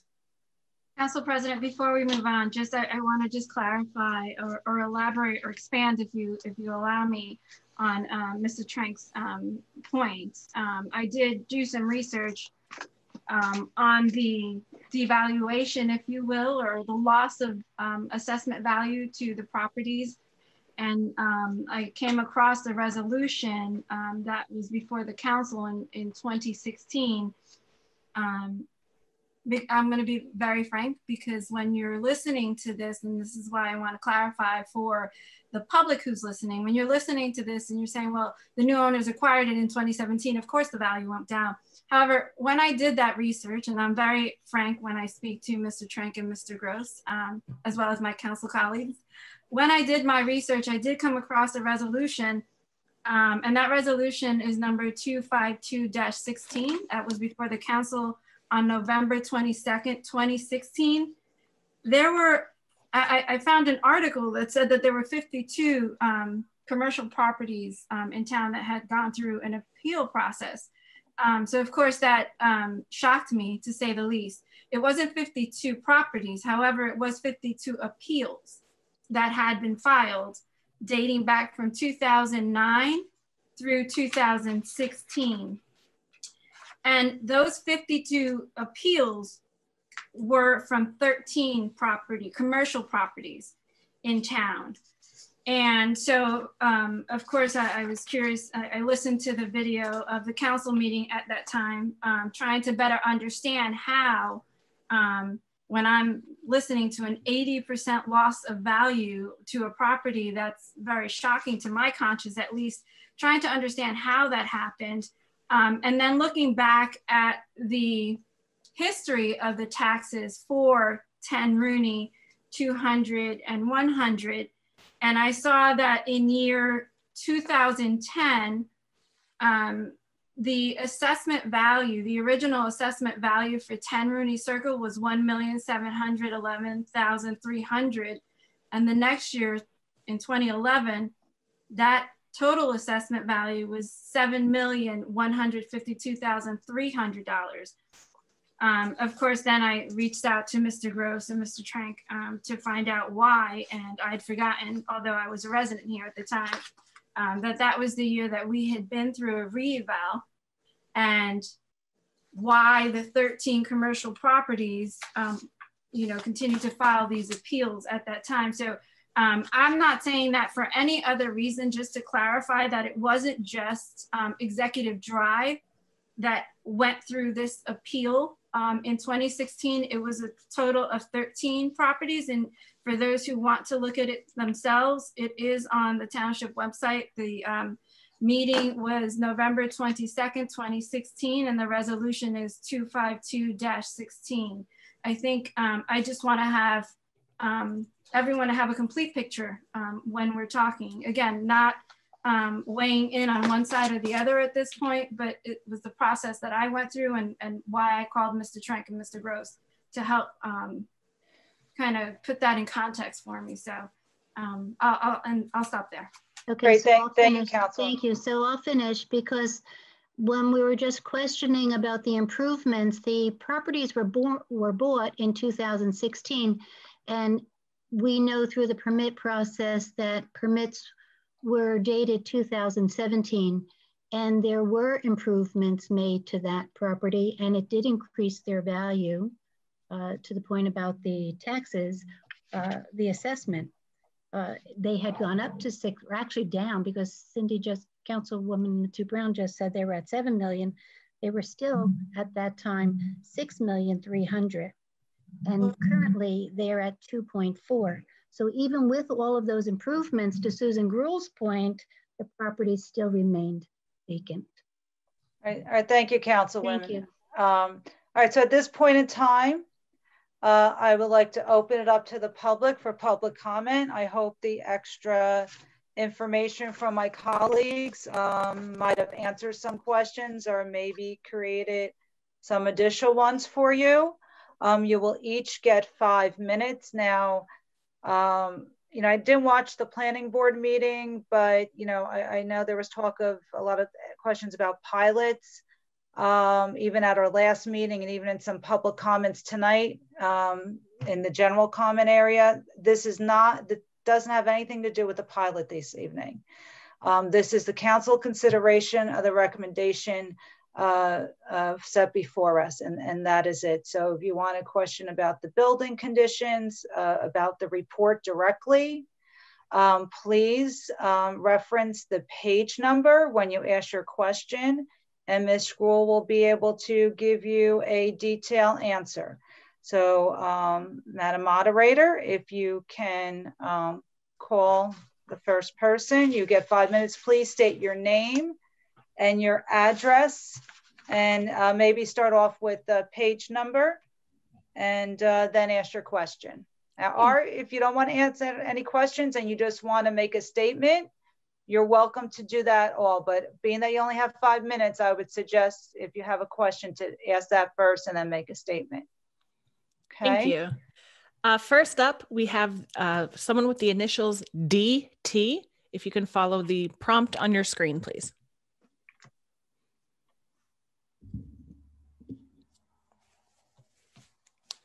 The Zoom account. Oh.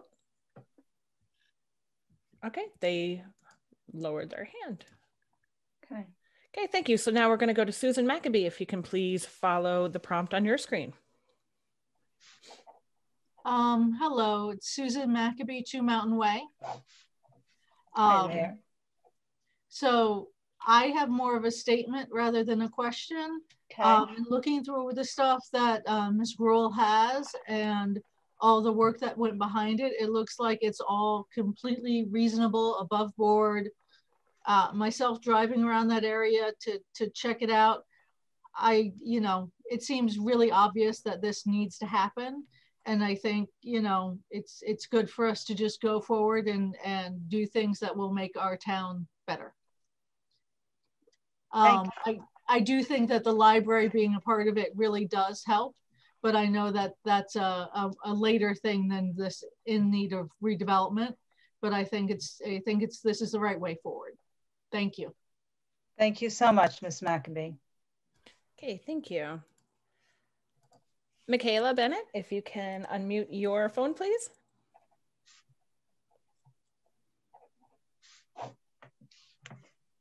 Hi, it's Michaela Bennett again, Old Indian Road. I'm going to do my best to ask my questions as quickly as possible, but I would, you know, ask for your for some liberty if it takes a bit longer for Ms. Gruhl to answer them, if that's okay. And I would like to just state that not having known that we would be permitted to ask questions, the questions that I had prepared for the planning board meeting are at my home, and I am in upstate New York. So I have scrambled to jot down some questions, but I do want to point out that when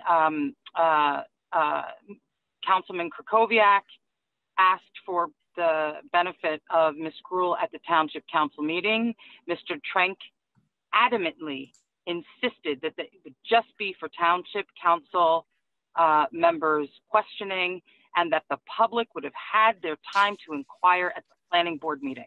And so I really take offense to the idea that at 7:15 tonight, we find out that we are going to be permitted to make inquiry and ask questions of Ms. Gruhl. That being said, Ms. Gruhl, when were you advised that the public would be permitted to inquire of you tonight? No. Miss, excuse, stop the clock. I did. This is regular public comment. This isn't the planning board. This is the Township Council. So this is the way we handle our I'm sorry. Had a long week this week. This is how we handle our public comment. So just ask the questions and we're going to get them all answered for you. So the question was, when were you advised of tonight's meeting? Go ahead, Ms. Bennett. Next question. So you're saying, Are you saying it's not, please don't start the clock. Are you saying that it's not a back and forth, that I just No, no, it's a regular public comment. You get the 5 minutes. It's a separate public comment just on this topic. So go ahead, go ask your questions. Well, they'll get answered like we always answer everything. This is how we run our meetings. No. Okay, that's fine, but you never answer my questions, but that's okay. When were you advised that the public would be permitted to inquire of you tonight, and by whom? That's question number one. Number two, who was your client? Who was the developer applicant?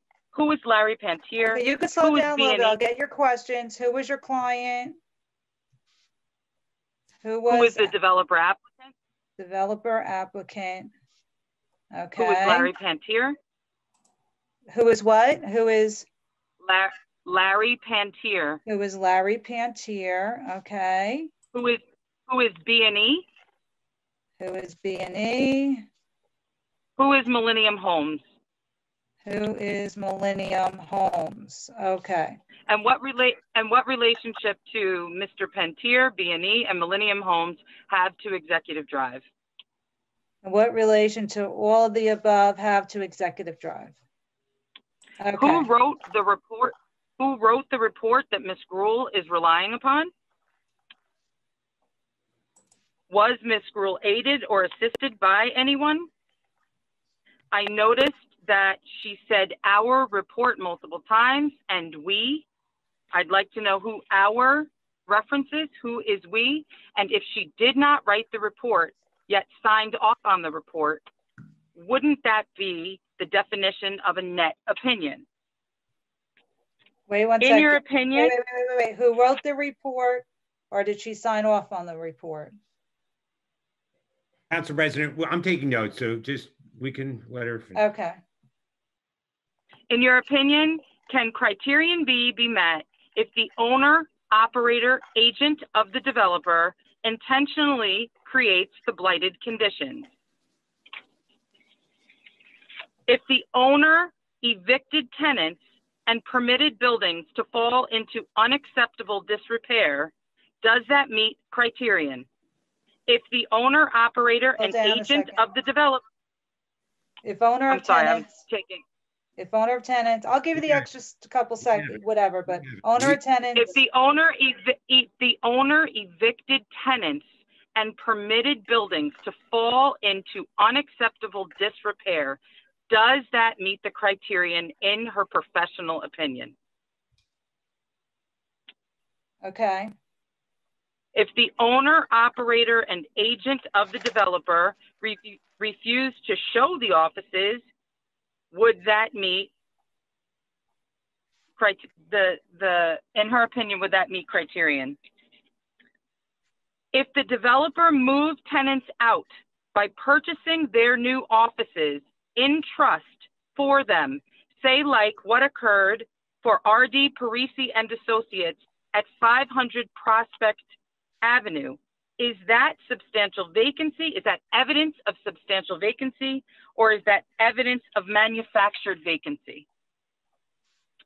And would that meet the criterion if there was intentional eviction, intentional movement of tenants? While we're on tenants, did she speak to any of the tenants from any of the buildings? She was on the 2 planning board meetings on both dates, but only spoke on the first night. So she did not hear me say that I had 2 tenants that I intended to call, since no tenants had been spoken with by either planner presented to the planning board. Would she have wanted to hear from the tenants that they had to move out of the building because it was being redeveloped? And they knew that years before this application. In her opinion, would that then meet criterion? As for the criterion related to valuation, if the mayor, the township attorney, Trenk, and the tax assessor intentionally and artificially deflated the values of the properties to make it appear as though there was a valuation decline, would that influence your opinion about that criterion.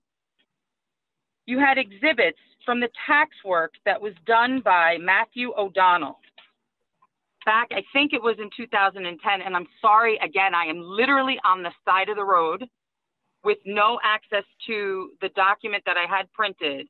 So I don't have the page reference, I apologize. But lastly, you had exhibits from the tax work done by Matthew O'Donnell. That is the declining value that you use as evidence of the detrimental detriment to the public. Are you familiar with Matthew O'Donnell's work at Organon? Are you aware that he has turned state's witness regarding a bribery scheme of his and his associates in multiple other municipalities? Would that change the weight that you afford the tax work that he did in coordination with Mr. Trenk, with Mr. Dillon, and with Mayor Parisi? Would you still trust that evidence to prove the decline in value to be evidence of deleterious condition or evidence of something else more nefarious? And then, are you familiar with Blau & Blau's most recent affirmative tax appeal stating that the values of these properties are too low? Okay, and then, yeah, I went, you know, I'm not sure why Mr. Sayers would tell me that I'm over time, but I've got to tell you that permitting the public to inquire without notice isn't permitting the public to inquire. And asking questions in this format is really inappropriate. Okay, well, thank you, Ms. Bennett. Ms. Bennett, thank you. Thank you. Council President, what was that last question about Blau & Blau most recent? Did you catch that? Yes, Blau's most recent tax. Go ahead, Ms. Bennett. Affirmative tax appeal. Blau & Blau most recently had an affirmative tax appeal, which essentially is stating that the taxes that property is paying are too low. Okay, thank you, Ms. Bennett. Okay. Okay, next we have a call-in caller with the last numbers 0775. If you can please follow the prompt on your telephone screen.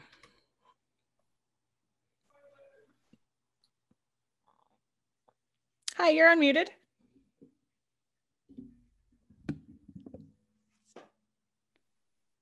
I see that you're unmuted. Can you hear us? You can mute and unmute yourself again. Okay. Oh, there you are. There I am. It happens every time. Sorry about that. Hi, everybody. I hope this finds you healthy, you and your families. And we're all going through a lot. And I have to admit, I wasn't prepared for this. It's been I'm sorry, crazy. we just need your name and address for the record. Oh, Lois Reichert. I was muted. 97 Main Street in West Orange, naturally. Hi, Lois. Hi, everybody. I have just a couple of questions that it kind of just stirred my memory. If I'm correct, it seems like this assessment went from like over 100,000, over 100 million down to like 2 million or something like that. And that's really a lot of money. And is this also, we're also talking about the case that was just thrown out by the Court of Appeals, aren't we? And then 11 days later, it came back up again and the town council voted on it. Now, I was on the planning call, and every single resident that stood up that came forward was against it, and it still passed. So that kind of makes me wonder why. And, like we get on these calls, we listen, and sometimes it's like we're not really being heard. And I'm just curious about the discrepancy in the huge tax assessment difference. And then we paid the owners back $900,000 and we decreased the value of it. That doesn't sound right to me either. And I'm no expert when it comes to this stuff. It just does not sound right. But to push this through when it was already turned down by the Court of Appeals, and now within 11 days it popped up again. And I'm wondering if this report was done after it was turned down, and if Susan is, I don't know her last name, is familiar with the facts of why it was turned down and why it was thrown out by the Court of Appeals. Kind of all I have to say. Okay. So you want to know why the first one was turned down? Yeah, why? I don't know why. Well, I know why it was turned down, but now what's the difference between why it was turned down and like now it's back up again? Okay, that's a good question. Has something happened, you know, that caused this whole, you know, thing to be looked at again with such a big devaluation, such a big, you know, it's just, it doesn't seem right. It doesn't seem right. I'm very disappointed in this. Disappointed in a lot of things, but I'm very disappointed in this in particular. That's it. Everybody stay healthy and have a good holiday. Great. Thank you, Lois. You too. Hey, thank you. Melinda Huerta, if you can please follow the prompt on your screen. Hello, good evening. My name is Melinda Huerta, 17 Park Drive South. I just wanted to make a comment. Thank you, Ms. Castellano, the board for having this, and congratulations on your reelection. A lot of these issues seem to me like cosmetic and maintenance issues more so than anything. But I just wanted to make a comment in regards to small businesses and the local businesses here in West Orange. We've been severely impacted. Most of us are local residents who, you know, keep our money local. We live here, we work here, and we do business here in West Orange, and we support each other. I just ask that more gets done to help local small businesses versus helping large redevelopment corporations and companies of such. Residents I have seen voice out, and they want to have a proper downtown area that is walkable, that is accessible, and that can attract neighboring town residents to our small businesses so that we can prosper. And I just ask that we keep that in mind when we're doing these kinds of development, and when we're bringing up these kinds of, I guess, incentives and considerations for, you know, making West Orange a great community. And that's all. Thank you very much. And I hope everyone has a safe holiday and stays healthy. Thank you. Thank you, and congratulations on your Board of Education bid as well. Thank you so much. Okay, thank you. And at this time, there's a final call for anyone who would like to make public comment on this topic. If you just use the raise your hand function at the bottom of your screen, there you all are. All right, so if you would like to speak, you can push the hand. You don't have to wait for anyone else to go before you. You're put in a queue. So Bill Rutherford, if you can please follow the prompt on your screen.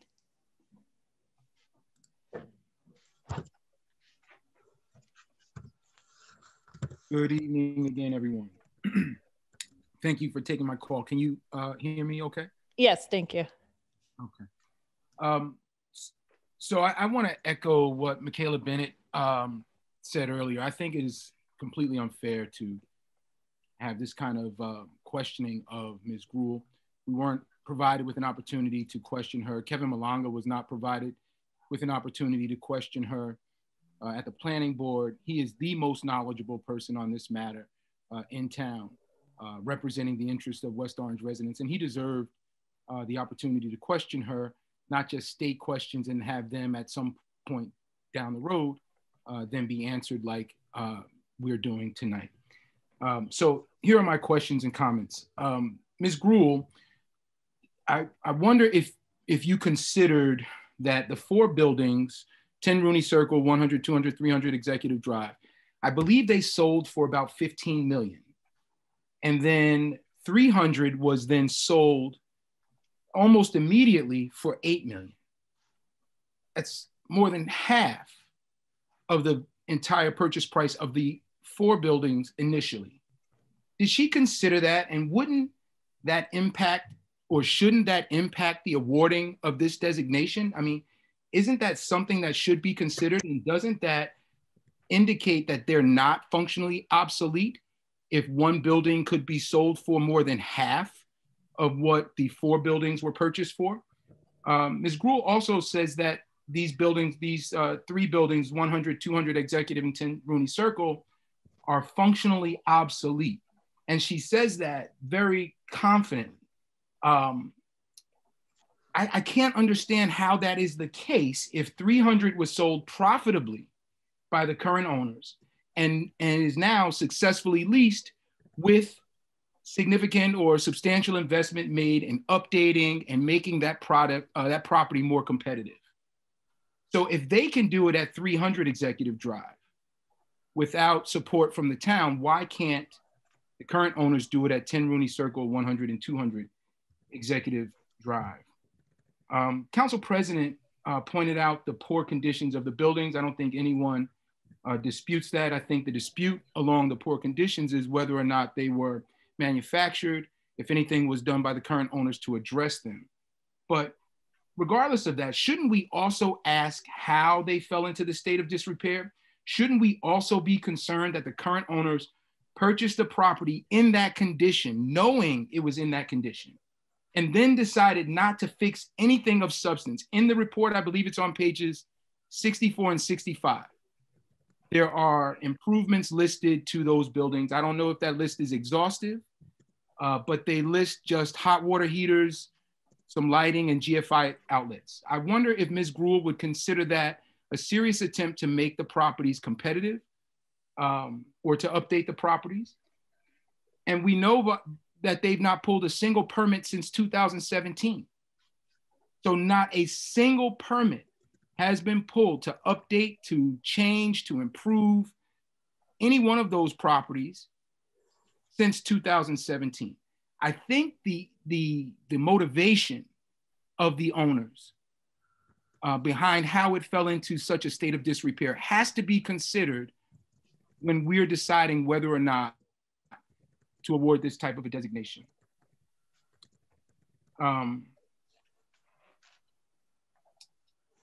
Yeah, it's difficult to make the questions now so long after the initial questioning, the initial presentation. The presentation Ms. Gruhl gave tonight was nowhere near as thorough as the presentation she gave at the planning board. So I do believe the public is put at a disadvantage, especially those that were not able to attend both meetings.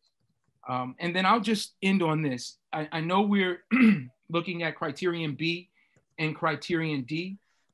The buildings have fallen to such a state of disrepair as to be untenantable. I think if the landlord, if the property owner does that intentionally, they should not get any assistance from town in remedying that situation. And whether or not these properties are detrimental to the health, morals, or welfare of the community, we can't continue to look at this from a tax standpoint, from the perspective of what were they paying after they had all of these successful tax appeals to what will they be paying now. I think we need to look at these properties based on what they would normally generate in tax revenue if they have been properly maintained and invested in versus what they're generating now. Thank you. Thank you, Mr. Rutherford. And congratulations to you too. And we'll see you up on the dais next month. Brent Scott, if you can follow the prompt on your screen, please. Good evening. Can you hear me? Yes, thank you. Thank you. It's Brent Scott, Nestro Road, West Orange, New Jersey. I was on a Zoom call earlier, so I didn't get an opportunity to thank council members Krakowiak and Garino, who are leaving the council, for their excellent service over the years. Both are gentlemen. I've had the pleasure of knowing and meeting and speaking with both, and both are very affable gentlemen, and thank you very much for your public service. To Councilwoman Castellino, who will be remaining on the council, she's also a very affable individual, and I wish her a successful term, a successful new term on the council. And I would like to congratulate, I did send an email to Councilmember-elect Rutherford congratulating him, and to Councilperson-elect, her name always slips to me, Tammy Williams. So congratulations to everyone who is on the council and remaining, and to new persons coming in this time of COVID. I hope everyone is well and will be well.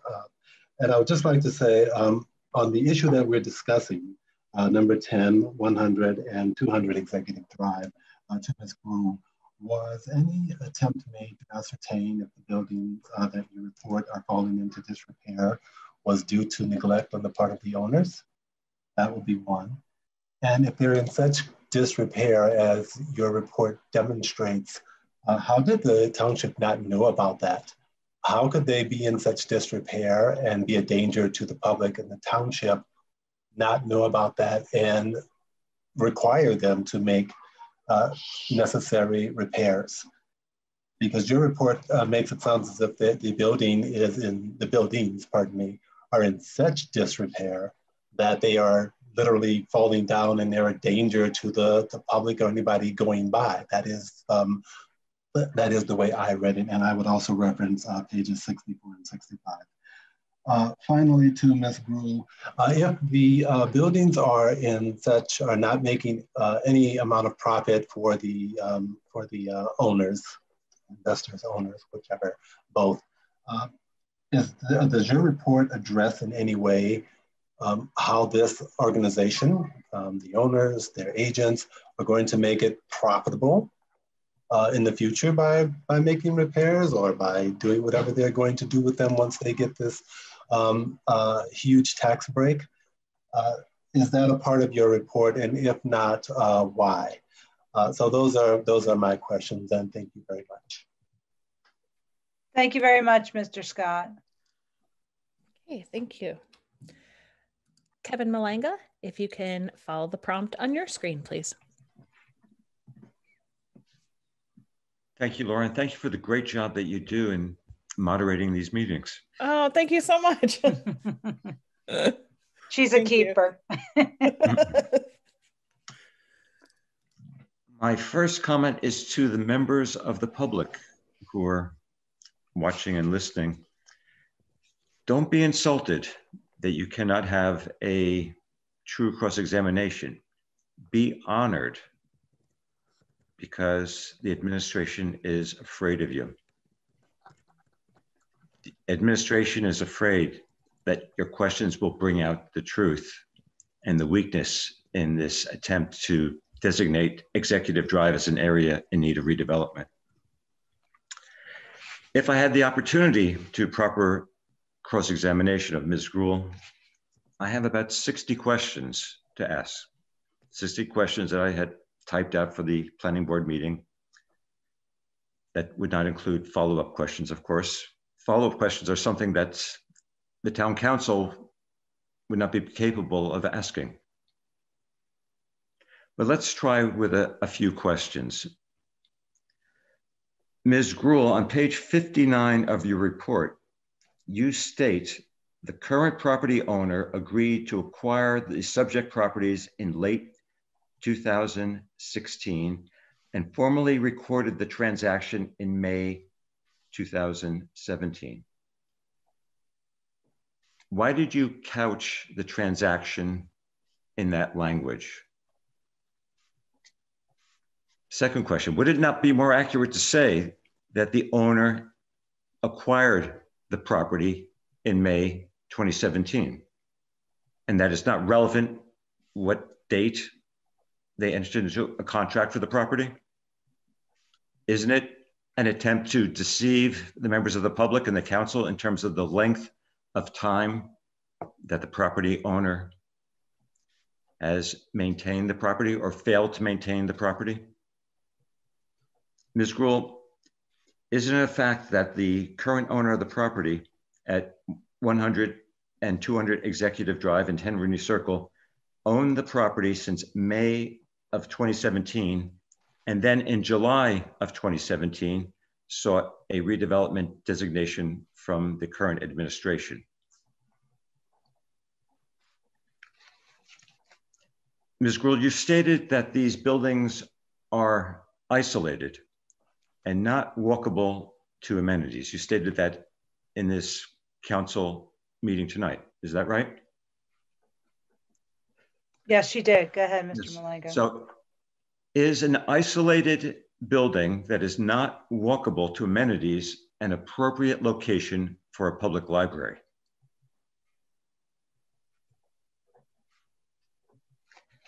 Ms. Gruhl, on page 64 through 65 of your report, you indicate 3 comparable properties: 5 Becker Farm Road, 75 Livingston Avenue, and 56 Livingston Avenue. By what criteria did you determine that these were appropriate comparables? Ms. Gruhl, is there a reason why you did not choose any West Orange office buildings as comparable properties? Ms. Gruhl, is there a reason why you did not choose any buildings within the neighboring Essex Green Shopping Center area as a comparable property? Ms. Gruhl, is there a reason why you did not choose 300 Executive Drive as a comparable property? Ms. Gruhl, would you please tell us why commercial tax ratables are important to a town? Ms. Gruhl, on page 75 of your report, you indicate, without a strong commercial ratable base, municipalities are left with the difficult decision of reducing public services or increasing taxes on residents. Do you agree tonight with that statement? Ms. Gruhl, are you aware that the proposed use of the Executive Drive area is for additional residential properties? Yeah, I'm sorry, Mr. Malengo. Can you just repeat that last question? Yes. Ms. Gruhl, are you aware that the proposed use of the Executive Drive properties is for residential properties? Time's up. Well, you could have one more question because I made you go over that one. Go ahead. That's okay. Thank you. Ms. Gruhl, you indicate in your report on page 64 through page 65 the improvements that are set forth in the 100 and 200 Executive Drive buildings. Are those improvements the types of improvements that excite tenants to want to move into a building? I have many other questions, but I'm afraid I'm out of town, and I do thank you for this opportunity. Thank you, Mr. Malengo. Thank you. Next, Joyce, if you can please follow the prompt on your screen. Hi, it's Joyce Rudin again. Do I need to say my address? Yes, please. Woodland Avenue in West Orange. Thank you. I really have one major question, and then I'll ask a few others. Here's the question. Why don't the developers spend their own money to improve their own property? I'd like to ask Ms. Gruhl, who are the owners of this property? And isn't it true that they are millionaire developers? Do homeowners get such breaks that, like the wealthy developers are being incentivized to get?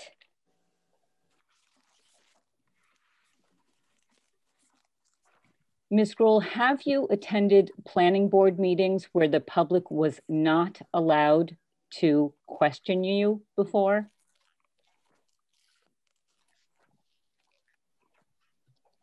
I also want to question again, you mentioned that this was an isolated area, an undesirable area. Have you read the review that is up on the property details of 300 Executive Drive? It says that it is the largest of 4 office buildings located at Executive Hill Office Park. It is located directly off Prospect Avenue, interchange of I-280 adjacent to Essex Green Shopping Center. It's only 15 minutes to Newark Airport, 20 minutes to New York City, and 10 minutes to downtown Newark from this location. How is this an undesirable or isolated location? The new owner of the building at 300, which was purchased very recently for $8 million, is undergoing major renovations, including lobbies and exterior canopy, a new full service cafe with a conference center, collaborative space, and outdoor patio. Ms. Gruhl, have you visited 300? And do you think that the other buildings could be put into shape like that building if the owners invested their own money? Is it fair to say that the investors have choices on how to proceed with the buildings at 100, 210 Rooney Circle if they don't get designated as an area in need of redevelopment? What choices do they have? In your opinion, what is the goal of the owners of Executive Drive LLC with 100 and 200 Executive Drive? Is their goal to maximize profits? Would a renovation of the same sort undertaken at 300 Executive Drive at the buildings 100 and 200 Executive Drive attract new tenants? Are you aware that the proposed designation involves giving to the town the building at 10 Rooney Circle? How can the owners afford to give away an entire building to the town, a building which in your judgment is isolated? Is that the best location for our public library? I think I've asked enough questions. I hope you have a chance to answer all of the questions from. Yeah, we're going to answer all the questions. Thank you, Ms. Rudin. Okay, thank you. Next, we have Clara Silvestri. If you can follow the prompt on your screen. Thank you. Again, Claire Silvestri, 20 Grandview Avenue. Most of the members of the public who have spoken have raised the questions that I had. I just wanted to make a couple of points. When Ms. Gruhl talks about stranded assets and the state legislature expanding the redevelopment law to accommodate these stranded assets, I think the isolated office buildings that they had in mind, especially initially, was like the old Bell Labs behemoth in Homedale. I think what we're talking, when they talk about stranded assets, you're talking about huge, very large office plazas, office parks that are very far from any amenities. I'd like to point out that you cannot get into Executive Drive without passing through a shopping mall that's filled with a number of eateries and have 2 hotels adjacent to that. I can't imagine how that qualifies as isolated. The other question that I had, Mr. Malanga called a planner during the planning board, an additional planner during the planning board hearing, who spoke about vacancy rates in terms of Western 280 corridor, a commercial occupancy rates that sounded a lot higher than the occupancy rates that Ms. Gruhl cited in her report. And I just wonder if she has more definitive, more narrow focused occupancy rates for commercial properties along the I-280 Western corridor. And I still have 3 minutes left, and I'd like to cede the rest of my time to Mr. Malanga for his additional. Miss Silvestri, you know, we don't do that. So if you'd like to ask more questions, go right ahead. Okay, well, I'm just going to make one more statement. Sure. That echoes what many of the speakers said, that it appears based on what we have heard over the planning board hearings and tonight, that a lot of what the our so-called improvements to the properties at 100 and 200 Executive Drive are nothing substantial, that the property owner has been looking for designation as an area of need of redevelopment because of the fact that they have not been doing proper maintenance and upgrades to the property as other commercial property owners have done. And I don't believe that the state legislature's aim is to reward property owners who don't take care of their properties with opportunities for tax abatements and other incentives. And it appears that in this instance, that may be the case with our property owner. Thank you. Thank you, Ms. Vestry. Anyone else out there? Yes, we do. Patrick Hinfey, pardon. If you can please follow the prompt on your screen.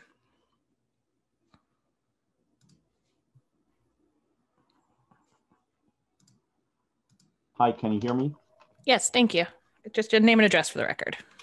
Sure, it's Pat Hinfey, 9 West Road. I would like to just make a couple points. I would like to have the answers to all the questions that have been answered, particularly those posed by Michaela and Kevin. I think that the lack of prior notice that the public would be able to ask Ms. Gruhl some questions is wrong. Clearly it was done on purpose. You are all smart enough to know that there's tremendous interest in being able to ask her very detailed questions. This tactic is an old one. Don't let your debate opponent know when the debate's going to happen so they can't be prepared. And in this case, the mayor and the council and the administration, your opponent is the taxpayers of West Orange. That's a funny place to find yourself in. Despite the overwhelming opposition to this plan, you're going full steam ahead. That's really weird, and it begs the question, why are you doing it? Somebody clearly has something to gain here. And you know, I really would like it to be fleshed out and find out who's driving this process. Now, should this report... Excuse me, sir. I'm sorry, Madam Moderator, you haven't set No, the I clock. do. I have it on my secondary. I have it on my Okay. secondary. I'm sorry, it didn't. Sorry, go ahead. Go ahead. You're good. I'll be done before the 5.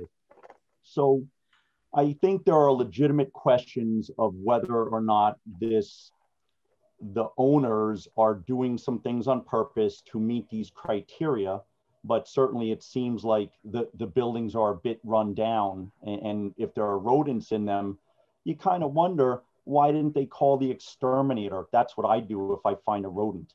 So I think there's a lot of suggestive evidence that the owners are doing this on purpose, seeking a tax abatement.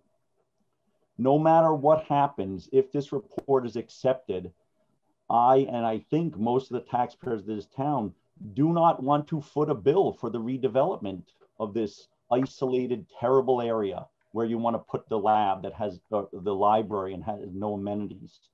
I don't want it to happen, and I don't think anybody I know does. So just, you know, put it in the trash. Stop pushing ahead with it. That's it. Thank you, sir. Thank you. Sorry about that, Madam President. I do have a secondary timer. I just didn't hit the right. No, that's okay. And we have Sasa Kademi. If we can, you can follow the prompt on your screen, please. Yes, hi, Ms. Gruhl. I just have one question. If I let my house fall apart, could I get the town to pay me to fix it up? That's it. I really would like an answer to that question. That's it. Thank you. Thank you. And Sally Malanga, if you can follow the prompt on your screen, please.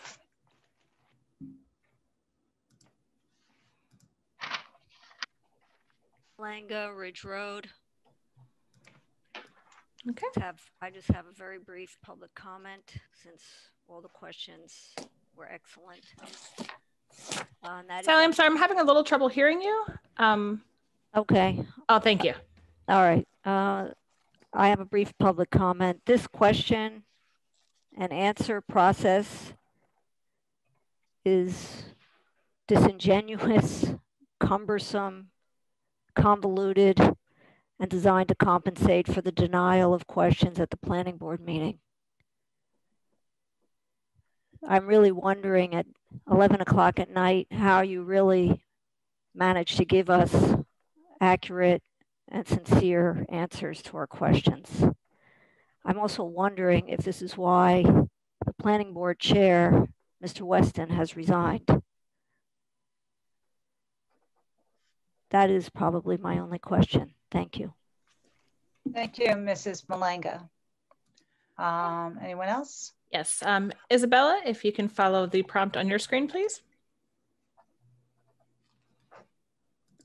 I just want to say that I agree with most of questions that are. Excuse me, ma'am, your last name and your address? Oh, sorry, Isabella Friedman, 716 North Fifth Avenue.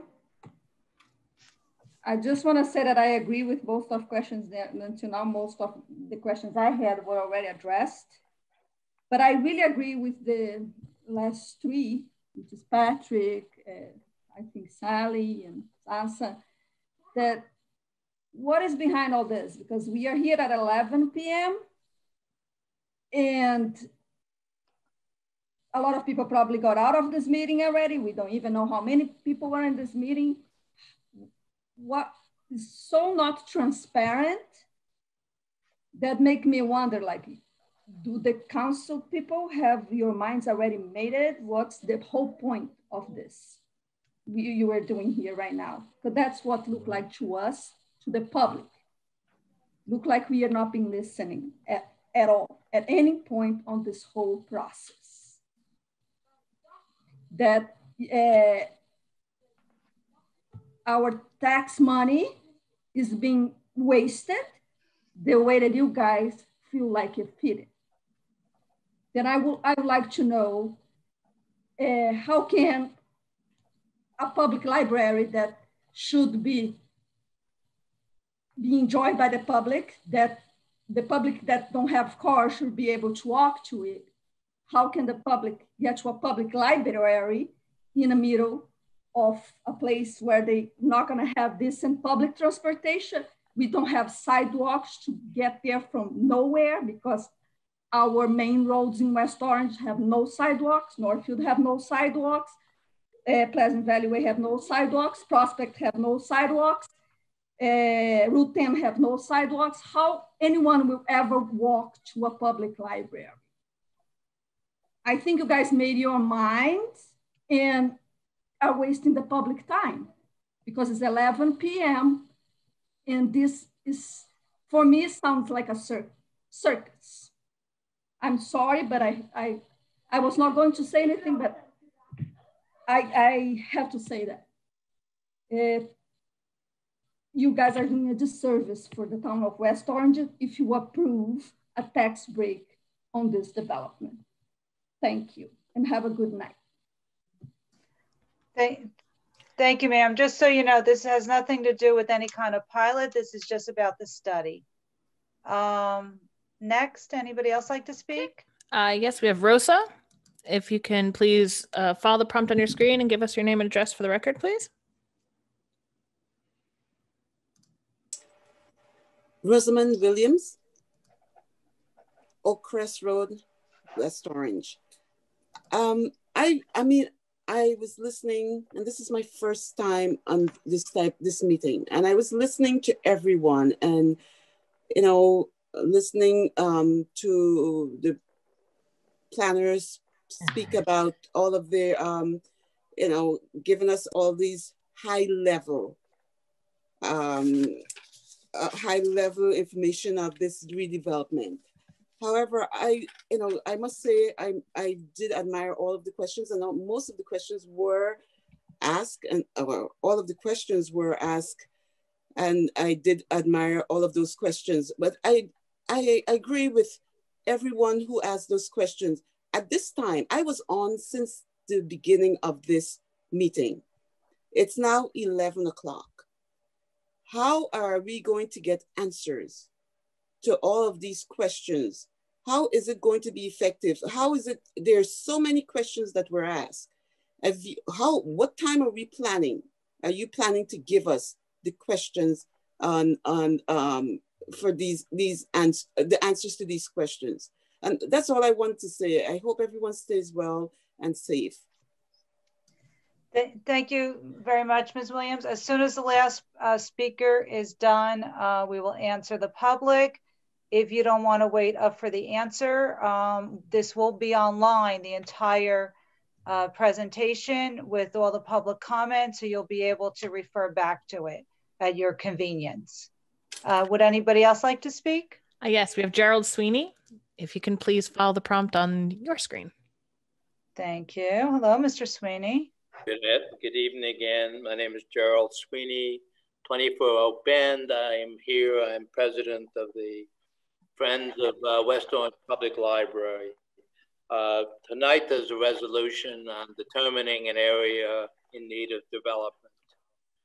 What's kind of lost in the whole process, and that may be because of the way the process is, that tied up in this matter, because that was the way the Township Council and the mayor and others have approached it, is the approval of the designation will carry with it the opportunity to upgrade the library, to utilize the $3 million in grant funds, the additional $3 million that it's devoted to upgrade and improve the building. I'm only going to talk right about the couple things. First, I think of what people all agree on isn't about necessarily the development, but they all agree that we need to upgrade, improve, and have a quality library appropriate for the time and age that we have. Things have changed, electronic media and everything. We've had multiple studies by the architects, by the planners, by the library board, by others that said we need a new library. I'm speaking to this simply because it's tied up with the determination of redevelopment. Some communities, when they look at a new library, they make that the sole focus. And that's the only issue. You have public hearings, where it's going to be, et cetera, et cetera. In West Orange, they've approached it with the objective of accomplishing multiple items. Senior citizen housing, an upgraded library, and redevelopment of commercial properties. I'm not going to speak to the redevelopment because I think a lot of questions were asked that go to the why the properties have declined in value, why they have reduced, and whether that was due in part to the owner. But I don't want anyone to forget the important thing is that the library is an essential function and organization of the township. It does enormous things. It educates and teaches and brings people together from preschool all the way to seniors. It covers all of the ages. I'm sorry if I'm speaking loud. I'm not sure how it's coming across. You're good. Okay, good. The library is really essential, and I would hope. And it's so far tonight, it's everything's talked about the redevelopment, but initially there were going to be a fair number of people on here to talk about how important the library is important. I would hope that won't get forgotten in the process. I'm not saying, by the way, that because the library is important, you should approve the redevelopment.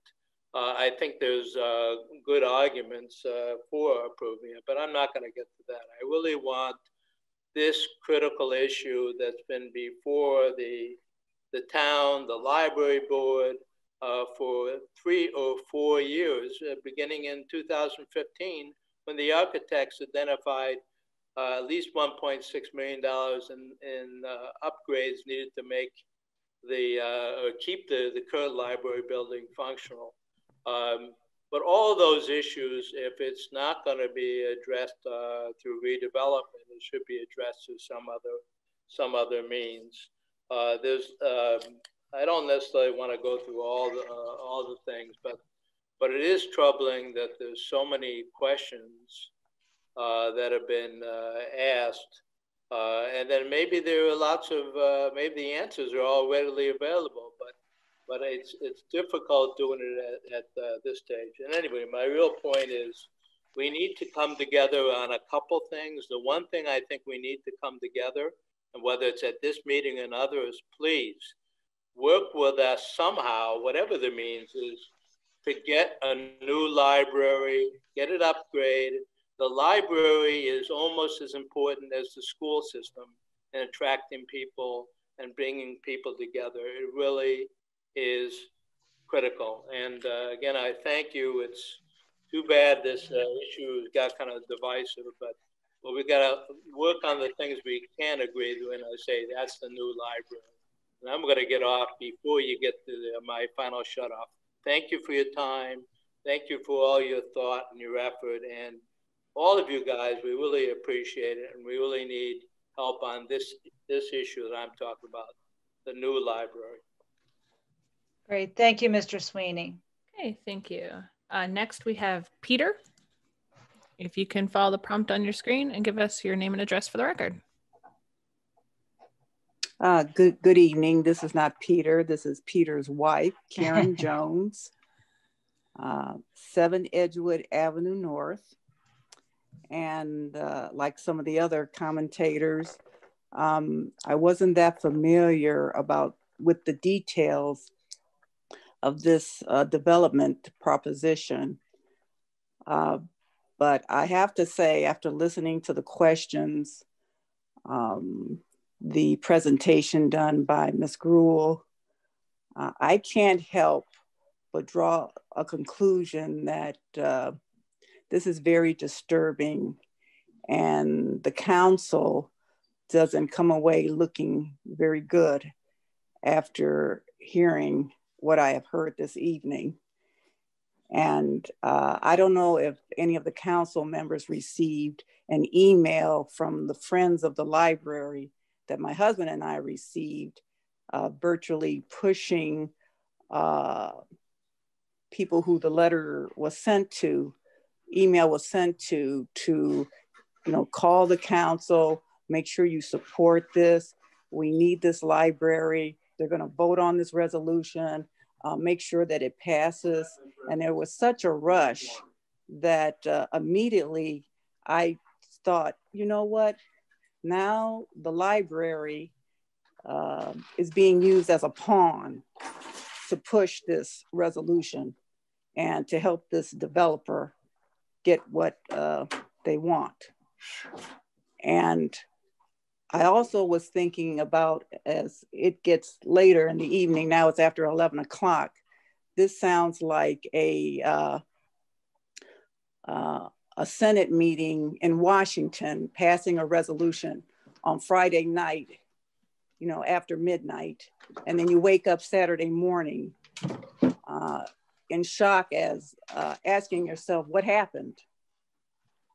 And I really have to question and wonder why there is such a push when it was legally determined that there was no substance to the properties being considered dilapidated. And yet immediately council turns around, the township administration pretty much deciding that they were just going to shove this development down the township residents' throats, whether they liked it or not. And that's just how it comes across. I can't help it. I listened to this. It doesn't sound good. And I just hope that common sense will prevail.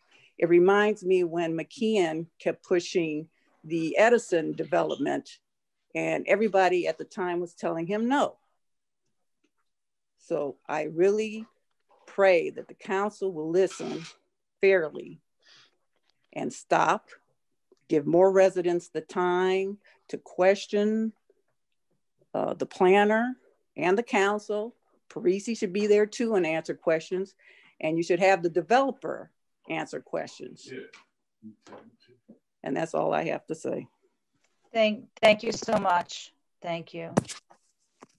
Okay. Would anybody else like to speak? Yes, we do have one more person, but I'm just going to call the final call at this time.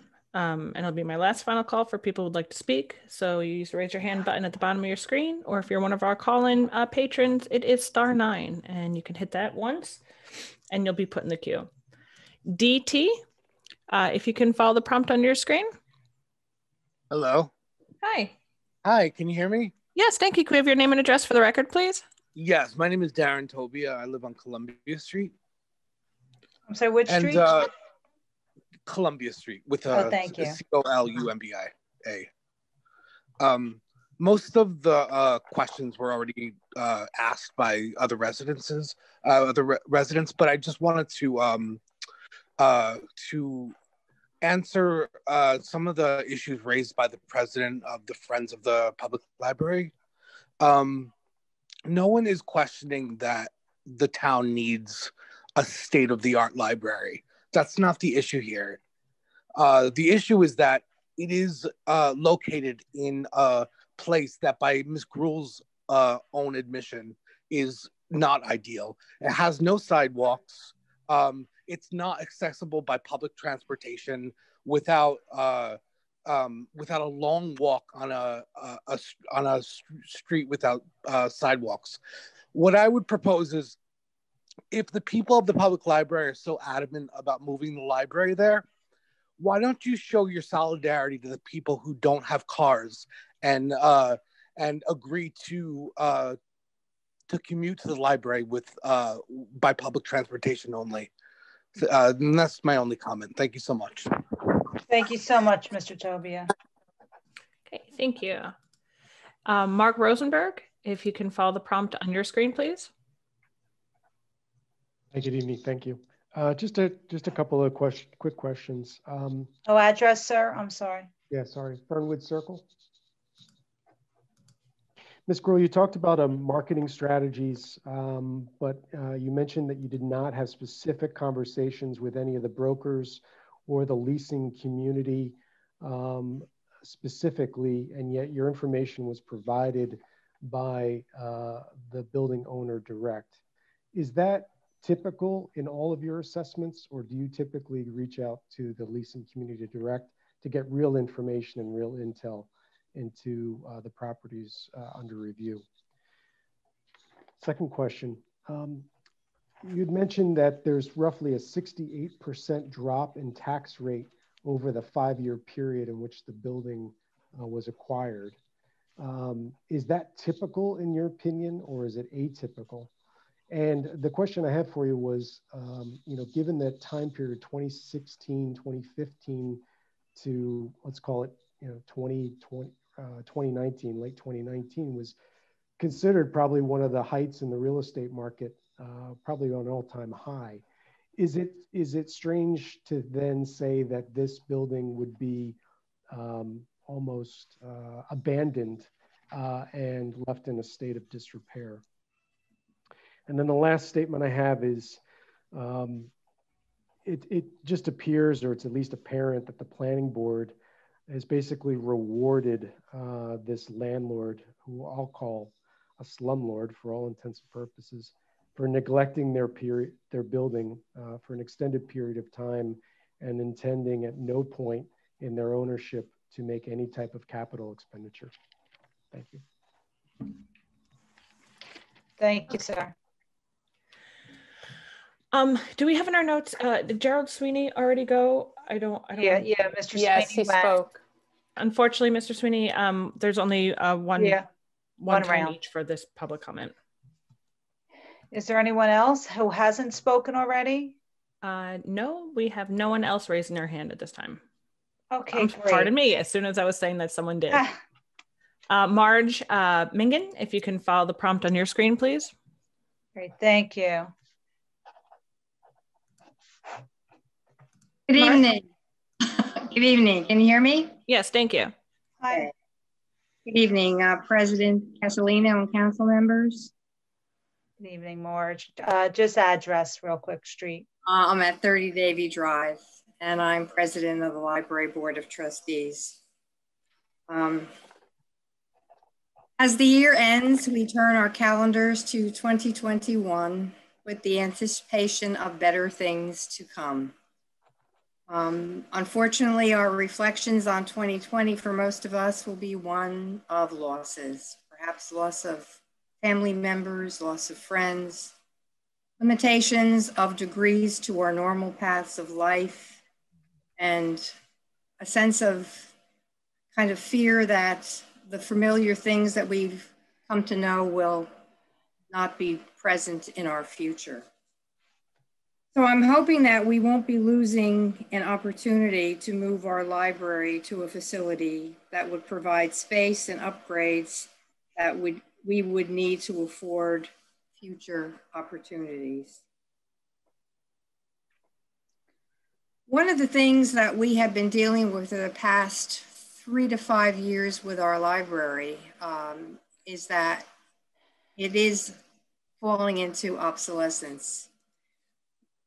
And we had many studies by many different architects, and we did extensive research, and all of those ideas that we had and all of the needs that we had were clearly identified through our application to a library construction bond act that in April we were awarded $3.1 million.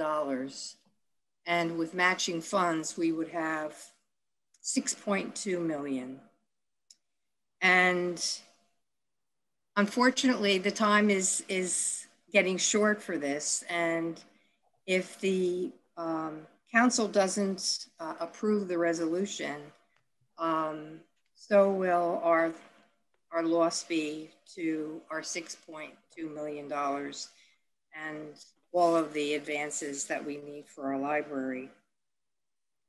It's unfortunate tonight that we don't have the renderings and the plans on display that will clearly show the major enhancements. And one woman was saying all the different emails that were sent out. And unfortunately, we didn't have enough time to explain all that. But it's unbelievable, all the different changes that are happening within the world of information and the world in general. And in listening to all of the comments about the higher gruel report and toward resolution 249-20, we live in a remote working environment. These big corporate buildings they're just obsolete by themselves, whether they need repair or not.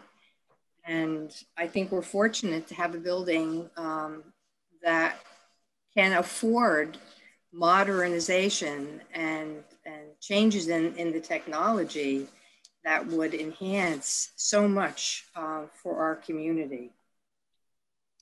So I would just hope that you would consider all of the things that the library provides. Mr. Sweeney, our president of the Friends, did an excellent job in describing that the library is just a part, but it's a major part of this redevelopment. And our present library then would become senior citizen housing. We would have transportation to and from the library that would be provided by the developers. Many, many things that I'm not going to go into because it's after 11 o'clock at night. But I just hope that we can end this year with the promise of the hope of a forthcoming new library that will provide us with limitless opportunities that we can't presently offer and won't be able to offer in the future. So I hope your council members can think hard about this and make this happen and offer our residents something positive to look forward to in the new year, and consider it your legacy, that 2020, there is hope for 2021. So to quote Alfred Lord Tennyson, hope smiles through the threshold of the year to come, whispering, it will be better, it will be happier. And I also want to thank council members for a year's work well done, and certainly to outgoing Jerry Garino and Joe Koviak. Thank you for your many years of service, and I've enjoyed working with you. So to close out our time, happy holidays, Merry Christmas, and a safe and prosperous New Year to all of you. Thank you. Thank you, Marge, and thank you for all your volunteer work as well. Thank you. Just want to make another announcement that we do have a few people who have already spoke during this time that we will not be calling on you again, as each person only is able to speak one time during this public comment section. So you can lower your hand at this time if you've already spoken after Ms. Gruel's presentation. And I'm not sure if Anand Bhagwat, I believe we were in the first one, so I don't think we've heard from No, you. no, That's correct. Yeah, okay. If you can follow the prompt on your screen. Yes, can you hear me? Yes, thank you. Yes, this is Anand Bhagwat from 51 Haggerty Drive.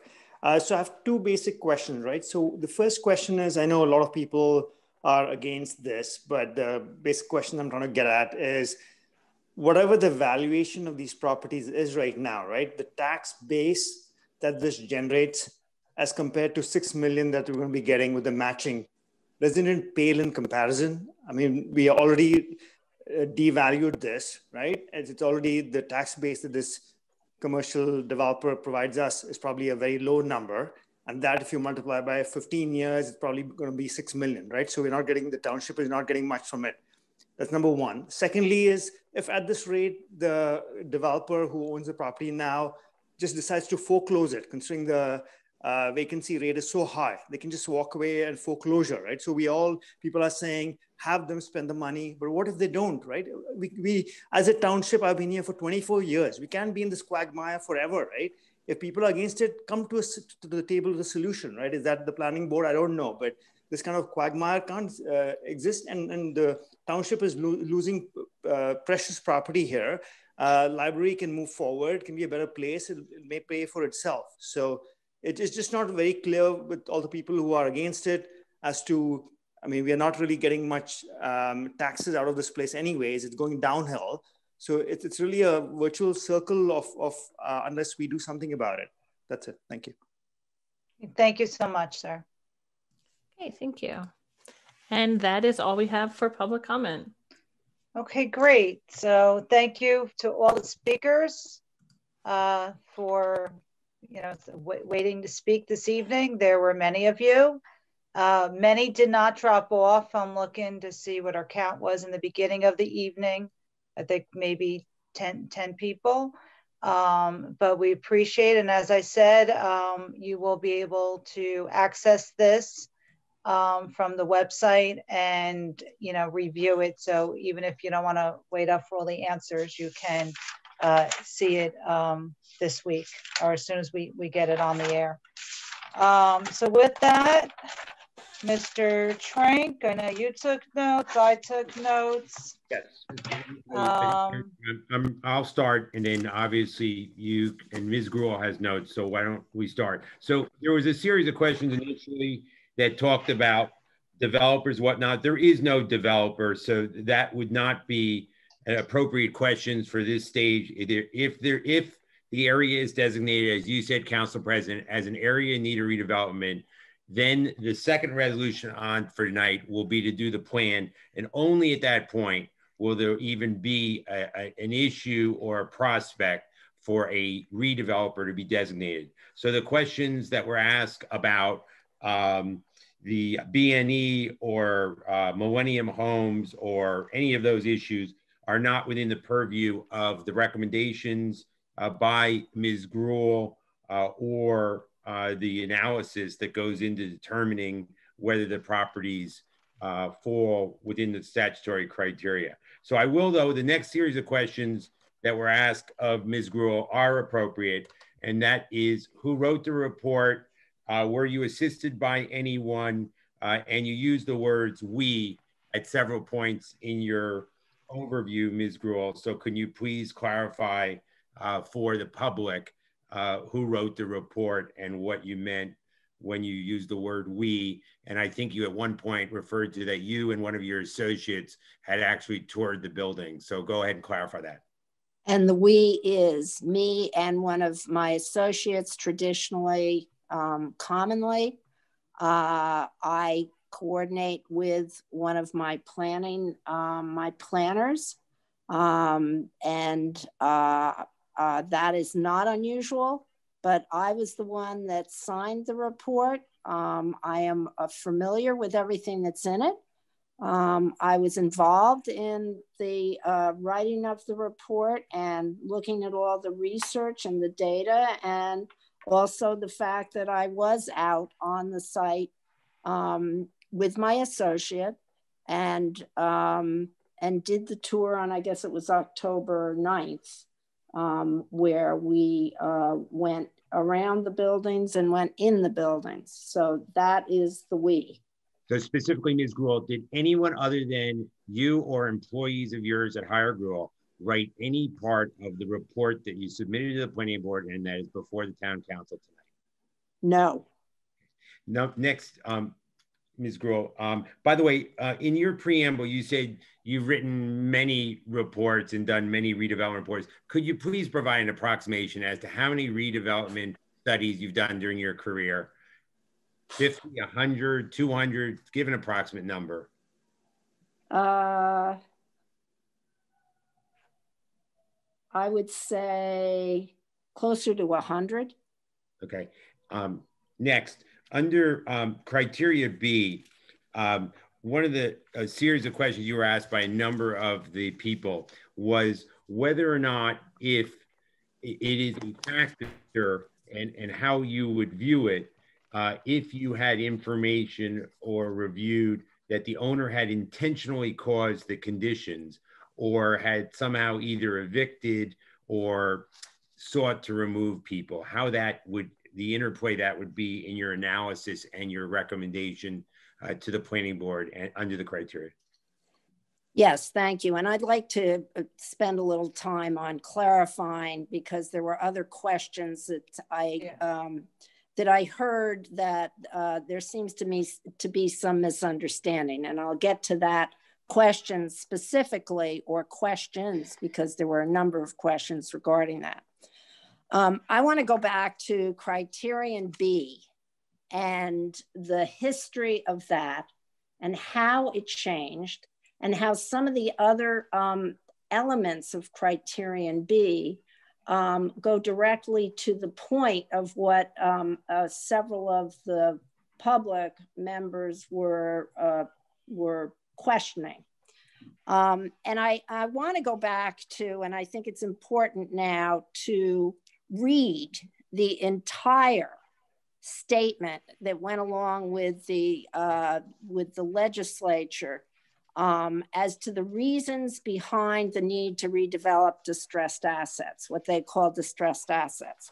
And this is a quote, and I think it's very important to set this up, and then I'll go beyond that, but I want to set this up.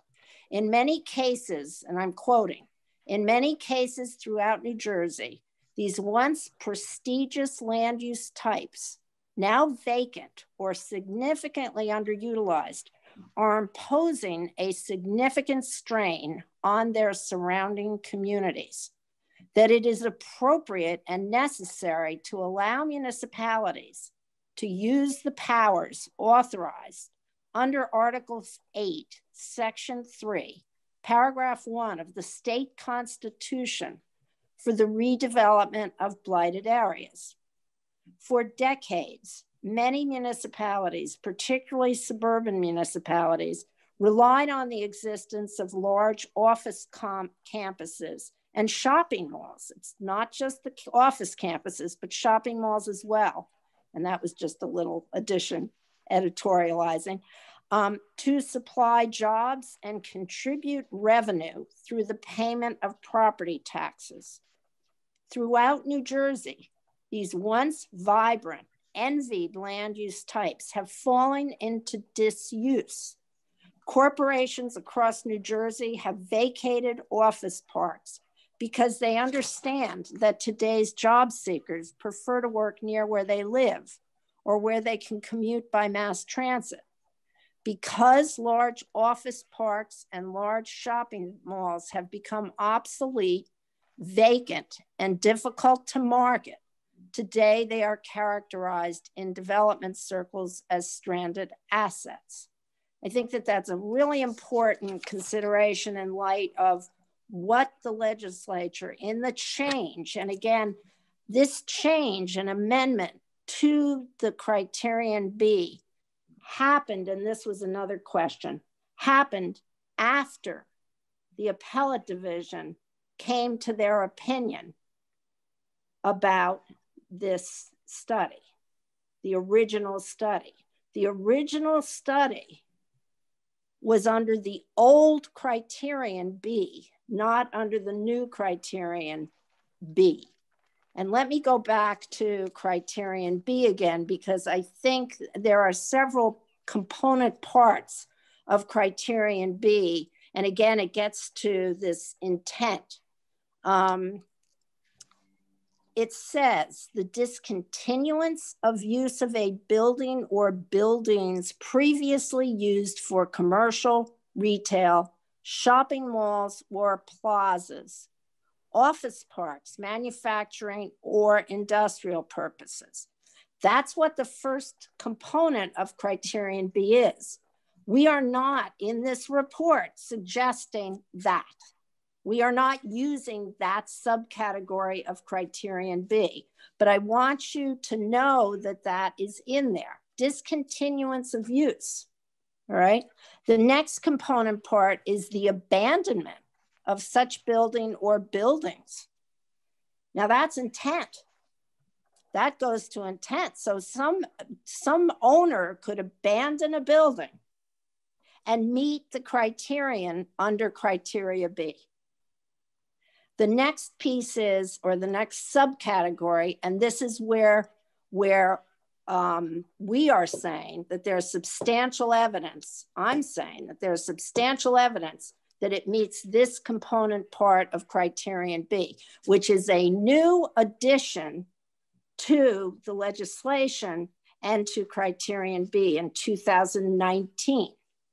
Significant vacancies of such building or buildings for at least 2 consecutive years.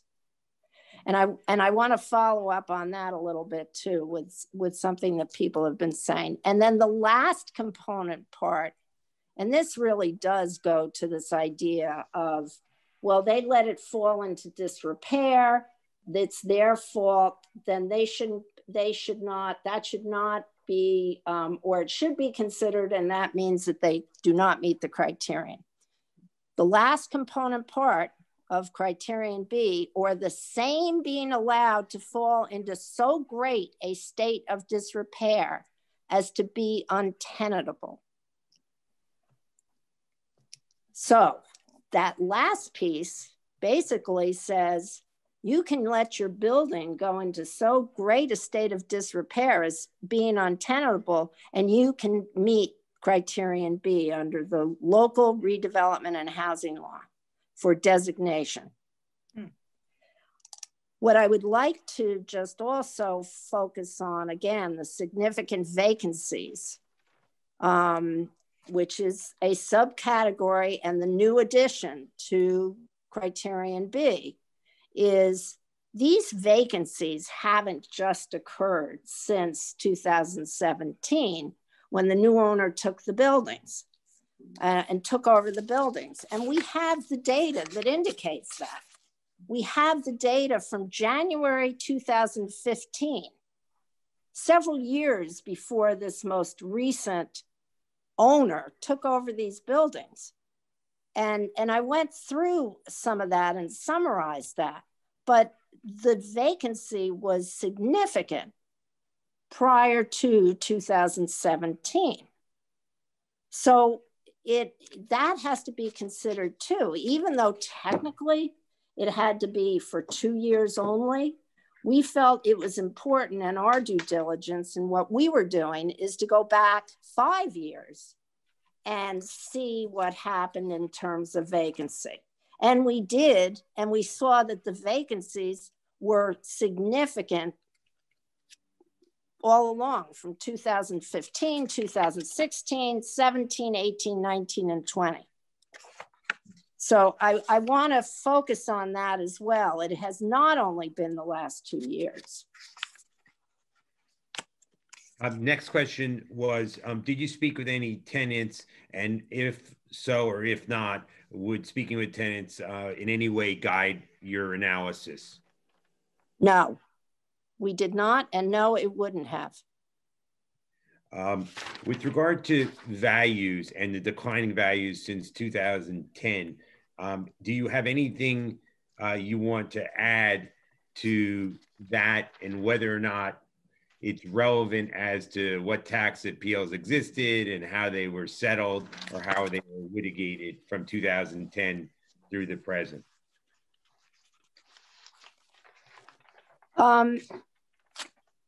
Yes, I would like to respond to that, because there seemed to be some question as to where we got our information, what information was that, whether there were tax appeals, whatever. The point is that we received the information through public information. The public information through both through your tax assessor as well as the county records. They are attached as exhibits to our report.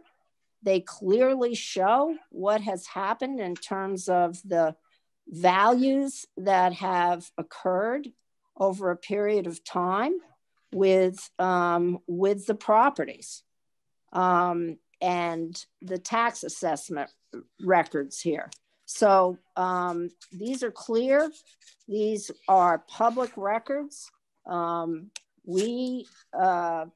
substantial evidence. We relied on public documentation and tax assessment records to determine whether there was a significant decline in valuation. My understanding from speaking to the tax assessor several times is that he relies, and this is a whole, one thing leads to another. It's all linked to this whole aspect of stranded assets, obsolescence, value of the assets, that the way that the value is determined in the tax assessment records is you look at the rent rolls. And if there's a vacant building, you don't have any rent that's being generated. And therefore, the tax records and the assessment is based upon the rent that you receive, because that establishes value. So it all goes back, value. If you don't have the rents, you don't have the, and you have vacancy, it all goes to the value and the assessment. The next question that was asked concerned the sale of 300 Executive Drive and what consideration you gave or provided in your analysis to the fact that it sold for approximately $8 million after the current owner had bought all 4 buildings for approximately $15 million. I know from, it is not in the report, but I do know because we verified this, that the vacancy rate is 42%. And I said that previously in my direct testimony. And that there has been approximately $1 million in improvements. So I guess I would say that even with $1 million in improvements, that's a substantial vacancy rate, well above what the Route 280 submarket real estate market shows, which are vacancy rates in the range of 17 to 18%. So even with those improvements, there is still a significant vacancy rate. The corollary question was, does the motivation of an owner in how they market, or if they market, or how they repair, or if they repair, how is that considered as part of your analysis under the statutory criteria? In terms of what we looked at as criterion B and even D, it did not, the motivation of the owner was not part of our assessment. So next, there were a couple of questions on pages 64 and 65 of your report. So I think that among the questions was, you know, you refer to 5 Becker Farm Road, 75 Livingston on page 66, and 56 Livingston in Roseland. And the question was why you did not include 300 Executive Drive, and why you chose those specific 3 properties. We wanted to give some comparative information. We had provided, starting on page 53, quite a bit of research, actually earlier than that, quite a bit of research regarding the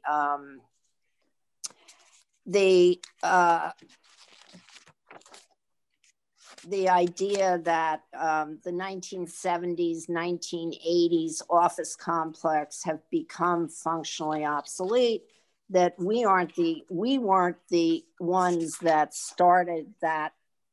That wasn't a concept that was only identified and originated in our report. This has been published. There's been significant publishing regarding this, that the office buildings are of the 70s and 80s tend to be functionally obsolete. If they're not updated, they're not used.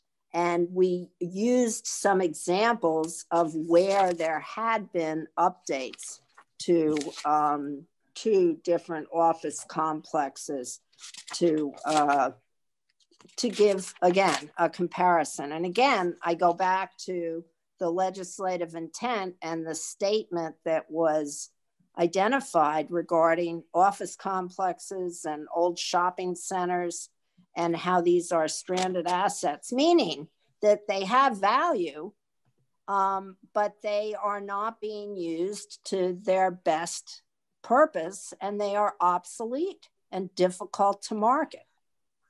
On page 59 of your report, there's a sentence that states, quote, the current property owner agreed to acquire the subject properties in late 2016 and formally recorded the transaction in May 2017. Was there any particular reason for that use of verbiage, and were you attempting to deceive the public by using that language? No, not at all. And specifically, again, is that just referencing that they entered into a contract, and then, as normally occurs, it takes several months to do the due diligence to record it? Exactly. A number of people ask about the fact that you testified that these are isolated buildings and not walkable to amenities. Again,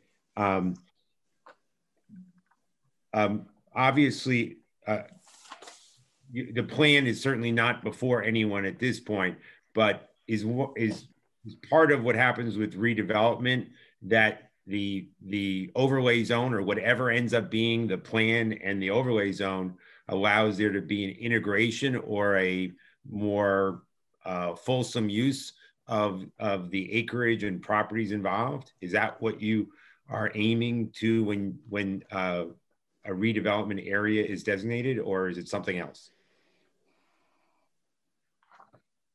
Well, we aren't there yet. That's the next phase. And there was a lot of discussion about what wouldn't occur, what has done the library, but there were other comments regarding uses and such.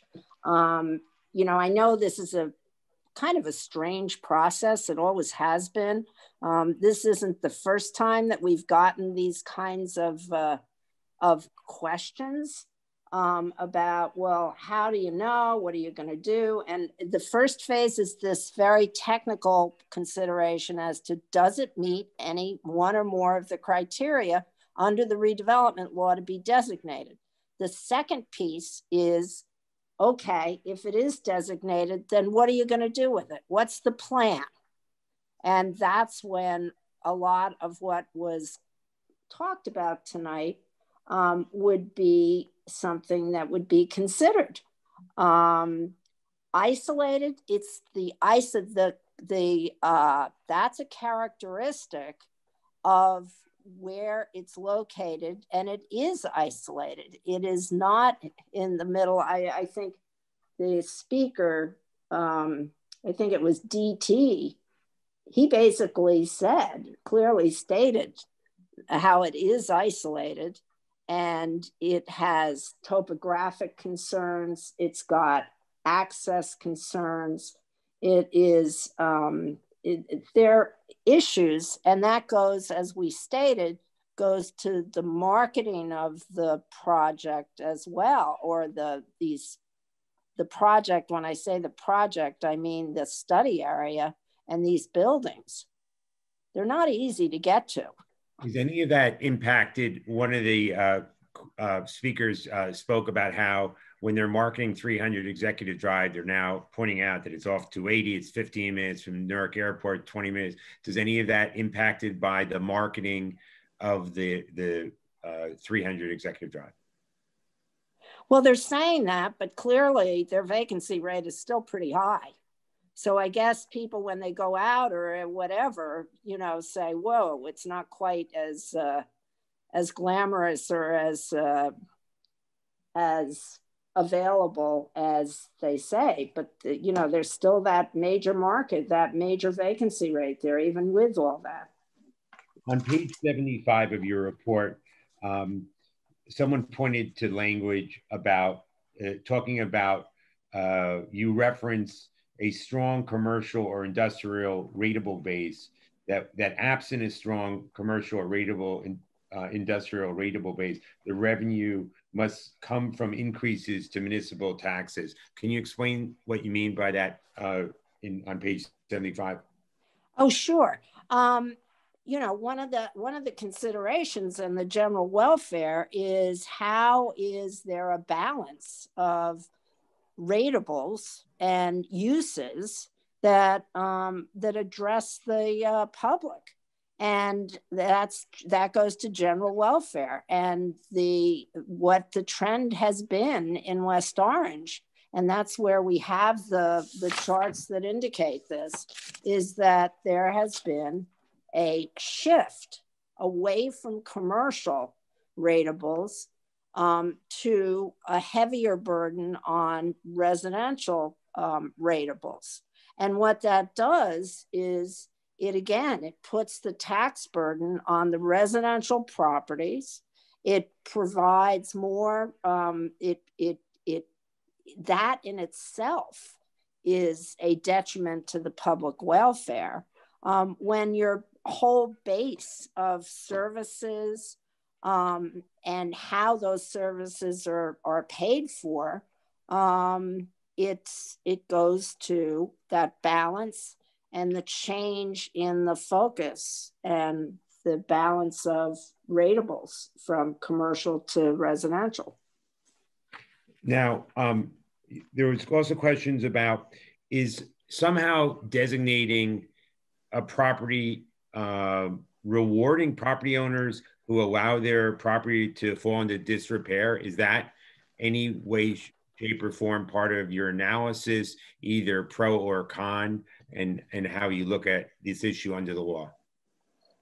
No, under the law, and that's where I explained, for example, criterion B, and even D, I would note, I talked about criterion B, that one of the criteria, the sub-criteria of B, that's been in the been in the local redevelopment and housing law for years, is the same being allowed to fall into so great a state of disrepair as to be untenable. But even when you go to criterion D, which I'm trying to find that's another one. That criterion as well speaks to that buildings and improvements that have characteristics that exhibit dilapidation. Dilapidation is, letting a building fall into dilapidated state. But you have to have substantial evidence to say that. Obsolescence, overcrowding, faulty arrangement or design, lack of ventilation, light and sanitary facilities, excessive land coverage, deleterious land use or obsolete layout, or any combination of these. Dilapidation is one of those subcategories. We are not saying dilapidation, we're saying obsolescence of those characteristics. We are talking about functional obsolescence and how they are, they relate to the public good and the public welfare. So at this point, Council President, I would recommend that you yield to each one of your council colleagues, and obviously to the extent that there were either follow-up questions or questions that I didn't group together, obviously any member of the council can ask any of those questions or any of their own questions, and then that way you can do the final round by your colleagues. Yeah, I'm trying to cross out some of these questions. Thank you, Mr. President. You did good. I'm sorry to interrupt, but we have been here now 5.5 hours. I need to stand up and take at least a 3-minute break. Yeah, okay. Yeah, that's fair. Okay, so why don't we do that? And then when we take a couple minutes, and we'll come right back and we'll have our questions and hopefully finish. Okay, great. We got everybody back on. Yep. Okay. So Mr. Trank, I'm just gonna hit you up because as our little break too, I was crossing off some questions. You did a great job, and Ms. Gruhl, but there was some mention of with the tax appeals with Blau and Blau, and with Mr. There was a Matthew O'Donnell, confidence in him. So if you could just touch to those two questions. Sure. Asked by Ms. Bennett for us. Yeah, absolutely. So again, the Blau affirmative tax appeal is one that was recently filed. It's midnight. It's time. I think we all. So the Blau is an affirmative one that that we authorized and directed at the time that the old redevelopment agreement was put into place, and the taxes were reduced by assessment in 2020. That way, if, as you know, there is no redevelopment, then the tax appeals all spring back, and so the current owner has defensive tax appeals, and then we will have affirmative tax appeals to fix the rate. So that's what the Blau and Blau is. The Blau is, again, for 2020, so that we preserve our rights in the event that there is no redevelopment on these sites. As to O'Donnell, O'Donnell hasn't worked for this town, and I don't know the exact year, but I know it's all been Oprah'd by various people. I would say, and again, I would say it goes back probably 10 years, probably as the councilwoman referred to the revow. And so I have no idea what, if anything, anybody has with regard to fixing tax assessments. In the end, as Councilwoman Matu Brown said correctly, Kevin Dillon, who is, as we know, state licensed, and he is a tax assessor, he does that to the extent that there are tax appeals and litigation and settlements, they're all done through the tax court. So again, I can't comment on what O'Donnell did with regard to these properties going back 10 years ago. All I can tell you is that the analysis and the report that is in the Higher Gruel report as to the history of the assessments, and what Councilwoman Matute Brown said with regard to what happened in 2016 is accurate and is based upon questions that were asked both of Higher Gruel and of Councilwoman Matute Brown, of the tax assessor, and of John Gross, the CFO. Okay, great. Okay, so I'm going to open up to my colleagues. Councilman Guarino. Can you come back to me, Council President? Sure. Councilman Krakowiak. I'm unmuting before I move my lips. Okay. Well, we could hear you, so that's a good sign. Ms. Gruel, just a couple of things from what you were discussing. On 200 Executive Drive, I think the report says that it is 53.7% vacant. And at 109,000 and change square feet of leasable space, would it be accurate to say that if you added another 4,000 square foot lease, that it would be 50% leased? 50% vacant or 50% leased? Oh, I guess I could do the numbers right now, but I'm not doing numbers in my head. You may be right. I just didn't do the numbers. Okay. But right at this point, it's not. The point being, it's not. And the point being, it hasn't been. Again, the trend from 2015. Right. So you were talking about in the report, your visits to each of the buildings, and you were talking about the, I'm not sure what the industry jargon is, but the buildings are basically trashed. You talk about one of them is open to the outside and that various animals come into the building. You include pictures that show police tape, and you report that bathrooms are disconnected, and you include pictures that just, I can understand why if somebody was actually doing a site visit as a prospective lessor, that they would turn around and run. And my question is, was that also the condition of 300 Executive Drive when you inspected that property for the redevelopment plan that you did for 300 Executive Drive? I don't recall. I don't recall. All I know is that now 300 Executive Drive is not being considered and is not part of this study. Because when I read about 300 Executive Drive, I didn't read about all of the terrible conditions inside the building. So I was just curious if you could remember that. Well, we didn't do the study for that. So right, we did the plan.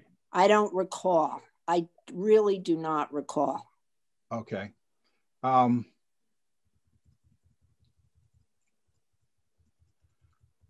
So just to recap, I just want to clarify. So you did not speak to any tenants. That's correct. Okay, that means you didn't speak to any tenants who had left.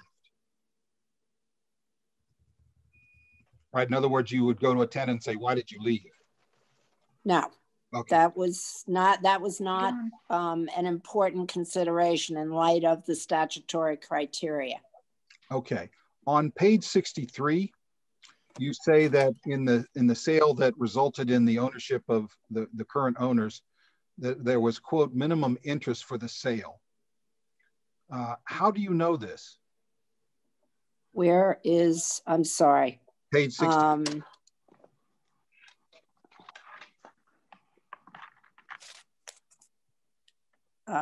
Where you're saying pay, oh, I'm sorry. It's getting late. I was on the wrong page. I'm sorry. That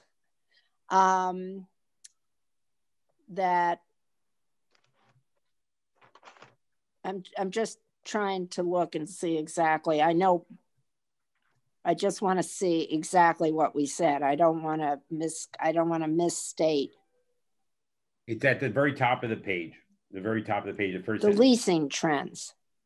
Yes, that's for sale prior to their occupancy show that there was minimal interest in each building carried significant buildings. Well, the point being is that that there were significant vacancies there, and obviously there was minimal interest, or else they would have been occupied. I see. That was 2015, 2016, where we had the information on the vacancy rates. Okay. One of the things that I noted throughout the report is that you talk about the obsolescence of the buildings, or this is a reason why they are remaining vacant. But you also, throughout the report, you talk about all of the projects across New Jersey that have made substantial investments in their properties and are now doing great. When you say functional obsolescence, are you saying the property is irredeemably lost? There's no way that you could invest and renovate the buildings and bring them up anything to current market demand? No. Are you saying with investment, with substantial investment, you could bring them up to market demand? No, I'm not saying either. I didn't come to that conclusion, either conclusion. I know that they're functionally obsolete, and clearly the market considers that as well, and the state legislature considers that. I did not come to any conclusion as to whether they can be significant investment be put in and brought up to current standards or not. That was not part of our charge. Our charge was to determine whether the technical aspect of this was, do these three properties satisfy and meet any of the criteria that is in the local redevelopment and housing law? We came to the conclusion through substantial evidence that it meets two of those criteria, B and D. That was our scope. Interesting question, but not part of our scope. So here's just an example of one of what I think are multiple items within the report that seem to suggest this. On page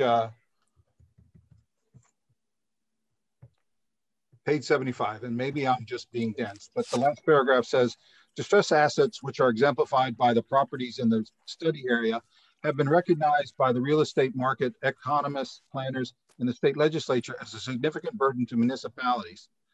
Absent an intervention and significant investment to upgrade, repurpose, or reinvent these properties, they will continue to be a drain on the township. ...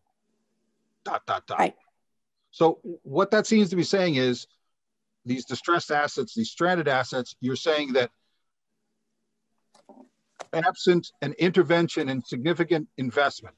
And that, when I read that, I think, okay, yeah, if I buy one of these buildings and put in $5 or $10 million, then I'll have a Class A building. But that's not what you meant in this? Not, yeah, I think you're reading too much into that. What I'm saying is that what the state legislature has said and what we have determined by research and looking at expert reports is that these properties, again, are distressed assets and they are a burden on municipalities. And I can go back and reread what I stated previously through the legislature. And it is a drain on the township. And it is something that needs to be addressed. How that's addressed is through one of the tools that is used. And that's why there was an amendment to the redevelopment law. One of the tools is the use of redevelopment to address this issue of these types of facilities, like not only campus office buildings, but as we see it throughout the state, shopping centers that are what they're known as gray fields. You know, these old abandoned shopping centers that are significantly vacant as well. It is not in the public welfare to have these types of facilities laying in the condition that they are. And again, it's stranded assets, as the state legislature said, and they provided an additional tool for municipalities through redevelopment to address this issue. Thank you. On page 65, when you start talking about the Roseland properties, and then in another part of the report where you talk about all the other major renovations throughout the state that are cited in New Jersey Business in the New Jersey Business article, all of them appear to be major renovations. Like, for example, in Roseland, 5 Becker Road, renovated bathrooms, lobbies, common areas. 75 Livingston Avenue, new fitness center. 56 Livingston Avenue, 2019 renovation of $50 million, infrastructure, systems, amenities. The building features an atrium, lobby, banking, conference rooms, convenience store, dry cleaner, fitness center, cafeteria, outdoor seating, and other upgraded amenities. Approximately 60,000 square feet of space available. The annual asking rent is $30.50 per square foot, which is somewhere in the order of 20 or 25% above what the market rate is. And all of the other buildings also look like they have substantial investment in them, and they look like they're renovating the older buildings so that they meet market demand. So are you, it seems to me what all of these facts that you're presenting in the report seem to indicate that a property given investment can pretty much get up to market demand regardless of how old it is. Is that? Not necessarily in these I'm sorry. No, that's okay. Please go ahead. Okay, I'm sorry. I'm still having a little trouble hearing. It is in what we wanted to do is show market comparisons in the Route 280 corridor. And I can't say that I can't agree with what your conclusion is. It may or may not be. That's something that is really addressed in a plan, is what are you going to do? If it's designated, then what are you going to do to address the issues? Yeah, I got that's not where we are right now. And that's, you know, as I said, it's kind of a catch-22. But this, based upon, you know, the process that's clearly laid out in the redevelopment law, this is what you have to do first. Okay. One more example, and then I'll move on. On page 69, there's a quote that I pulled out.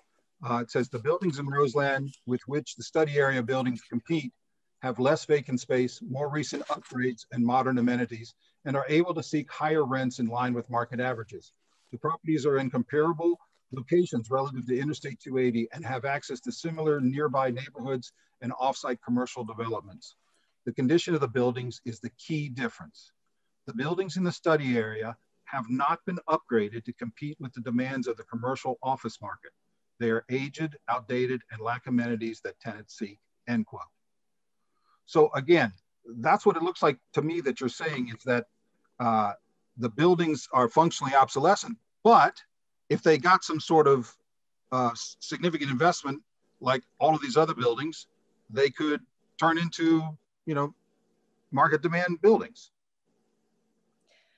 Again, I have to limit our scope and limit what we're doing here. I think what you're doing is you're kind of going into the next phase, which is the plan. Mm-hmm. We are dealing with the fact that are these buildings functionally obsolete under the D criterion? Mm-hmm. And we have substantial evidence in this, just exactly what you just read, to indicate that they are functionally obsolete and outdated. And we're looking at those criteria again. Is there substantial evidence? What you do with that afterwards is the next step. Existing conditions. So like I said, I'll move on to a few other questions.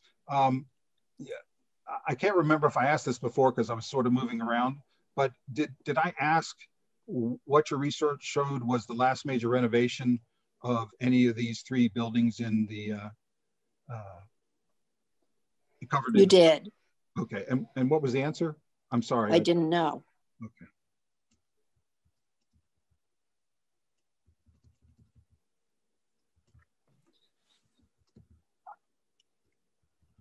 And that's all the questions I have now. I may have more maybe at the tail end if Council President allows, but I really appreciate your patience and your ability to stay awake and alert a lot better than I am.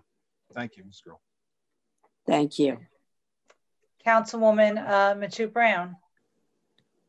Thank you. And I will try my very hardest to limit, because a lot of the questions that I had were either asked by the public or Mr. Kukorviak, Councilman Kukorviak touched upon them. In reading and just following up on what Councilman Kukorviak, and I'll try to speak louder so that you're not straining to hear me. I appreciate that, thanks. You're welcome. In reading through the report, I too picked up a lot of what Councilman Kukorviak just mentioned with respect to should there have been an investment, then that would have been a more attractive property. So I started looking at the footnotes of the articles that you presented and included in them. And I looked at the locations as to where some of these were. And there weren't many in the I-280 corridor.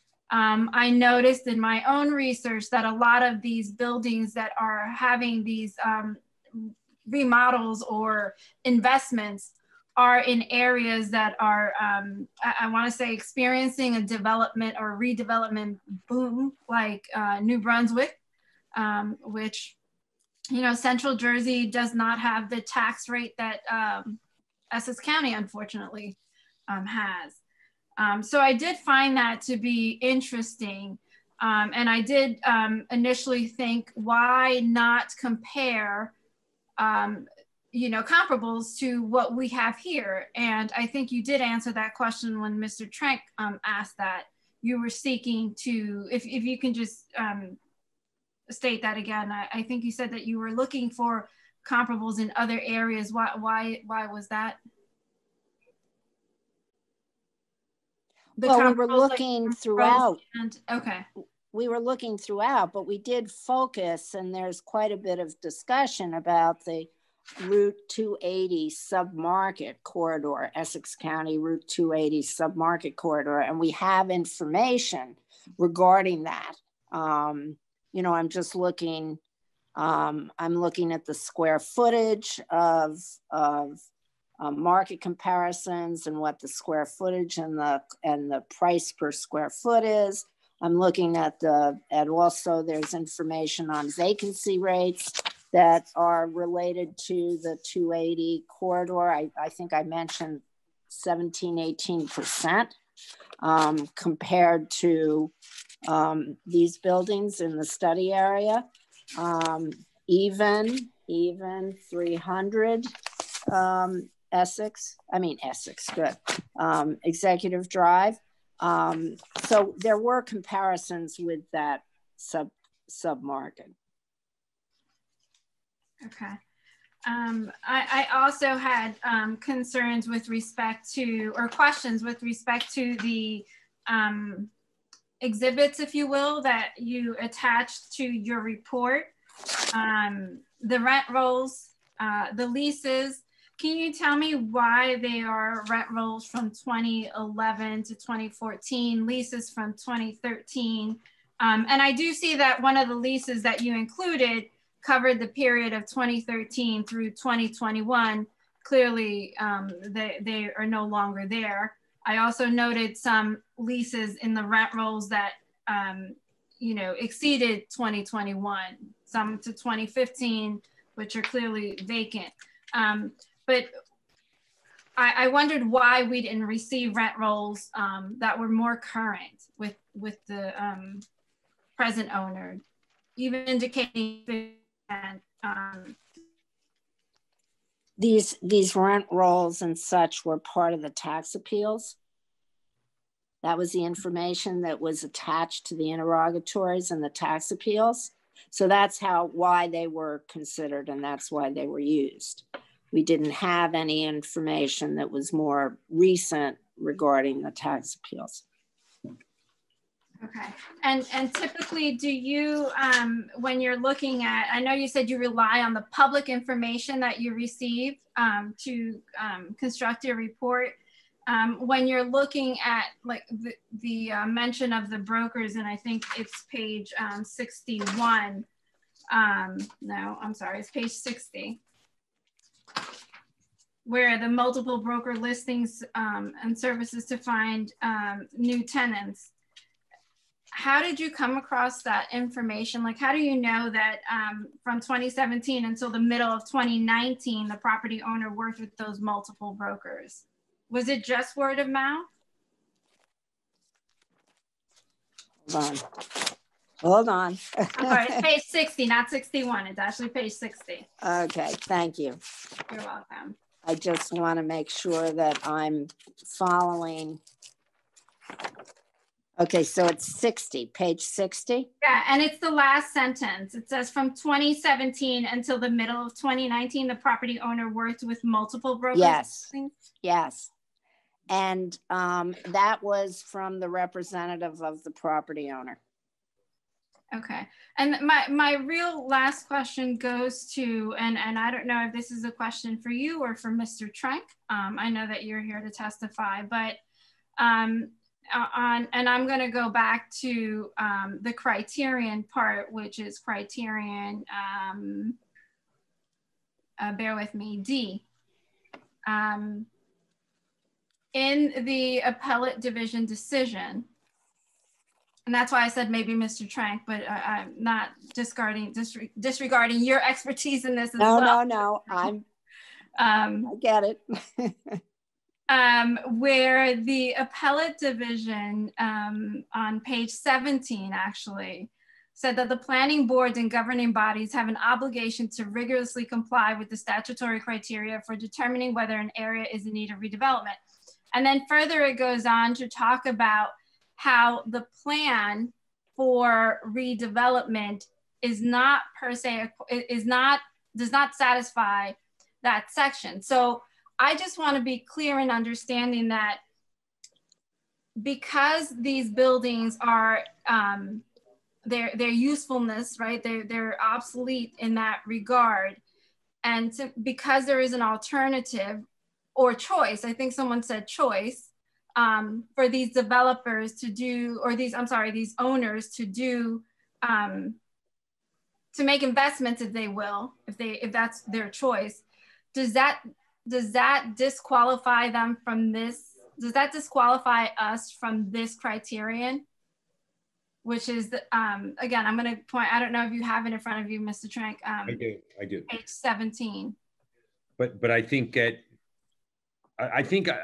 your question is excellent. I think it's a fair question to Ms. Gruhl for her to answer from a planning point of view. I think that what's on page 17 relates to some testimony Mr. Greigel gave with regard to the 2017 study. So since Ms. Gruhl wasn't involved in that at all, I think it's just fair for you to ask her the straight question that you just asked, if you remember it. But I thought it was pretty good. Well, I mean, it goes to the discontinuance of the use of the buildings that were previously used for commercial properties. You know, and the court disagreed because in the previous report, you know, there was an admittance that all the buildings are in both the shopping center and the office park continue to be used. Yeah. So can that argument be made, since they're not completely vacant, but they are they're 50% vacant. So how do we argue this when I'm reading the appellate division's decision that includes that? I can respond to that, because that's what I think. There's some confusion about criterion B, which is the discontinuance of use. And what I was trying to say before is that is not the section of subsection of criterion B that we are relying on here. Okay? That is, we are not saying that there's a discontinuance of the use of a building. We are not saying that. Okay, then that's what my we're confusion. saying is, and this is the part of criterion B that has been added in 2019 after the appellate division's case and their decision came out, is significant vacancies of such building or buildings for at least 2 consecutive years. Those are separate sub criterion as such. So you don't have to have both. You can have those. Those are all segregated characteristics. And if you want, we did not rely on anything else in criterion B other than the significant vacancies of such building or buildings for at least 2 consecutive years. Does that make sense? It does. When you said that, when I'm reading the appellate division, it does specifically say discontinuance of use, and you're clarifying it's not a reliance on discontinuance of use. That's correct. It's a reliance on the amendment that was added by the legislature.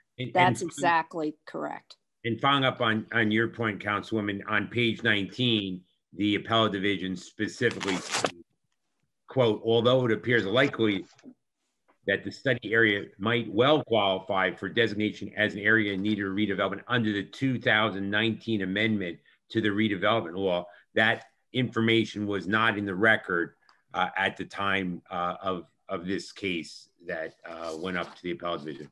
So that I think is part of the point that Ms. Gruel and you are making. Correct. I appreciate that clarity. And I did share with Mr. Trank and with Mr. Gross some articles when I was doing my research with respect to those landowners or those building owners who have invested wisely. And that's not my term, it's the term that I saw reoccurring in the articles that I was reading.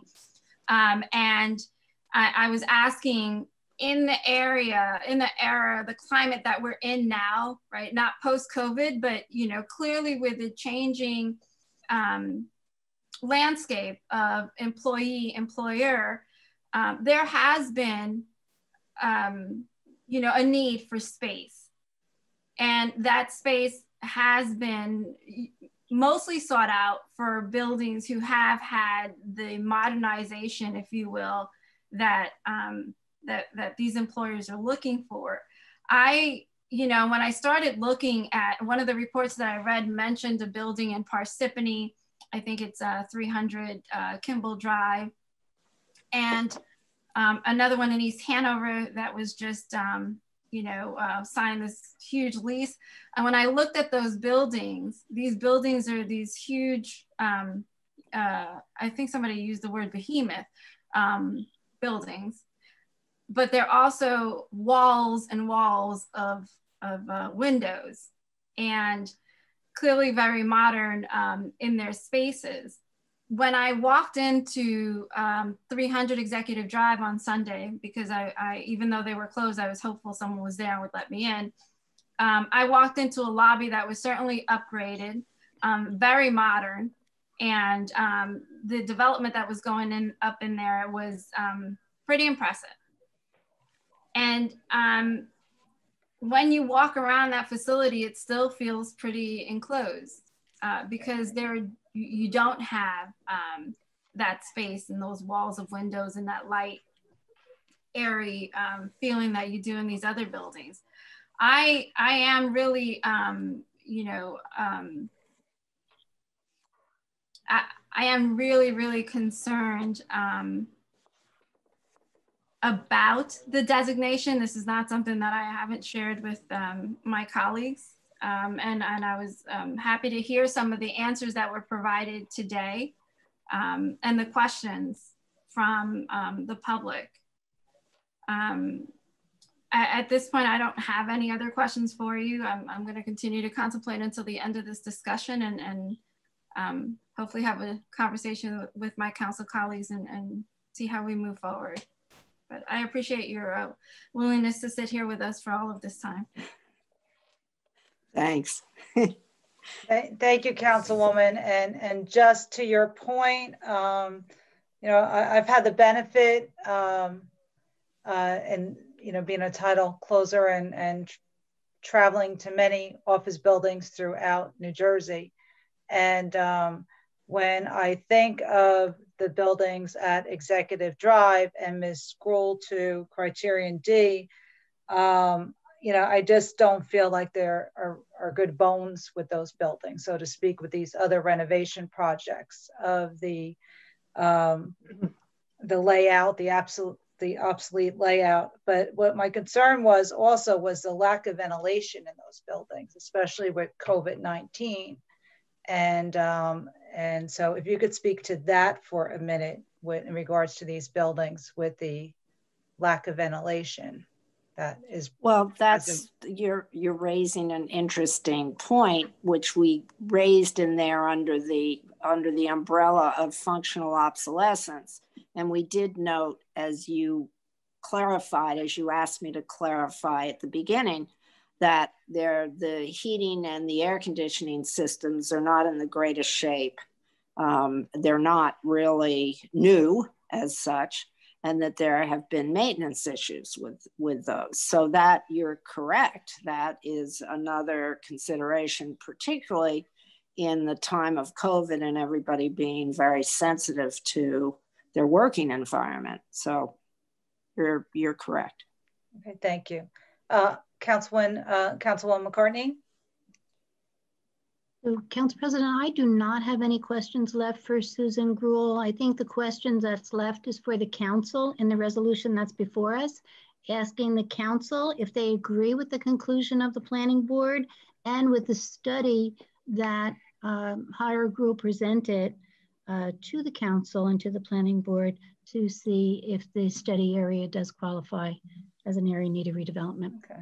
So that's, to me, is the last question. To vote then. To vote. Okay, Councilman Guarino. Hi, thank you, Council President. My one question, my inquiry is, and I know, and the council colleagues had some great questions, as did the residents, but the one thing I keep hearing is re-engineering, is redoing what these properties were eventually built for, but that they don't meet the criteria of the market today. And then the whole, and that's what I'm trying to say, and Ms. Gruhl, if she can correct me about what the legislation is that basically one of the aspects is that if it currently doesn't work now, what are your options? And basically what most developers are doing right now is they're reinventing their properties. They're taking them from office commercial to residential commercial. Cities, you know, towns within a town, a shopping center with residential. They're bringing in the base, the customers. They're bringing in the population to support the businesses. So what I'm trying to understand is what I don't think I heard from anybody is that the concept would be is to reinvent, to re-engineer what these properties were set up for and what we need to do, what the builders and property owners need to do to move them forward. Because renovations alone aren't going to do it. I mean, it's not.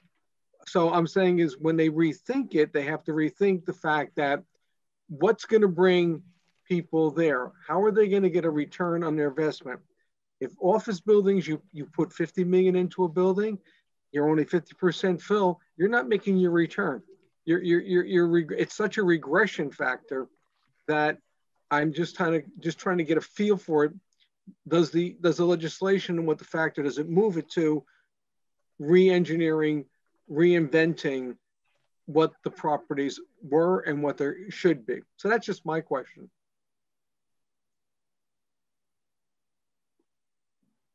I think you make a very good point. I think that that's exactly what the point of the legislation was, and the legislature. You know, how do you reinvent and reimagine these properties? And you're correct. We see many of these types of properties being considered for, I'll call it mixed use development. I mean, that's really, instead of a single purpose use, you have a number of uses that complement each other. And you look at it as a whole and as in a comprehensive way. So I would agree with you. But that is number 2 of the second phase of this redevelopment process. And as I said, it's kind of, you know, it's not the best way of doing these things. This is first you determine whether it meets it, and then you determine what you're going to do with it. But that's what the legislation, that's what the redevelopment law requires. But your point is very well taken. Thank you. That's all I have. Thank you. Go ahead, Councilman. Go ahead. No, I'm saying that's, and I appreciate Ms. Gruhl's of that. And I know this is not what we're gonna, talking about tonight, but I'm saying this is where we have to get to, eventually. So what are the needs that we need to get there to make it? Because the property is gonna sit there and it's gonna deteriorate, and it's gonna deteriorate to the point is that we'll have nothing at the end. So, I mean, that's what I'm just trying to bring to. But thank you, Council President. And thank you, Ms. Gruhl. Thank you. So Mr. Tranka, I looked over the rest of the questions. A lot of them pertain. And so folks, if you didn't get some of your questions answered, a lot of them pertain to, as we were just talking about, to the next part of the plan.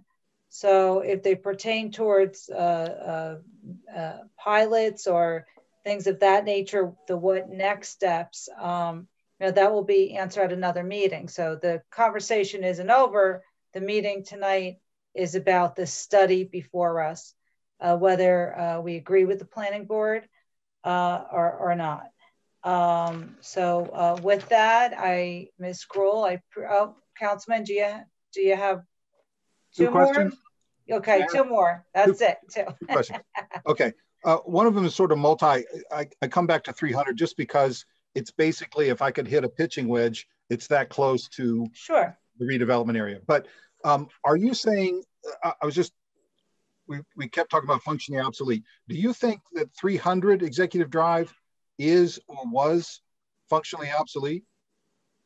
I have no idea. We didn't study it, and that wasn't part of our scope at this stage. So I really can't come to that conclusion or not. Okay. My other question is, in the report, it talks a lot about the improvements that you were able to determine both from permits filed with the town, and also, I assume, a list of improvements that the current owners gave you. But there was no sort of attempt to quantify what the amount of the investment here was. Given the fact that you've done like 100 of these studies, maybe you can estimate the amount of investment that the property has received since, I guess, maybe since either since the last transaction, the last sale, or even prior, given that you saw the list. I mean, it doesn't look like a lot to me, but I'm not you. I'm not nearly as experienced as you are. They've put some improvements in. I would agree with you. It's not significant. But again, I'm not sure that that really goes directly to whether it meets the criteria or not. Right. Okay. Thank you very much. Thank you, Councilman. Ms. Gruhl, thank you so much.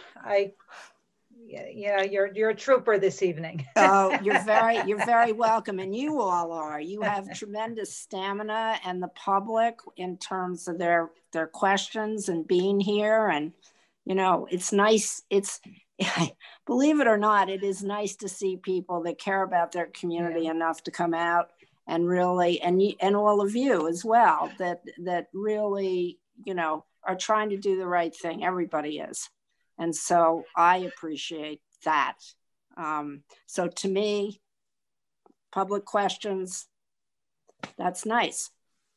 Well, we appreciate the time this evening. It was important for the public to be heard, and my colleagues to ask their questions. So thank you very much.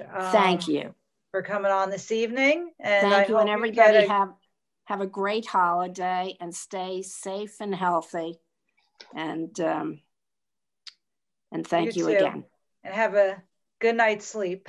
Yes, all of you too. Who I hope said we they had to tired get you up out. and teach first period? Oh boy. Thank you again. So much. Thank you. Bye. Okay. Bye-bye. So. Council President, do you want to see if there's a motion on resolution 24920? Yes, I do. Before we do that, could we just, does anybody want to discuss this further, or has everybody pretty much made up their mind? I know I'm speaking out of turn. I apologize. No, that's okay. That's okay. I know Councilwoman Took Brown, you had mentioned you may want to. I did.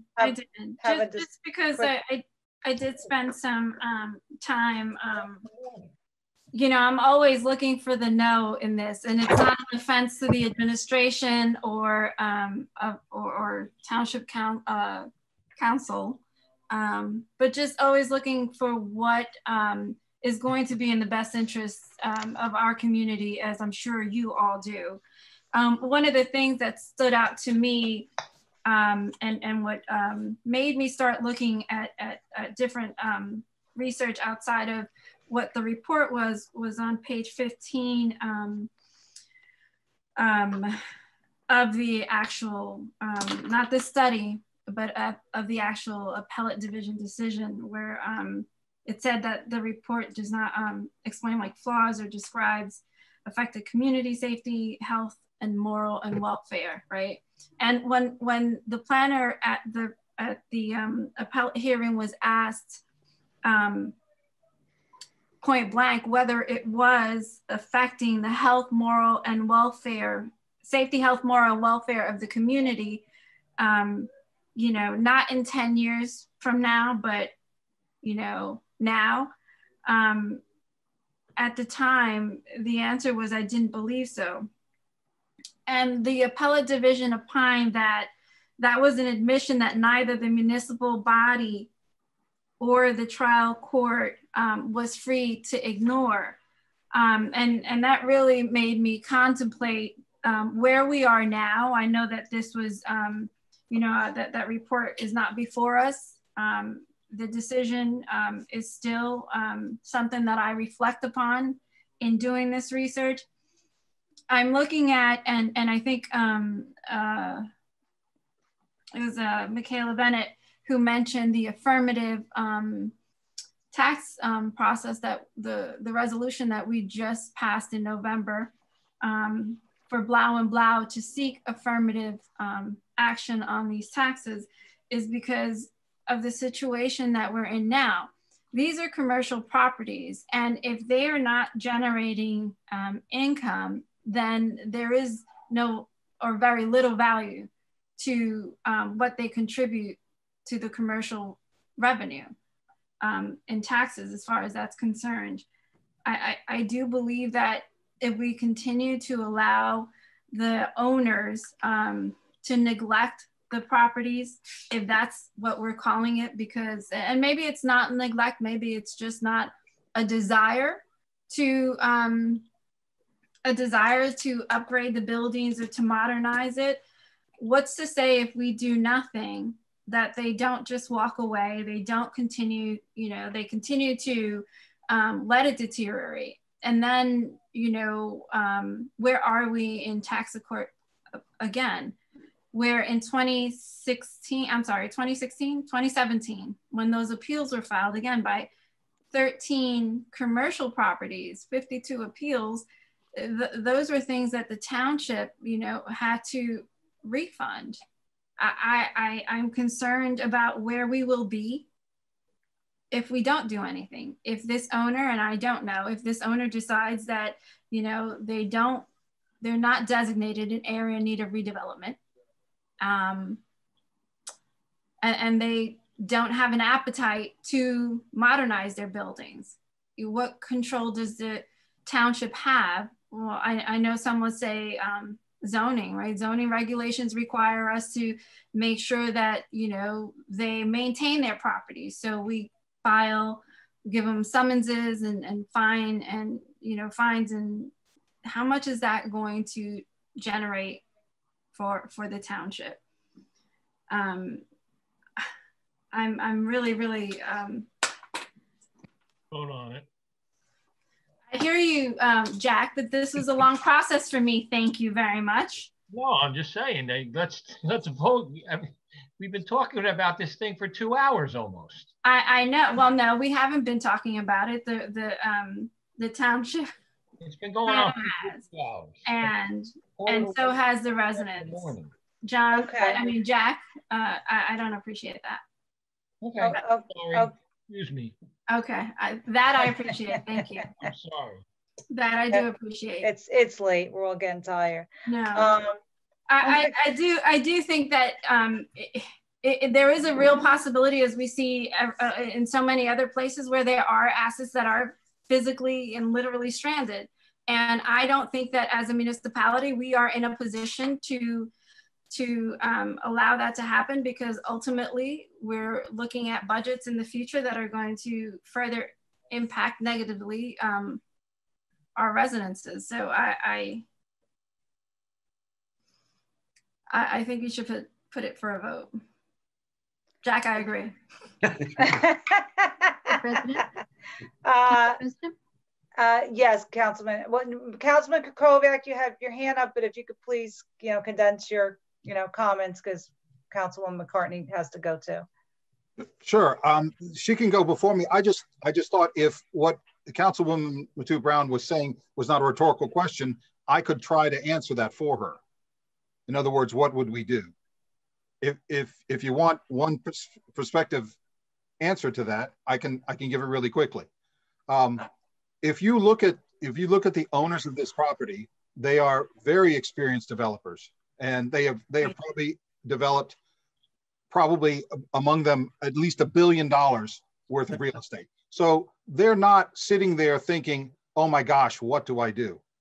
If you just look at what they've done since they bought the property, you can maybe guess at what they would do if they didn't get a designation as an area of redevelopment and get the 30-year tax abatement.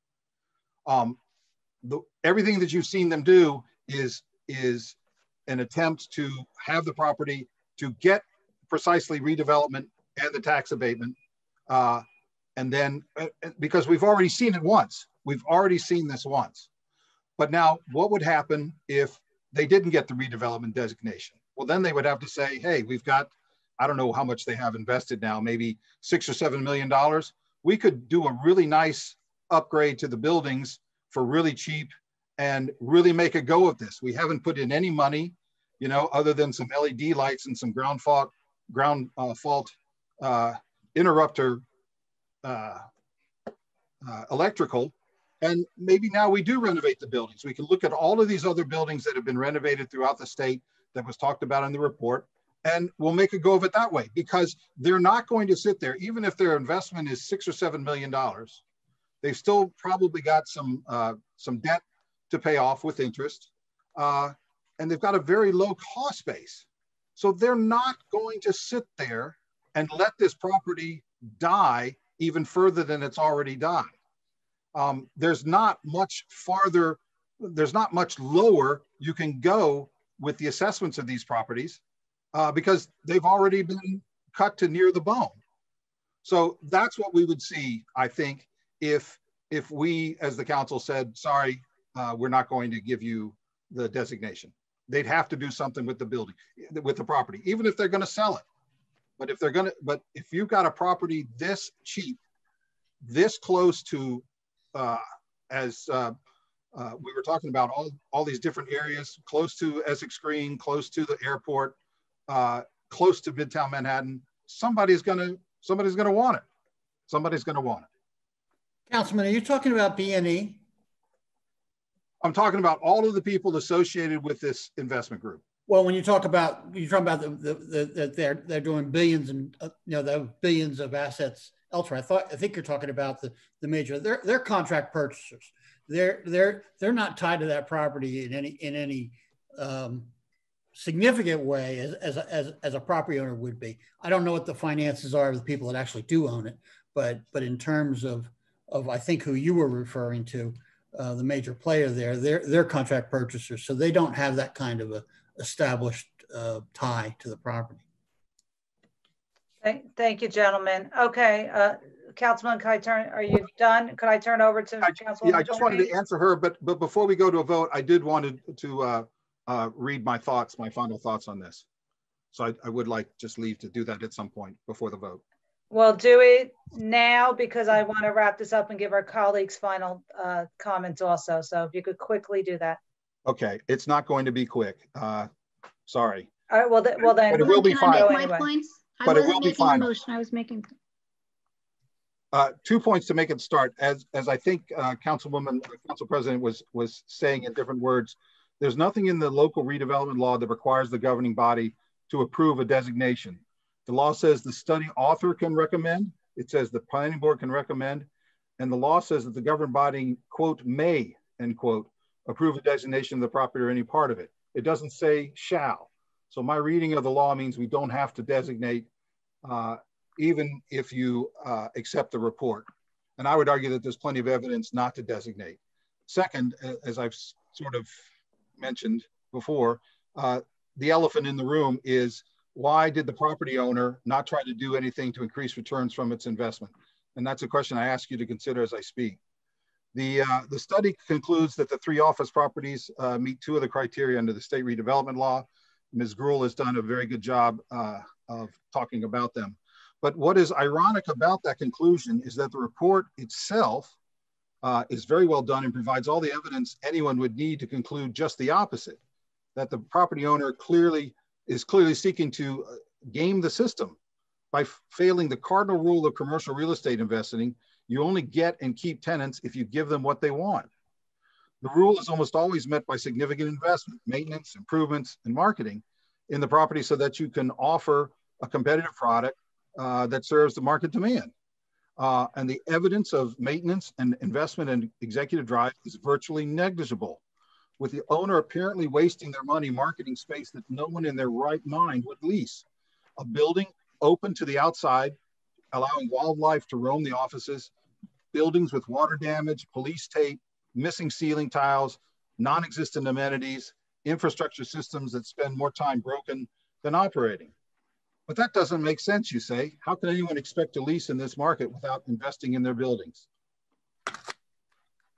Well, it makes sense if by doing this, as I said, you're trying to get the redevelopment designation and get the, the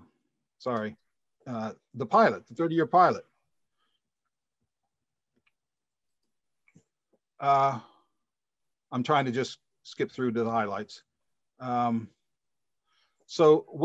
Well, you say, why doesn't the owner just either upgrade the buildings so they're leasable or do the residential project, both using their own money and not the future tax revenues of the town? I think it's a powerful question. We know what the criteria says. I just want to quote a bit from the report because, again, it seems to me that the facts are very compelling. On page 11, Ms. Gruhl describes 100 Executive Drive as the ground floor office spaces were generally in disrepair. Evidence of water damage was observed in one of the office suites. Portions of the exterior walls were open to the outside. According to the maintenance supervisor, snakes, raccoons, and other wildlife enter the building at times. Private office spaces line the perimeter of the building, which provides minimum natural light for the interior portion of the floor. It talks about water damage on the carpet. The study provides pictures of walls without coverings, with cracked water pipes, evidence of water leaks, trash on the floor, even yellow police tape. In the same building, according to the maintenance superintendent, about 90% of the ACH units do not function properly, and the roof heating and cooling systems barely work. The building does not have a sprinkler system. The plumbing for the restrooms on the second and third floors has been disconnected. And the report goes on and on about what a terrible situation is. Any money that they spent on trying to market this for leases, I think is just wasted. Anybody who came and saw the properties would just turn around and run away. She quotes from New Jersey Business Magazine, highlighting examples of reuse and reimagining of older office parks. Some of the projects include Bell Labs in Homedale, mixed-use adaptive reuse of the historic Bell Lab buildings, offices, retail, healthcare, blah, blah, blah. Santa Fe Adventist campus in Bridgewater, redeveloped with residential units, retail, restaurants, wellness center. Continental Insurance Aetna building in Cranberry, the former 500,000 square foot office building was converted into a data center. AT&T's Red Hill building in Middletown, a former 300,000 square foot office building that sat vacant for nearly a decade, was converted into Sloan Kettering Cancer Center. Mercedes-Benz campus in Montvale. The office complex is being redeveloped as a mix of office, residential, hotel, conference center, and retail. That's why I was asking, this is all in the report. That's why I was asking Ms. Gruhl whether what she was saying is that even though they're functionally obsolete, whether somebody would just put some money into them, they could turn things around. There's just no doubt that there are high vacancy rates, and they have been for a long time. But if you're not willing to invest in the building, like just about everybody else in the real estate business, this is the logical conclusion.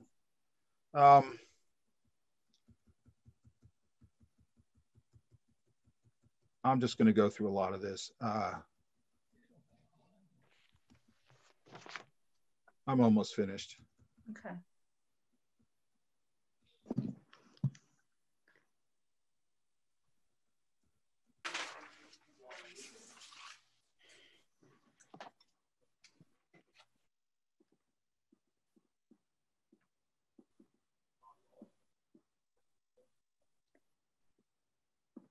So I would argue that for the conclusion that we should not agree to designation for the reasons I've previously cited. First, because I believe that the buildings are not obsolete. They are simply desperately in need of investment and improvements, like so many of the renovated and renovating properties identified in the report. Second, the study author cites that the severe declines in the assessments and property tax revenues in recent years as being significant and part of her recommendation. I think that was criterion D as in dollar.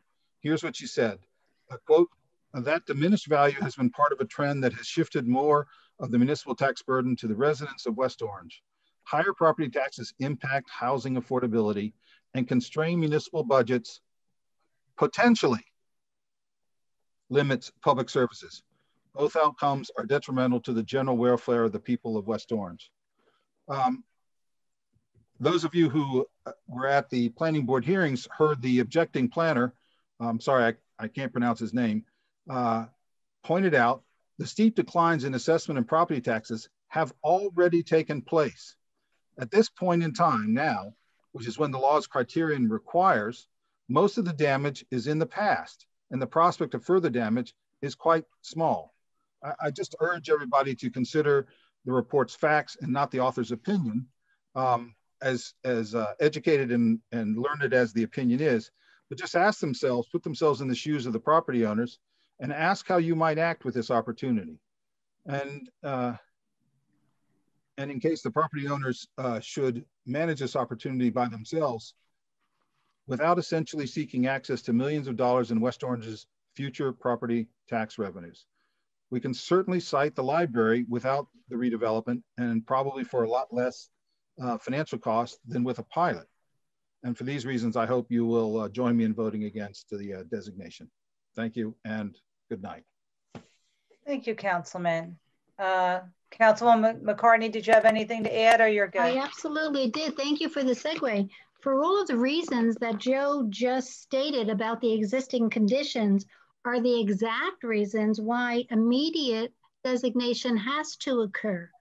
I was going to pick up what I thought it was a segue with when Councilwoman Matsu Brown was talking before, that the conditions that were just mentioned are detrimental to the safety and general financial welfare of our township.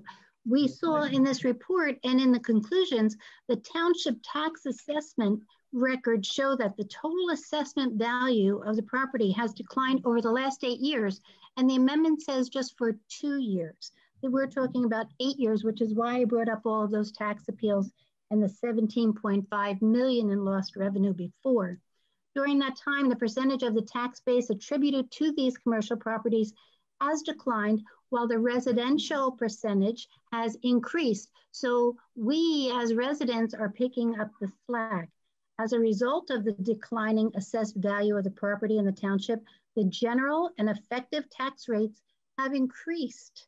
We're trying to put an end to that by this designation to have someone invest in town. Not a what if they do, because what if they don't? And what if they don't, then the tax appeals continue and the commercial revenue continues to decline. And then the residents pick up the slack. I know that there are a lot of contingencies on there.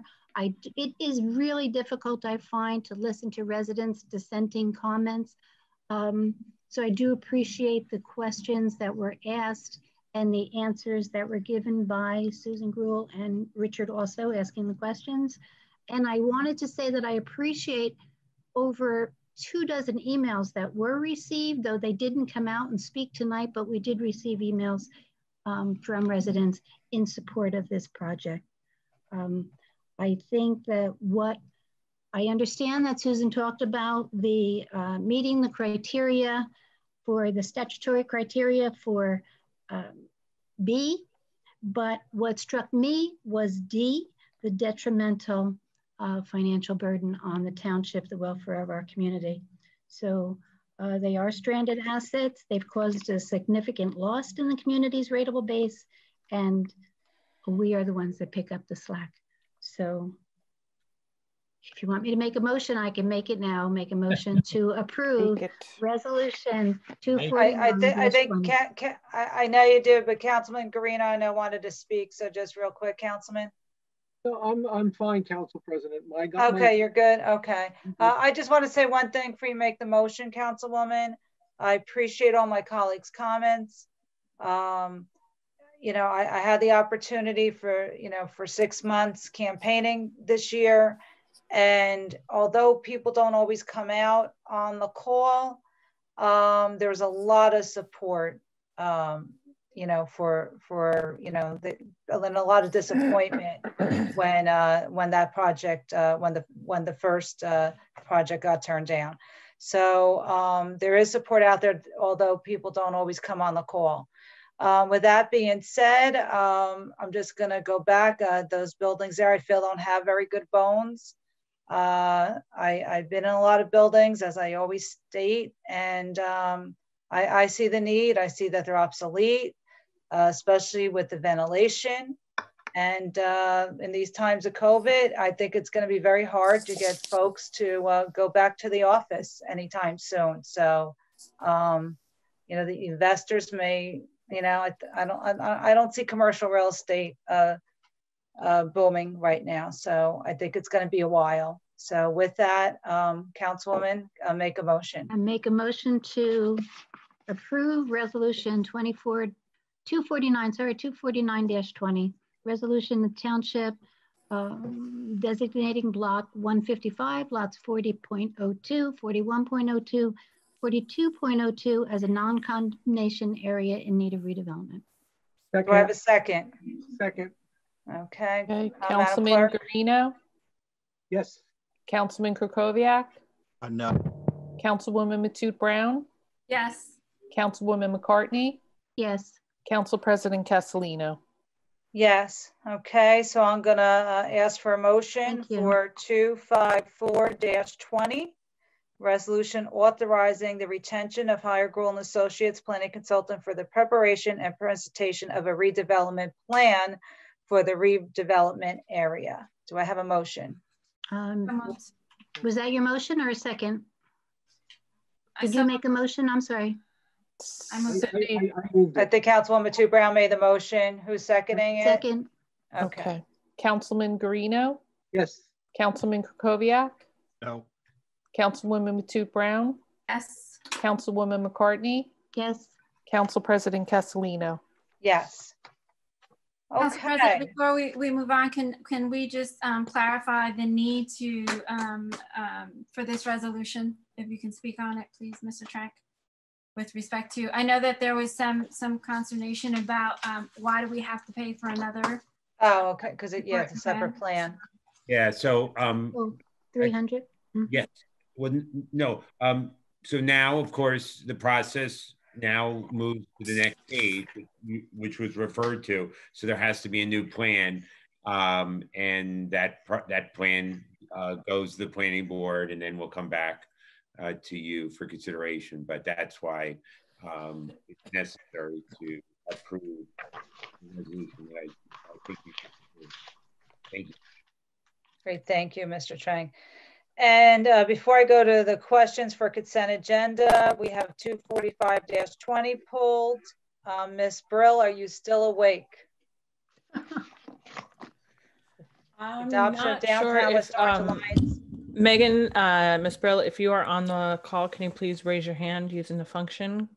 Yes, she is here. Okay. I'm going to bring you over. Don't move anything on your computer. Okay, she will be coming over. It wasn't listed as Megan Brill. That's why. Okay. I thought it was her, but I didn't want to make an assumption. Bring someone over who's not ready. This is brilliant. Your pajamas yet? I hope that's not too much TMI. Just one second. I'm going to have her start her video and unmute. For my colleagues, we're waiting for Ms. Brill to come on. She has her budget. This is it on second, for the second reading, I guess I would say. You had a chance to look at it. I'll let her give a brief overview. We have Ms. Brill with us on the call now. Here she is. Hi, everybody. How are you? Sorry. No, that's okay. It was a really important meeting. Really good work ahead of us. I'm proud of you guys for supporting that. Ron Raymond has a 5:30 wake up call or job that he had to go to. So I do have a statement that I'd like to read on his behalf. He wanted to say thank you to Jerry for all his dedication to the Downtown Alliance. And Ron said that it's a pleasure to be an appointment and the chair of this amazing team. Despite the challenges presented by COVID, the Downtown Alliance keeps moving forward and supporting our Main Street and corridor businesses with our best efforts. He also said Meg's doing great. I kept it really short and sweet. This budget is the exact same budget that we presented last year. And I will go through real quick, and then if you all have questions, I can address them if that works for you. And Megan, just when you're ready, just tell me next slide. And okay, yeah, next slide. I'm sorry, my throat. I've been waiting, and now my throat's all dry. Okay, so this is our budget. We're proposing the 268. We take out the 28,000 of in-kind services. So the cash budget is $240,000, and it's laid out the same way that we did last year. So, okay, that's that. Go to the next slide. Okay, even with COVID, we had 20 new businesses come to our downtown, and half of them really came after March, which is, still pretty amazing. I highlighted at the bottom of this slide 4 of our more exciting businesses. We got Valley Arts, which is the dental office that took over or bought the practice from Dr. Left and Dr. Link.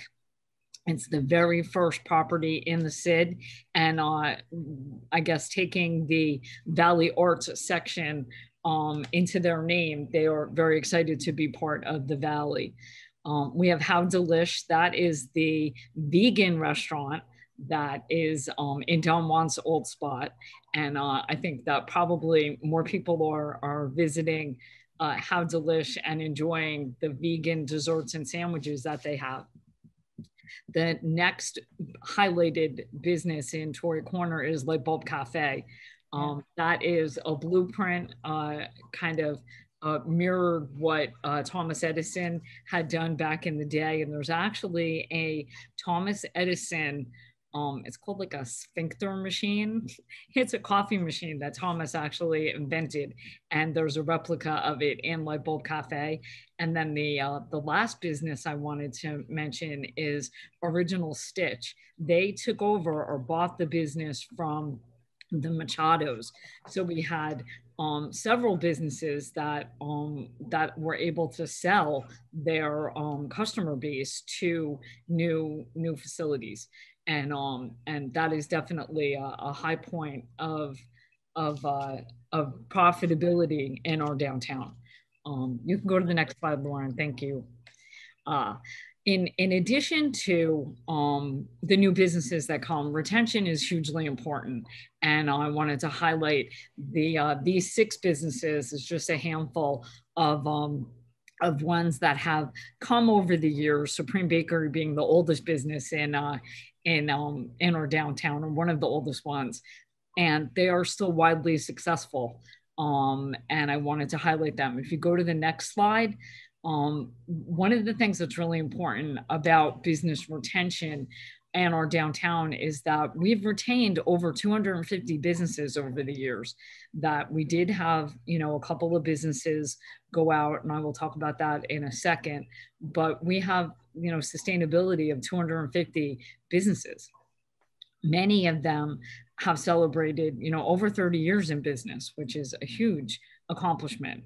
We have thriving beauty and hair salons. I know we have a lot of beauty and hair salons, but those are the businesses that are packed. They're packed on the weekend. The cars on the street are going to those salons, and they are definitely a benefit to our downtown. We have a restaurant diversity. We have all different kinds of restaurants popping up. The latest 2 are Fa La La, which is a Thai place, and we have an Indian restaurant as well. So they do a great takeout business and have been hanging in there during COVID times. We also have a lot of medical and legal professionals, and those are businesses too that practices are expanding. We have several of our doctors have more than one location within our downtown, which is equally as successful. Proof that there's something going on there. We also have a lot of home and auto businesses that are goods, products, and services that our residents need every day. And that is just some of the key points about business retention for our downtown. Go to the next slide, Lauren. I wanted to show you what our actual costs were.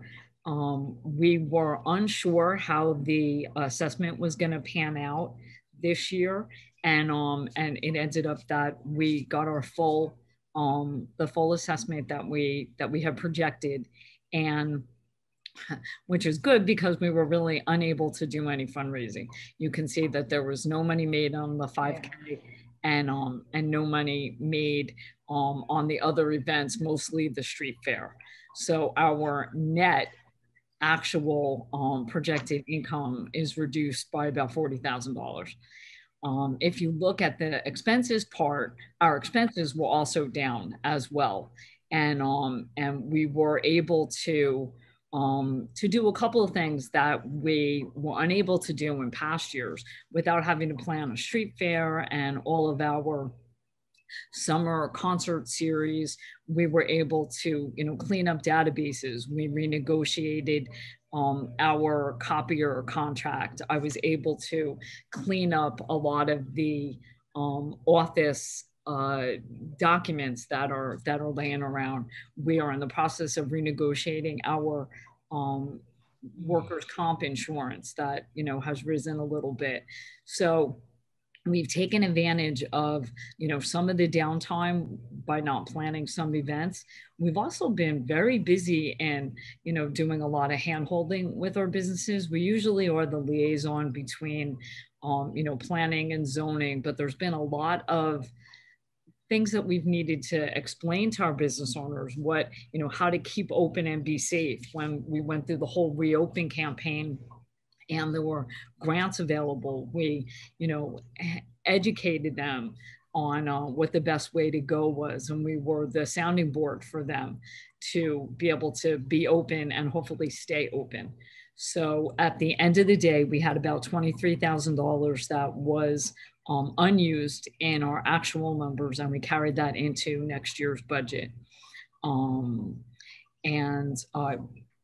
that's our actual cost. You can go to the next slide, Lauren. We were able to do some new things this year. We created 2 mini grants, which are only, a couple $100 reimbursement for the business owners. But what we wanted to do was we wanted to double down on our inventive themes and the light bulb and Edison and invention in general. So we created a mini grant that if the business owners pull into the interior decor of their businesses elements of invention or ingenuity, pictures of historical photos of what their buildings look like, a whole host of things. And later in the year, I'll come to a meeting and I'll show you what the form looks like, and it kind of lays out the stuff that we're thinking about. And it's just another way to help our business owners a little bit, but continue to try to relay to everyone the theme that we're trying to bring to downtown. One of the other additions is that West Orange Police Department staff attends our downtown meetings. What usually happens in our meetings is that, everyone talks about it and it either goes through me or one of the other members of downtown to the police department. It's much better for the police to hear what our issues are and offer on the spot recommendations on what we can do to fix it, or if it needs to kind of go up the chain, they're hearing not just from me or Ron, they're hearing from the whole group what our problems or issues or concerns are. We also added a litter patrol, where we hired somebody 10 hours a week to be an additional person to pick up litter and garbage downtown. The added benefit of this is there's more eyes on the street. He'll call me and say, oh, somebody just dumped some wood on the side of the road. Can you get somebody to pick it up? So if the corridor is really long and my office has no windows, so if I'm in the office, I can't see everything that's going on. So having somebody else out on Main Street picks up different things, which is good. One of the capital improvements that we've done is there was a patch of grass that was always landscaped right in front of the post office and Benji's. And I didn't put a picture in because I didn't want to, take up too much of your time. I knew it was going to be a late night, but it's a trampled area, and we were able to spend $3,000 to put a stone in that area. And now it's great for tables and chairs in front of the post office and Benji's, and it's not a tripping hazard, and it looks way nicer than it did. So we were excited to be able to do that I think that project went in about June or July. We've also funded some more wayfinding signs. A few years back, we bought some parking lot signs, but they weren't big enough. I didn't want to have an intrusive sign, but the signs that we ended up buying were really too small. And you really need to be able to see the Lando lot and the Quigley lot from further away. And they should be here, anytime now. And we'll do a big party or a Facebook party with celebrating them, so people will know exactly where Quigley is, where Lando is, and all those things. The other mini grant that we have is a landscaping mini grant. We have found that a lot of our businesses want to beautify the outside of their store with planters or mini gardens, all different kinds of things. And the facade grant doesn't cover that. So we created this landscaping mini grant that property owners and business owners can take advantage of. So those are just some of the new things. There are a couple other things, but those are the highlights.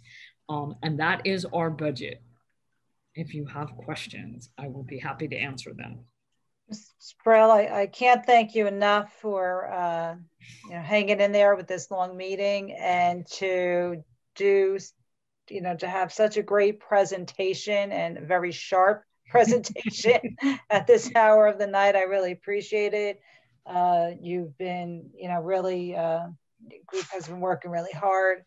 I seen a difference with the addition to the litter patrol driving up and down Main Street, because that's one of the things I used to call you about all the time, and it's glad to see that that worked out for you.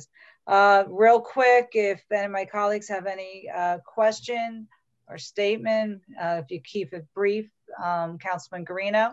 Thank you, Council President. I just want to say it was an honor and a privilege for being the Downtown Alliance representative from the council for 8 years. I'm very proud of that whole board and the accomplishments that they've done and we've done.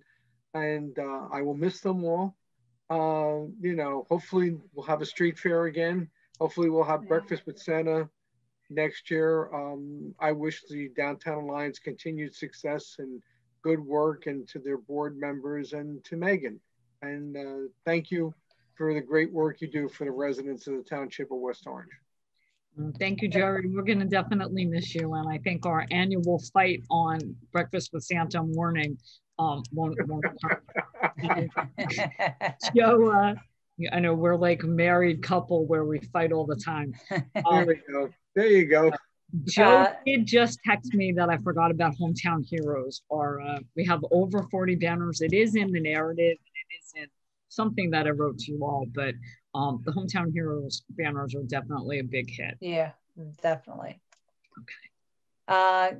Thank you, Ms. Brill, and thank you, Councilman Guarino, for all the great job you have done with the Downtown Alliance through the years.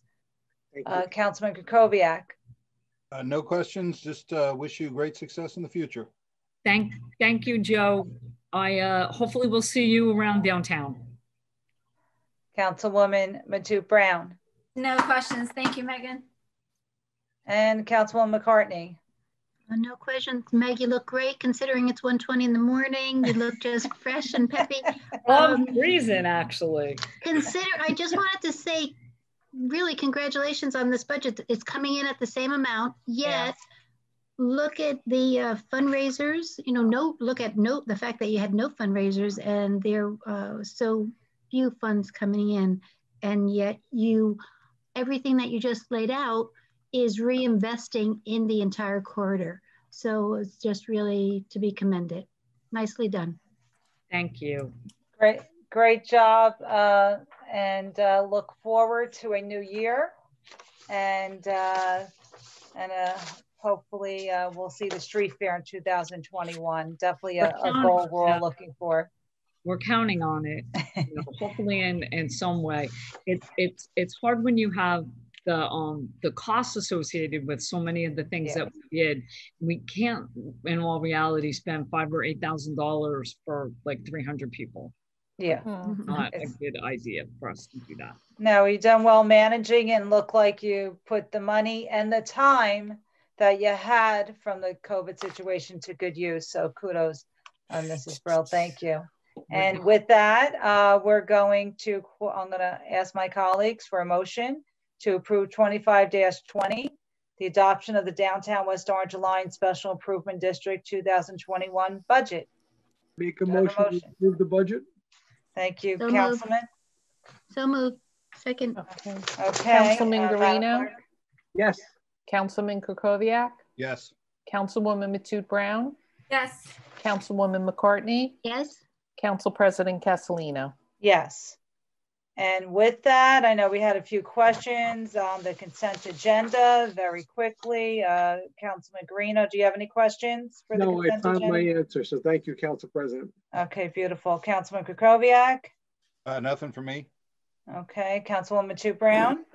Just one for Mr. Gross. It's resolution 253-20, the Delta. The Delta resolution from January 1st, 2021 to December 31st, 2022. Is it always a 2-year contract with Delta? No, actually, we usually only do 1 year because historically, they've always raised the price in the second year. We did especially hard bargaining this year with them. There was a competitor that was trying to, MetLife was trying to come in, and we were able to get the same policies for a little, actually over a 2-year period will be a little bit less than what the MetLife policy was for a 1-year policy. So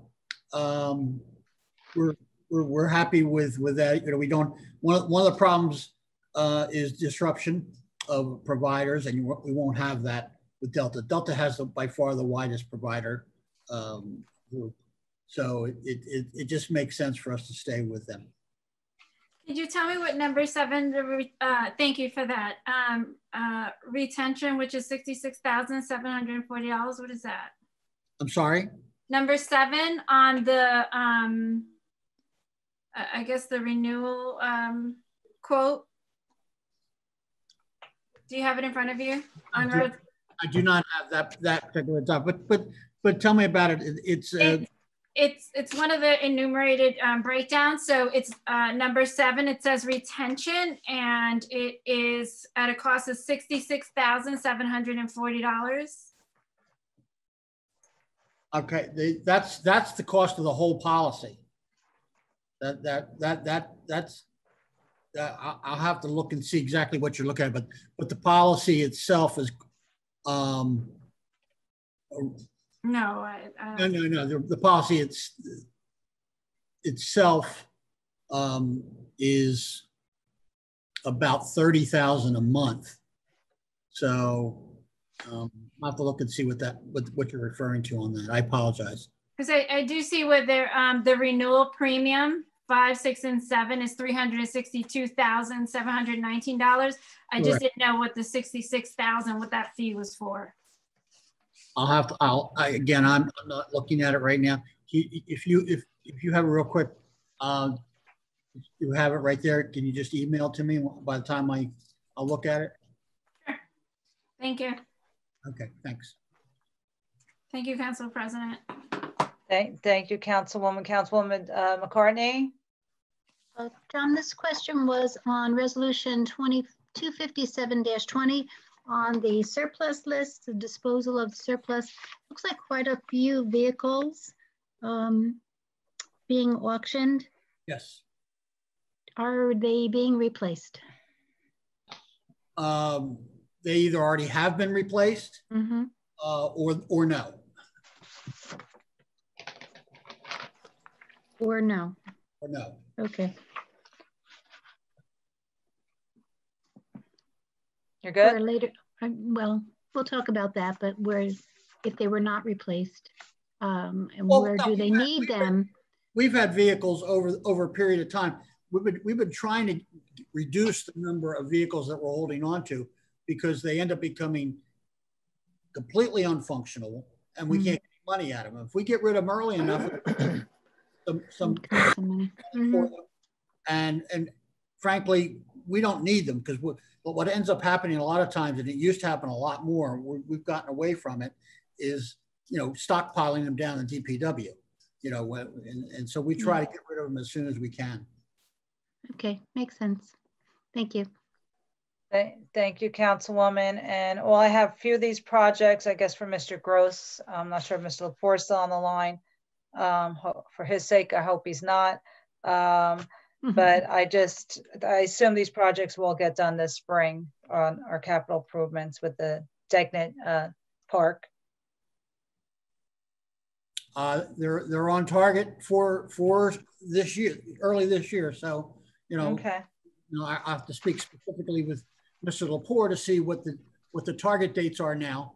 But they're definitely this year's projects. Okay, great. Thank you. And I'll make a motion, Madam Clerk, to move the consent agenda. So moved. Okay. All in favor? Aye. Any opposed? The consent agenda is implemented. Okay. We have an ordinance on second and final reading. Madam Clerk. 2625-20, an ordinance creating a reclassification and salary schedule of certain Township of West Orange employees, setting forth their titles, classification, and salary ranges, and adopting a salary guide and establishing the employee's status as a township employee and under the guidelines of the New Jersey Department of Personnel. Is there a motion to introduce on second and final reading? Second. Okay, Councilman Guarino? Yes. Councilman Krokoviac? Yes. Councilwoman Matute Brown? Yes. Councilwoman McCartney? Yes. Council President Castellino? Yes. Okay, this is on second and final reading. If there's any members of the public who would like to address the council in regards to the this ordinance, please raise your hand for a moderator and she'll bring you on the call. Okay, again, it's the raise your hand feature at the bottom of the screen. And Bill Rutherford, if you would like to follow the prompt on your screen, please.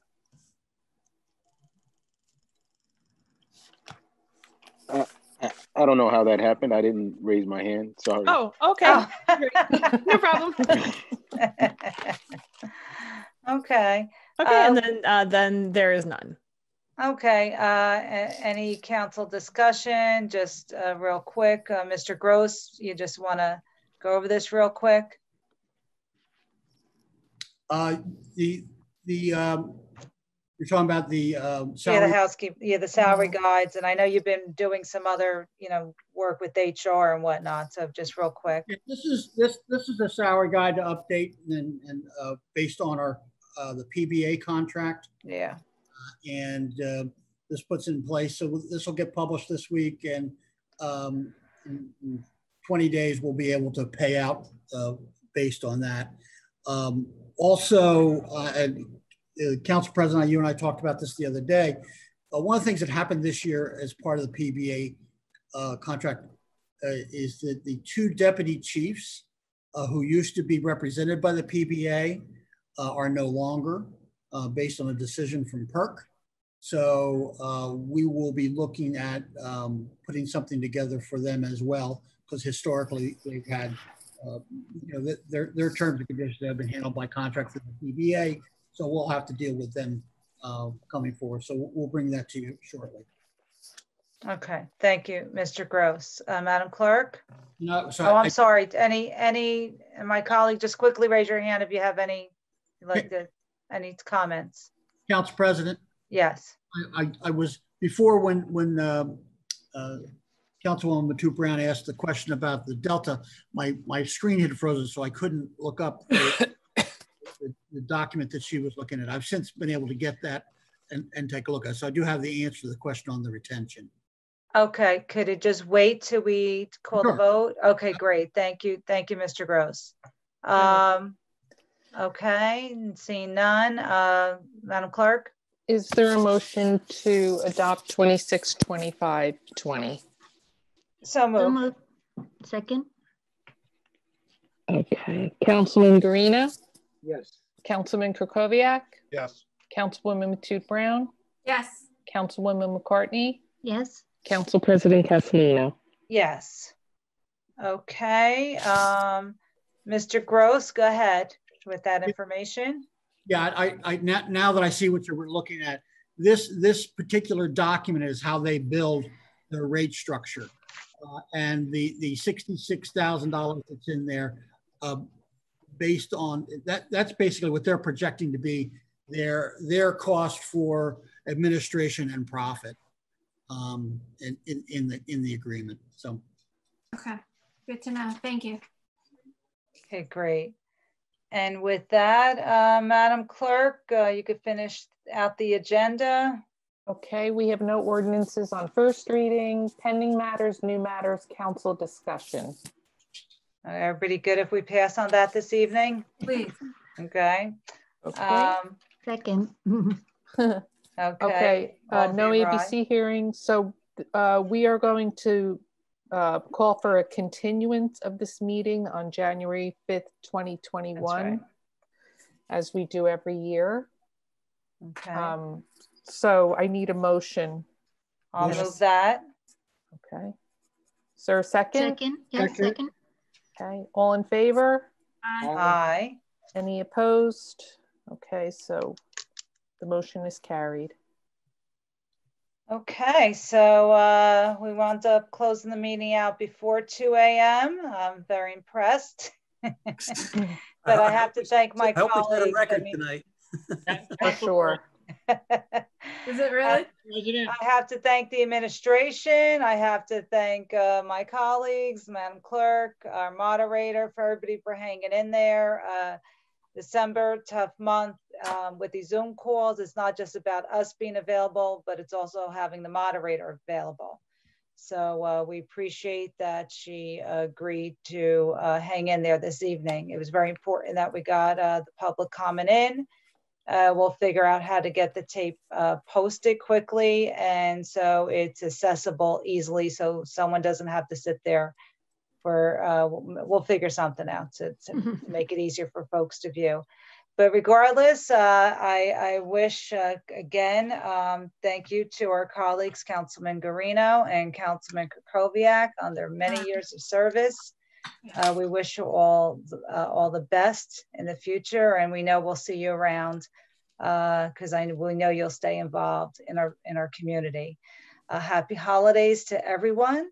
I hope everyone has a happy and safe holiday. Everybody. Council President? Yes, Councilman. Oh, it's me, Jack Sayers. I'm sorry. Oh, sorry, Mr. Sayers. That's okay. Call me Jack, by the way. Call him Jackie. Go ahead, Jack. No, I just want to say thank you to Councilman Krakowiak and to Councilman Guarino. I want to say thank you for always working with the administration to get things done for the township and its residents. We don't always agree on things. There's no doubt about that. That's been going on for a long time. But I want to say thank you to both of you for everything you've done and for your dedicated service to the residents of West Orange. And I truly believe that both of you are committed to doing the best for the township and its residents. And I want to thank you for all the good work that you guys did. And thank you for always working with us, and enjoy. Thank you. Thank you very much. Council President.